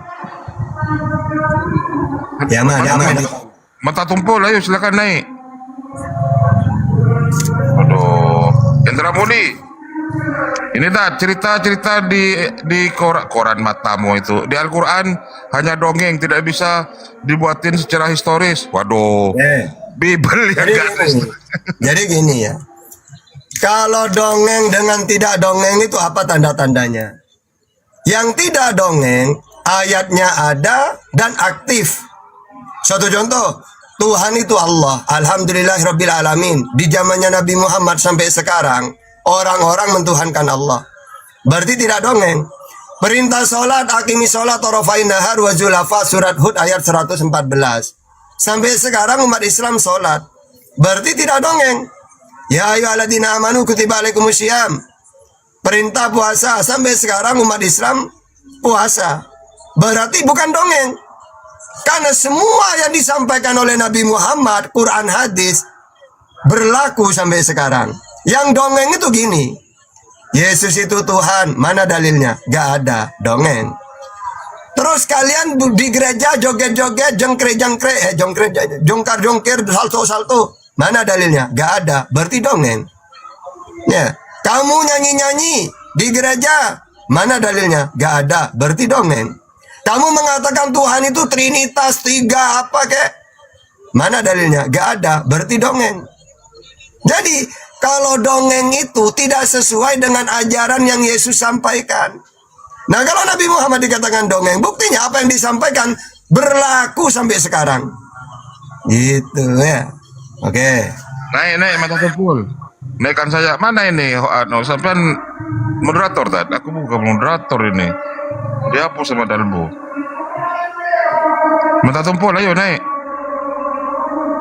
Bang Al Jaya, moderator. Bang Al. Demiur Bang Al. Parah Bang Dalbo ini. Gak ada Enggak Ustaz, aku juga dihapus sama beliau moderatorku. Ini kita tunggu Bang Dalbo ada, kita ajar dia nanti. Kok aku dihapus moderator ini? Tidur aja kau, Ban. Ini kawannya. Saya ngasih tahu. Pokoknya kalau buka Komal, kalau orang ini sudah biasa debat menjadi narasumber, memang harus jadi moderator itu. Karena kita tahu sifatnya mereka kan ngeyel. Kita ngomong ikut ngomong. Gitu. Ya. Nggak di Komal manapun, misalnya Bang Al, itu wajib itu. Walaupun sementara ada masalah. Dihapus nanti naik lagi, kasih lagi gitu. Kasihan. Karena capek lah kita ngomong ikut ngomong otennya gitu. Ini Ustaz. Aduh, Batu Hajar Aswad saja belum bisa menjelaskan kesahihannya. Emangnya kenapa dengan Batu Hajar Aswad? Silakan Ustaz. Ya mereka ini seakan-akan mencium Hajar Aswad sesuatu yang sangat luar biasa. Enggak. Mencium Hajar Aswad itu cuma sunnah. Andai kan kita ke sana tidak mencium Hajar Aswad, tidak masalah. Kiblat itu bukan bangunannya, bukan Hajar Aswad, bukan Ka'bahnya, tanahnya. Orang Sriwil dulu Baitul Maqdis kalau dijajah oleh orang Romawi misalnya, orang-orang penjajah lah, diratakan bait Allah itu. Nanti ketika merdeka Tuhan mengutus utusan, lalu mereka melawan, lalu terusir musuhnya, dibangun lagi. Ya mulai dari Yakub ada, tapi Salomo yang berhasil sampai hebat itu, bait Allah itu. Nah, kenapa kok dibangun lagi? Wong bukan bangunannya yang menjadi kiblat, tanahnya. Makanya dalam fikih itu dijelaskan, kiblat itu tanahnya. Ceritanya gini, dulu ketika di surga, Adam itu ya selalu menyaksikan para malaikat tawaf. Ya. Di langit ini kan ada namanya, ya, ribuan miliaran malaikat tawaf mengelilingi, ya, kayak apa? Baitul Makmur namanya ya, tempat malaikat tawaf itu. Udah biasa ada melihat itu. Pas dia diusir ke dunia kangen dia. Ya Allah, saya kangen melihat para malaikat yang mengelilingi, ya, yang bertawaf. Akhirnya sama Allah, ya sudah. Ya, di bumi juga ada. Akhirnya ada Baitul Makmur, tempatnya malaikat tawaf sampai ke bumi. Maka letaknya turun di Ka'bah itu. Jadi di bawah di Ka'bah manusia yang tawaf. Ke atas sampai ke Baitul Makmur para malaikatnya lurusnya ini Ka'bah itu. Ya, karena memang makanya kalau ada orang misalnya saya punya rumah saya tingkat 1000. Bagaimana saya kalau sholat? Ya tetap menghadap ke sana gini. Ka'bah di bawah. Bukan berarti menghadap ke bawah gini, enggak. Karena kiblat itu dari tanahnya sampai ke aras. Gitu ya. Sehingga kalau ada orang, misalnya ini gedung yang tinggi, kayak di tower itu yang jam itu di Mekah itu, Ka'bah di bawah. Apakah kita menghadap ke bawah? Tidak, menghadap ke sana. Lurusannya, karena Ka'bah mulai dari tanah sampai ke aras. Kiblat itu. Atau saya di pesawat, oh Ka'bah ada di bawah sana, ya tinggal saya menghadap ke sana, tidak usah ke bawah. Ya, jadi yang menjadi kiblat tanahnya, bukan Hajar Aswad, bukan Ka'bah. Itu ya. Oke.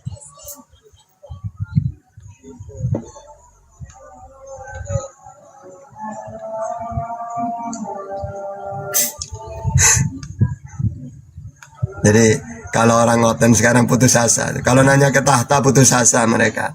Percuma nanya ke tahta, nanti dijawab pakai Quran, dikasih bonus. Bonusnya Bible, sakit hati. Benar kata Bang Al. Cukup mempelajari Bible itu sebenarnya mereka bisa. Lalu kenapa saya itu kalau menjawab pakai Quran dan Bible? Karena ini kan suatu pelajaran bagi saya. Tahta kamu itu menjelaskan panjang lebar Quran hadis. Percuma tahta wong saya tidak beriman. Oh kalau gitu saya jawab pakai 2 data saja. Ya, kalau tidak beriman ke Qurannya ada masalah. Kan saya pakai Bible juga. Misalnya tahta siapa saksinya Muhammad menjadi utusan? Allah, Al-Fat ayat 28. Yesus juga Allah, Yohanes 5:37. Nah ini kalau mereka mengatakan masa Tuhanmu tahta yang menjadi saksi, wong saya dananya itu. Loh, wong memang dalilnya Allah menjadi saksi. Sama seperti Yesus. Yesus, kamu kan utusan, siapa saksinya? Bapak yang mengutus aku. Dialah yang bersaksi tentang aku. Yesus, kenapa harus Bapak? Loh, 1 Yohanes 5 ayat 9. Ya, kita menerima kesaksian dari manusia, tetapi kesaksian Allah lebih kuat. Apa kata Yesus? Saya tidak butuh kesaksian manusia, karena kesaksian Allah lebih kuat. Betul. Yohanes 5:34, Dinda. Tuh. Perkataan Yesus tuh. Iya. Yohanes 5:37 Bapak yang bersaksi. 1 Yohanes 5 ayat 9, aku tidak butuh kesaksian manusia sebab kesaksian Allah lebih kuat, gitu kan ya. Betul. Hajar Aswad bisa menghapus dosa kan? Nyium tangan mamakmu juga menghapus dosa, bukan mengampun. Silakan Tan. Ya kalau yang menghapus itu amal Allah karena perbuatan baik. Mencium Hajar Aswad kan perbuatan baik, sunnah. Nah setiap perbuatan baik menghapus dosa. Yang menghapus Allah, bukan Hajar Aswadnya.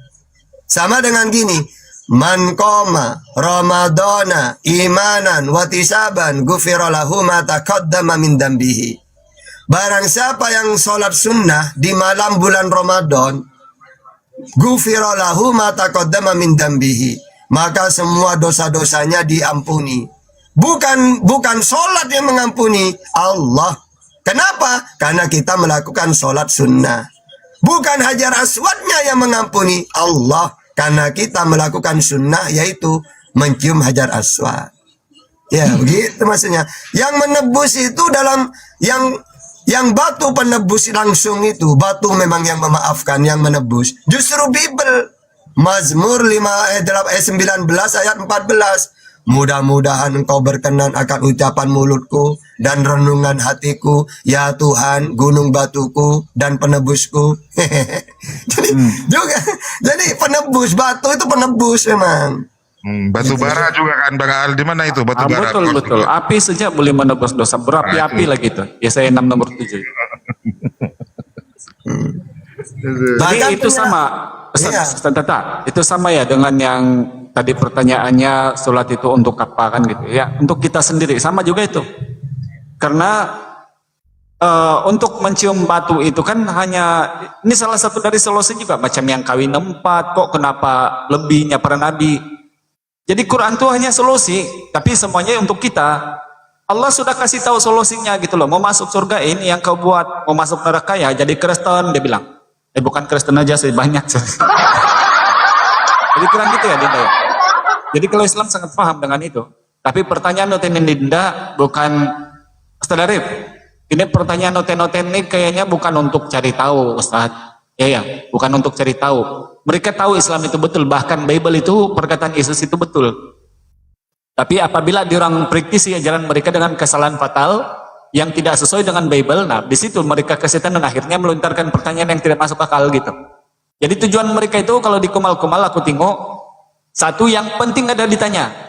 Walaupun menurut kita nih manusia nih kan, pertanyaan nih satu unlogical, macam lupun dan tiada guna pun. Misal ditanya tentang batu, tidak ada guna. Dia tidak mengurangi keislaman, tidak mengurangi kemuliaan Allah, tidak pula membuat Allah menjadi tidak Tuhan. Nah, kenapa Oten ini bertanya yang begitu? Untuk kebodohan saja kalau di Islam kan? Karena begitu kita bahas yang pokok, yang utama dalam ajaran itu, misal Tuhan, langsung hancur lebur mereka itu.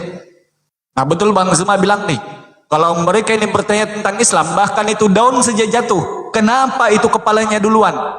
Kenapa bukan buntutnya yang duluan katanya? Bahkan kenapa tertelungkup, tidak tertiarap? Kalau bertanya tentang Islam tuh, karena kebodohan. Tapi coba kalau ditanya sudah, siapa Tuhan OTM? Nah disitulah. Akhirnya gila sudah. Nah ini ada yang menarik, Tata bilang tadi ya. Kalau mau menjadi debater Kristen itu berapa? 5 tahun. Minimalnya 5 tahun. Kenapa tidak boleh lama-lama itu? Misalnya tengoklah yang terjadi sekarang. Agama yang dibuat, bukan agama sih, sekte yang baru dibuat nih, yang terbaru nih, si Henry Tandianta. Tahun 2020, agama apa itu? Ajaran apa itu? Gereja Allah Esa. Sedangkan Henry Tandianta ini lama menjadi debater ini. Akhirnya membuat satu dinom, menambah derita orang-orang Kristen, dan disitulah kemudian dia membidat-bidatkan sesama Kristen. Katanya, oh Tritunggal itu ajaran setan, penyembah iblis katanya.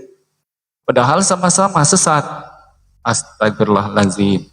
Jadi solusinya satu-satu, kalau satu-satunya sejak solusinya kalau mau selamat, ya masuk Islam. Udah, insya Allah tidak akan ditanya sudah berapa Tuhanmu, apakah Tuhan kedagingan, apakah Tuhan kefirmanan, apakah Tuhan keinkarnasian, itu akan semua hilang. Ketika apa? Masuk Islam. Ini bukan mengajak, enggak, tapi solusi, pemberitahuan untuk jalan supaya kawan-kawan Kristen ini merenung, gitu.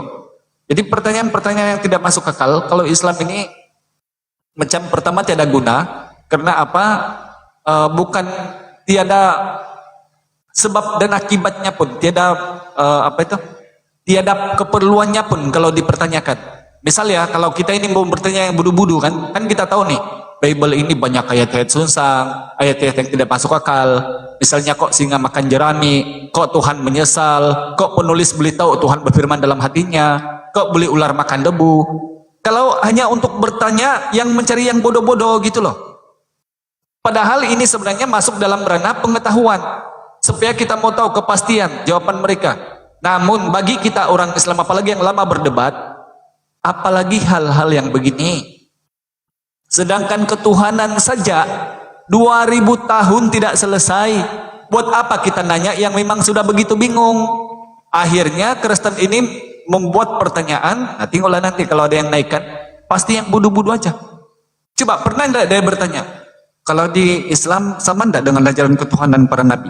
Ada enggak dia bertanya begitu? Aku rasa kalau ada Kristen bertanya begitu, enggak, dan teman-teman, itu pasti mau masuk Islam itu. Yang ada di kemal-kemal, kenapa Allah mau begini? Kenapa Islam sembah batu? Kenapa di surga pesta seks? Kenapa Nabi kawin banyak? Kenapa tuh Allah mau tidak terlihat? Nah itu pertanyaan yang budu-budu gitu loh, yang tidak perlu untuk dijawab pun. Kenapa? Sebab di dalam Bible semua sudah ada jawaban. Misalnya, ini tadi Ustaz Data sudah jelaskan tentang saksi.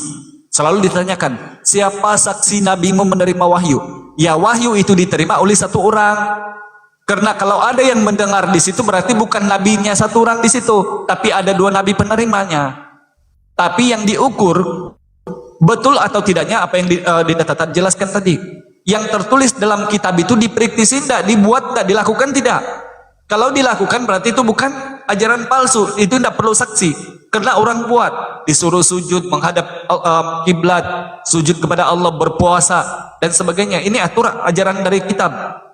Nah, yang tidak diajarkan ini, nah itu yang dibilang tadi kan, menyanyi-nyanyi di gereja, berlompat-lompat. Kalau di Indonesia bilang jongkrak-jongkrek, tidak pernah ada di Bible. Menyembah Yesus, menuhankan Tritunggal, Tuhan berdaging, Tuhan babak belur, tidak ada dalam Bible.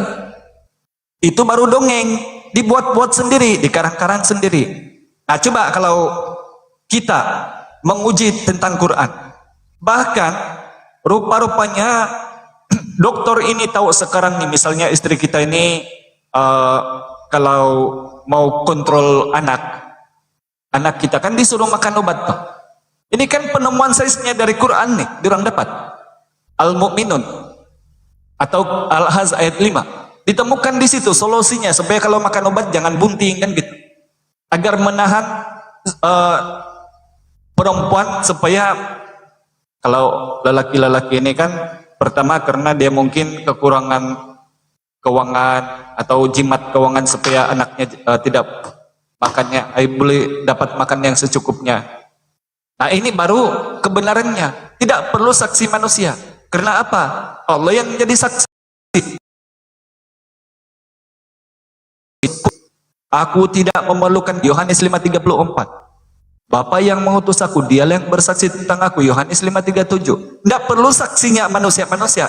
Nah ini konsep disamakan sama oten, karena bagi mereka itu Tuhan itu untuk jadi Tuhan harus boleh tidur sama-sama manusia, satu rumah sama-sama manusia, makan minum sama-sama manusia. Disamakan konsep ini sama mereka. Nah, gabrol lah kalau begitu. Padahal Bible sendiri sudah ada jawabnya. Tentang batu, Bible bertebaran ayat. Bahkan Yesus dibuat jadi batu. Kisah 4 nomor 11. Begitu juga tentang pesta X. Dalam Bible itu 1174 ayat X.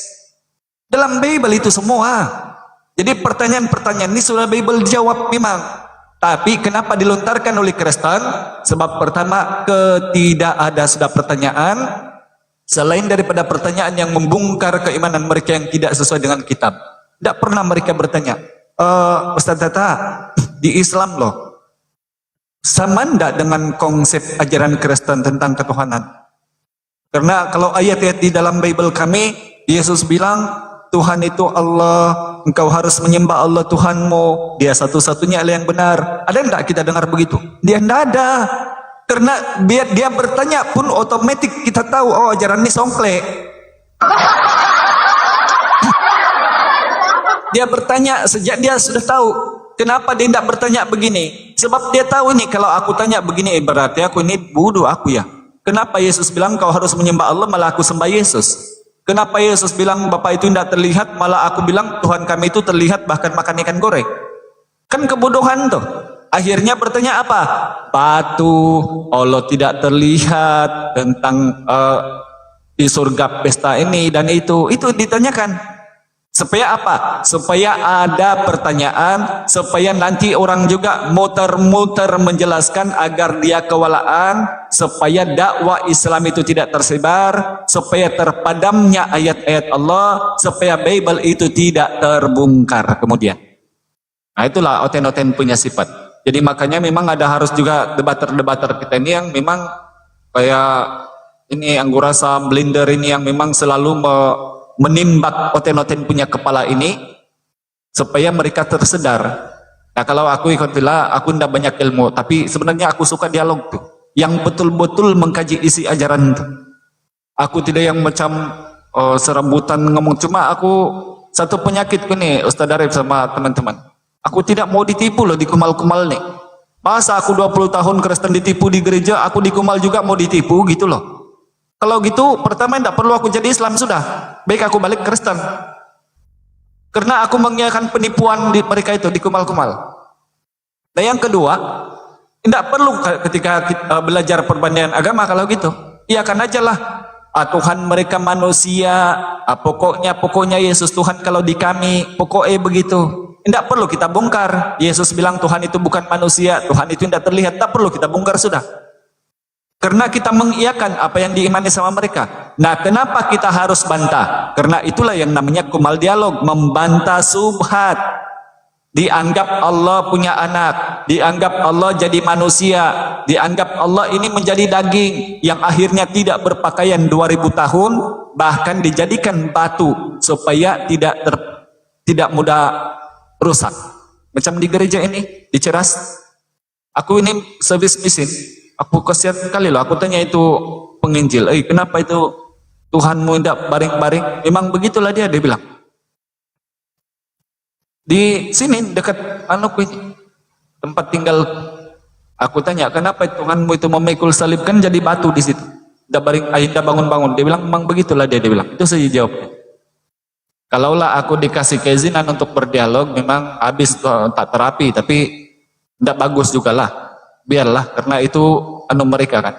Cumanya kalau kumal-kumal dialog ini, ada satu hal yang kita harus sharing, yaitu memberi pemahaman sama netizen ayat-ayat yang rupanya ada counter attack dengan pertanyaan mereka, bahkan ayat-ayat ini sendiri ada di Bible. Ini bukan untuk menghina, bukan menghujat, bukan merendahkan. Sebab itulah kita dalam Kumal Dialog. Kumal Dialog ini tempat kita belajar, bukan tempat caci memaki, maki-memaki. Tapi kalau oten, rata-rata memang yang naik di Kumal itu yang tidak ada pengetahuan, bahkan kemanusiaannya saja itu tidak ada. Cuma lihat aja nanti kalau ada oten, pasti begitu mereka. Bertanya saja tidak becus. Apalagi kalau ditanya, bertanya saja muter-muter, diulang balik-balik jawab, dia bilang tidak jawab. Kenapa? Sebab bagi mereka, kalau dia bertanya, dia mau kita juga ngarang-ngarang macam mereka. Baru dia bilang, oh terjawab kalau begitu. Misal ya, Allahmu kenapa tidak ada? Oh, kalau sebenarnya Islam ini, Allah ini jalan-jalan. Dia makan ikan goreng juga dia. Nanti dia mati baru jadi Tuhan dia itu, Allah itu. Tepuk tangan oten itu. Begitu. Tapi coba kalau langsung kita bilang, kan Yesus bilang Yohanes 5:37 bisa dilihat, tidak bisa 1 Timotius 1 nomor 17. Hal yang esa tidak nampak dengan mata. Langsung gila mereka itu. Jadi inilah oten-otennya. Oten-oten memang kita ambil maklum bahwa ajaran kalian itu bukan membantah para nabi, jauh kali kalau para nabi, apalagi Islam, tapi ajaran kalian itu untuk membantah isi-isi kitab Anda sendiri. Nah, sebab itu kita jadi pertanyakan. Ini sumbernya dari mana? Akhirnya di Kumal-Kumal Dialog ini ambil kesempatan ini untuk menjelaskan sama manusia agar kita tahu, supaya orang-orang yang lain itu dapat pelajaran, terutama orang-orang Kristen yang awam. Lanjut. Dinda, ini ada Kristen yang mau naik lagi, kasih naik lagi enggak? Mau kasih naik lagi kan? Oten. Kita kasihan dulu lah sebelum Ustaz data sulat apa itu? Sebelum dia zuhur. Ini luar biasa juga deh, tapi enggak apa-apa lah. Ada lain. Ya, gue masak. Selamat sore, gue masak. Selamat sore. Para ilah yang iblis tidak disembah oleh para Tuhan. Apakah ilahmu disembah oleh para Tuhan? Aduh. Tuhan menyembah Tuhan. Hancur aku Ustaz Arif kalau gini. Hancur ilmu kita. Lucifer salah satu ilah yang tidak beranak, yang tidak diperanakkan Yahweh. Minum dulu. Apakah ilahmu? Aduh, minum obat dulu dah. Hancur. Para ilah yang iblis pasti tidak disembah oleh para Tuhan. Pertanyaannya, apakah ilahmu disembah oleh para Tuhan? Tapi kalau para manusia disembah tidak oleh para manusia, kau masak? Iya. Jadi harus kau jawab dulu. Ilahmu itu adakah disembah oleh para Tuhan? Apa pula para Tuhan itu kan satu aja, tidak ada banyak. Mana ada paranya? Jadi monoteisme 100% ajaran sesat. Saya bertanggungjawabkan sampai kiamat. Oh, berarti Yesus itu mengajarkan sesat ya? Yesus mengakui banyak Allah. Yesus mengakui banyak Allah. Di mana? Yohanes Yesus 17 ayat mengakui 3. satu-satunya Allah yang benar kan? Ada banyak Allah, tapi ada satu Allah yang benar. Iya, berarti yang lain nggak benar. Jadi dibandingkan dengan dirinya, Yesus itu pasti salah seorang Allah. Waduh, parah. Tapi baginya hanya satu Allah yang benar. Artinya ada banyak Allah. Ini pasiennya Pak Purnomo ini lepas ini. Jadi kalau ada Allah yang esa, berarti ada Allah yang tidak esa. Artinya ada banyak Allah. Dongok. Oh gitu ya. Kalau ada Allah yang esa, ada Allah yang tidak esa. Artinya ada banyak Allah. Dongok. Waduh, Tuhanmu banyak berarti ya, masa ya.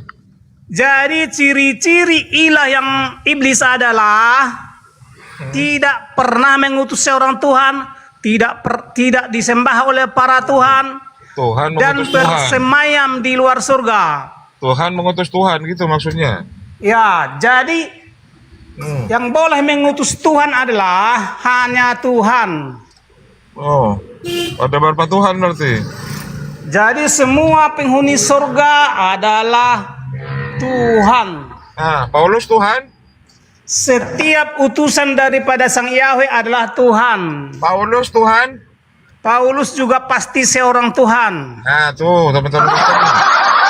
Jadi ciri-ciri ilah yang iblis tidak memiliki umat yang Tuhan. Paulus Tuhan.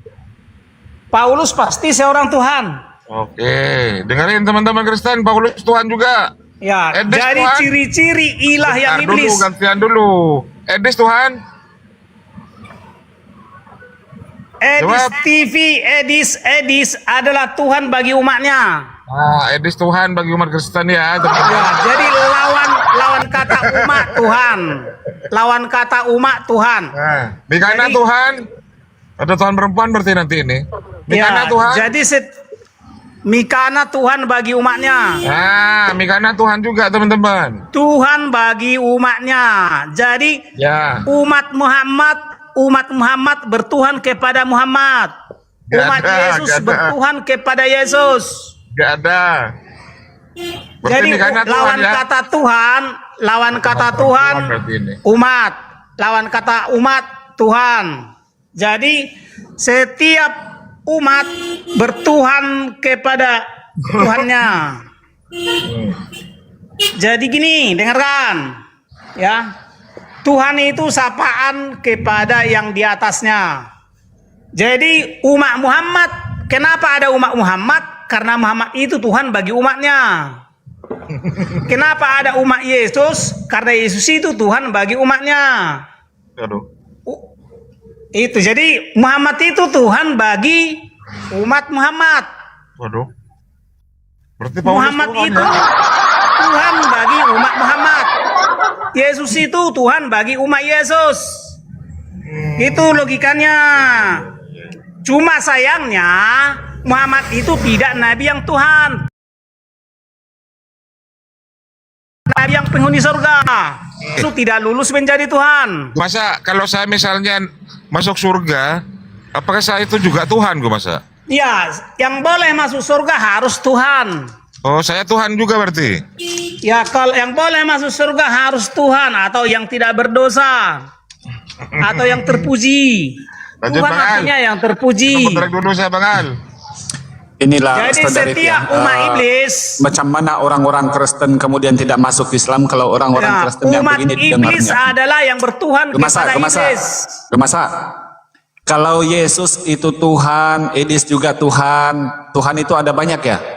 Ya, jadi Tuhan artinya orang-orang yang tidak berdosa atau orang-orang yang dipuji. Oh, jadi Edis Gumasak tidak berdosa gitu ya? Jadi secara mutlak atau tanda-tanda pasti seorang Tuhan dia berada di surga.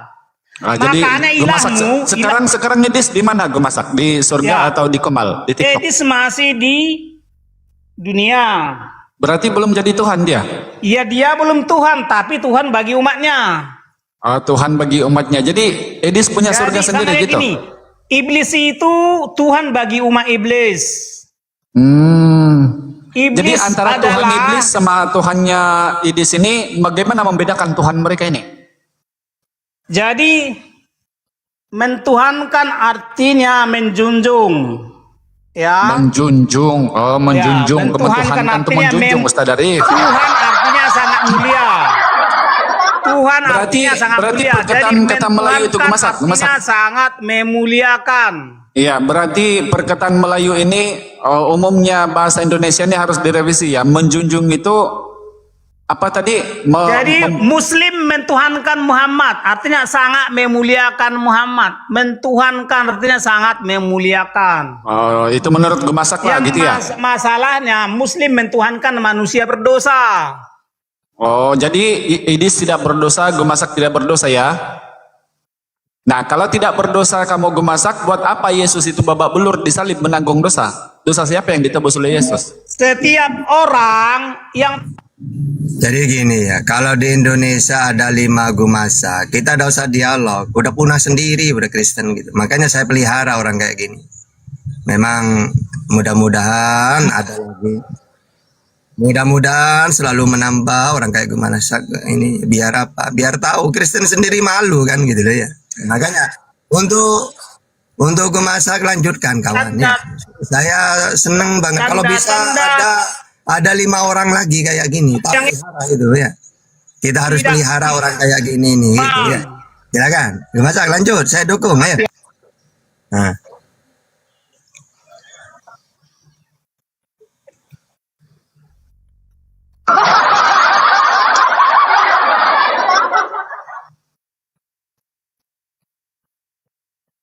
Turunin jangan ke anu. Itu kita harus pelihara. Bagus orang kayak gue masakin. Kalau bisa nambah 5 lagi gitu. Biar tahu, aduh kok kayak orang Kristen yang lainnya. Kok ada dari kami kayak orang kayak ini. Kenapa tidak keguguran aja dulu kata orang Kristen.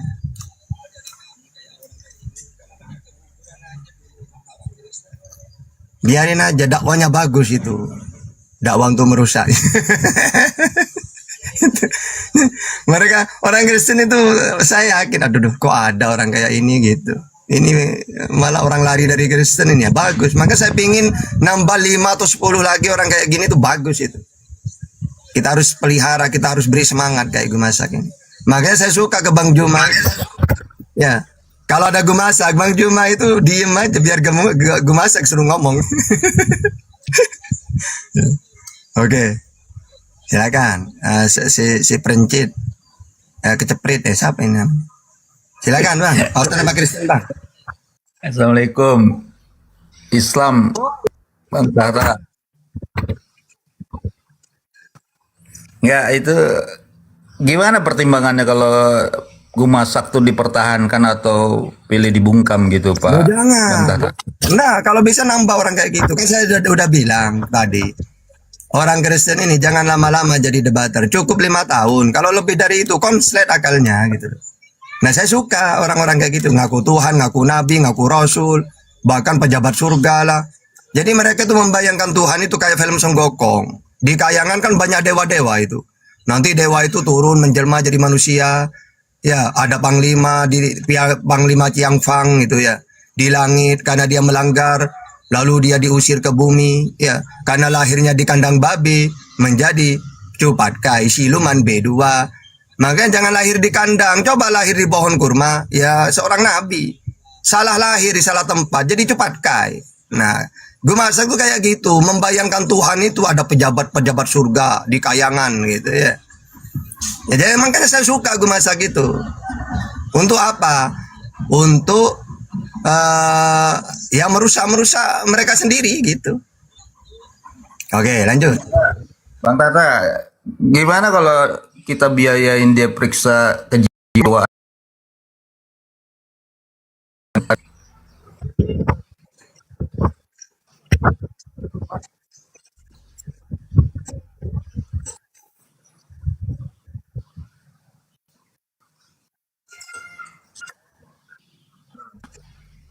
Maksudnya kita kalau untuk disadarkan nggak bisa ya biarin lah. Ibaratkan bengkel, diperbagi nggak bisa, ya udahlah dihancurkan beli yang baru gitu. Biarin tambah rusak gitu. nggak, maksudnya kan biar jadi percontohan bahwa kalau belajar agama nggak kuat mentalnya tuh bisa seperti itu gitu. Ya nggak? Mungkin dia tuh nggak kuat. Makanya jangan diobatin, biarin. Kalau bisa tambah banyak gitu, enak. Oke lah Bang Tata, makasih Bang Tata. Assalamualaikum. Saya mau sholat. Waalaikumsalam warahmatullahi wabarakatuh. Adakah? Assalamualaikum warahmatullahi wabarakatuh. Ustadz Tata, Ustadz Ari, Bang Dalbo, Bang Handi, Bang Baal, Bang semuanya lanjut. Waalaikumsalam warahmatullahi wabarakatuh. Bang Bayu. Ini kalau boleh berbagi sedikit. Kita memang harus Handi Bunda Rahma, lanjut. ya, kita memang harus bersyukur ya. Dilahirkan dari rahim seorang ibu yang muslimah. Itu tanda syukur kita ya, karena itu sudah takdir namanya. Takdir itu nggak bisa dirubah. Nanti Bunda Rama lahir dari seorang muslimah. Itu takdir nggak bisa dirubah, jenis kelamin perempuan. Tapi ada takdir yang bisa dirubah. Momen dia lahir bukan dari seorang ibu muslimah, Itu takdir masih bisa berubah dengan cara apa? Fungsikan akal sehat, berusaha. Makanya ada mualaf. Itu ya. Tapi ada juga yang merubah takdirnya udah lahir dari seorang ibu muslimah, dia rubah takdirnya sendiri menjadi murtad. Itulah dinamika kehidupan di muka bumi ini, karena tempat di muka bumi ini adalah tempatnya orang diuji. Lulus dan tidaknya ya tergantung nanti. Selesai ujian itu setelah kita diucapkan oleh orang lain innalillahi wa inna ilaihi rajiun. Selesai ujian itu, dimandikanlah kita, ini karena fardu kifayah, dikafani dan seterusnya, kemudian dikubur. Selesai sudah. Tinggal apa? Pertanggungjawaban apa yang pernah diperbuat di muka bumi ini. Kalau gue masak ditanya, apa itu pejabat surga gue masak? Ya silakan nanti dijawab. Kira-kira begitu ya, apa kira-kira jawaban gue masak? Kok ada di surga ada eselon 1, eselon 2 gitu. Pertanyaan pertama apa bunda di alam kubur? Man rabbuka? Man rabbuka, siapa Tuhanmu? Dijawab oleh gue masak, Tuhan saya pejabat surga. Nah kan. Nah itulah. Kita ada nilai plusnya ya di situ. Dan kedua, yang paling penting adalah ada 3 amal yang tidak terputus itu. Apa itu? Amal jariah, ilmu yang bermanfaat, doa anak soleh. Itu yang penting. Makanya kita perlu di kehidupan ini itu perlu berbagi ilmu, jangan pelit ilmu. Kalau ada rezeki, sumbanglah ke masjid, sumbang ke masjid dan seterusnya gitu ya. Dan kalau punya anak, jadikan dia anak soleh dan soleha agar ada nanti regenerasi gitu sih. Itulah bangga kita menjadi seorang muslim. Tergantung mau dipakai apa enggak ini. Semua ini enggak terlalu mahal keluarganya itu. Mau dipergunakan silakan, mau enggak. Allah itu kan tidak memaksakan, Anda diberi kebebasan untuk memilih gitu kan. Mau ke kanan surga, mau ke kiri neraka, silakan aja. Nggak ada masalah itu. Tidak dipaksa, tapi diberi petunjuk. Saking sayangnya Allah kepada umat manusia itu, diturunkan Al-Quran. Diangkat Nabi Muhammad menjadi Nabi sebagai suri tauladan. Yang kita tauladani gitu loh. Apalagi kurangnya itu loh. Udah dikasih SOP, ada perintah, ada larangan, ada nabinya memberikan praktek, itulah hadis dan seterusnya. Nyaman kok tinggal ngikutin gitu ya. Nah, tapi yang nggak mau ya nggak apa-apa. Makanya Al-Quran kan hai orang-orang beriman itu. Kemudian ya ayyuhal kafirun, ada peringatan buat orang beriman, ada juga teguran untuk orang kafir. Kembalilah sebelum ajal menjemput. Kira-kira tausiah saya hari ini semoga bermanfaat buat kita semua. Saya wakil Ustaz Tata Bunda Lama. Makasih. Allah, itu benar Saya ingin itu. bertanya ini Bunda Rama sama Bang Andi. Bagaimana seorang manusia dia itu berkelakuan baik kepada sesama manusia, dia bersedekah, dia rajin beribadah, tapi dia bukan itu. Bagaimana menurut pandangan dari kita umat Islam itu, Bang Andi? Silakan. Oh, ini Apakah dia masuk pertanyaan neraka sangat bagus. atau tidak? Ini pertanyaan sangat bagus. Sering kita lihat di kehidupan interaksi sosial ya antar umat manusia. Di sana terjadi hablum minan nas. Banyak sekali saudara-saudara kita bukan muslim, non muslim gitu ya. Nanti dibilang kafir nggak enak pula lagi. Padahal kafir kata indah itu kan, menutup. Itu kalau dia rajin bersedekah, rajin memberi sumbangan buat jalan, bahkan ada yang sering nyumbang ke masjid begitu ya, tapi dia bukan muslim. Artinya apa? Sia-sialah dia dalam hal urusan pribadinya, mempertanggungjawabkan penilaian dari Allah Subhanahu wa taala, tapi bermanfaat bagi sasarannya begitu. Contoh membangun jalan, dia bermanfaat untuk dilewati, tapi sia-sia, dia nggak terhitung. Bagaimana mungkin dia diberi ijazah S1 kalau dia tidak pernah kuliah di kampus itu? Mestinya dia masuk kampus dulu supaya ada ijazahnya nanti, penilaian tersendiri gitu ya. Nah, itu sih jawaban saya, semoga tersampaikan dengan baik. Maklum formulasi bahasa ilmu komunikasinya juga kurang mencukupi. Itu sih jawaban saya, Mas Bayu. Saya pikir semoga tidak dimengerti. Jangan dulu bercanda kau. Kecuali kalau dia yang bersangkutan, yang ahlu sedekah itu berhenti dari kekafirannya, artinya mu'alaf. Jadi segala dosanya itu dihapus, nol lagi. Bonusnya perbuatan baik yang ia lakukan tetap. Itu kalau orang mu'alaf gitu. Tapi tetap Itu kalau betul. kafir, kalau tetap kafir ya sudah neraka. Sia-sia kata Bang Hendi tadi. Gitu. Ya sia-sia perbuatannya selama ini. Ya mudah-mudahan orang yang seperti tadi diberi hidayah ya. Terus kemudian mengucap kedua kalimat syahadat. Amal-amal perbuatannya yang lalu-lalu terhitung, dosa-dosanya diampuni. Jadi 0 tapi plus amal 0 dosa. Itulah keutamaan dari mualaf itu. Itulah Mas Bayu. Makasih Pak Arif tambahannya. Coba ada saya bapak lagi nomor lain pakai anu lain ini kan berada lagi ya Pak. Tunggu Mas, dia mau syahadat katanya. Ada lagi saya bapak ada lagi nyerah ke lain pokoknya sedang Pak. Assalamualaikum. Waalaikumsalam warahmatullahi wabarakatuh. Waalaikumsalam. Bang Hendi, ini gue masak nih kayaknya udah kelewatan nggak? Kok Allah dibilangnya ilah yang iblis gitu? Iya, dia ngetik-ngetik nggak apa-apa lah. Dia kan masing-masing orang bertanggung jawab apa yang telah dia Gumasa perbuat. itu ODGJ bang, ODGJ dia, jadi nggak usah ditanggapi. Gumasa itu ODGJ, jangan ditanggapin. Ya. Masing-masing orang bertanggung jawab apa yang dia lakukan. Lo hujat Islam, lo hujat siapapun, yang lo hujat itu tidak pernah berkurang nilainya sedikit pun. Tapi ya nilai negatifnya berbalik kepada yang berbuat itu. Kita kan sudah menyampaikannya, gitu ya. Dakwah sudah sampai kepada mereka, tapi mereka masih hujat. Masih hujat ya. Hujatannya kembali ke dia. Di alam kubur nanti dimintai pertanggungjawaban. Gitu ya. Kalau gue masak silakan.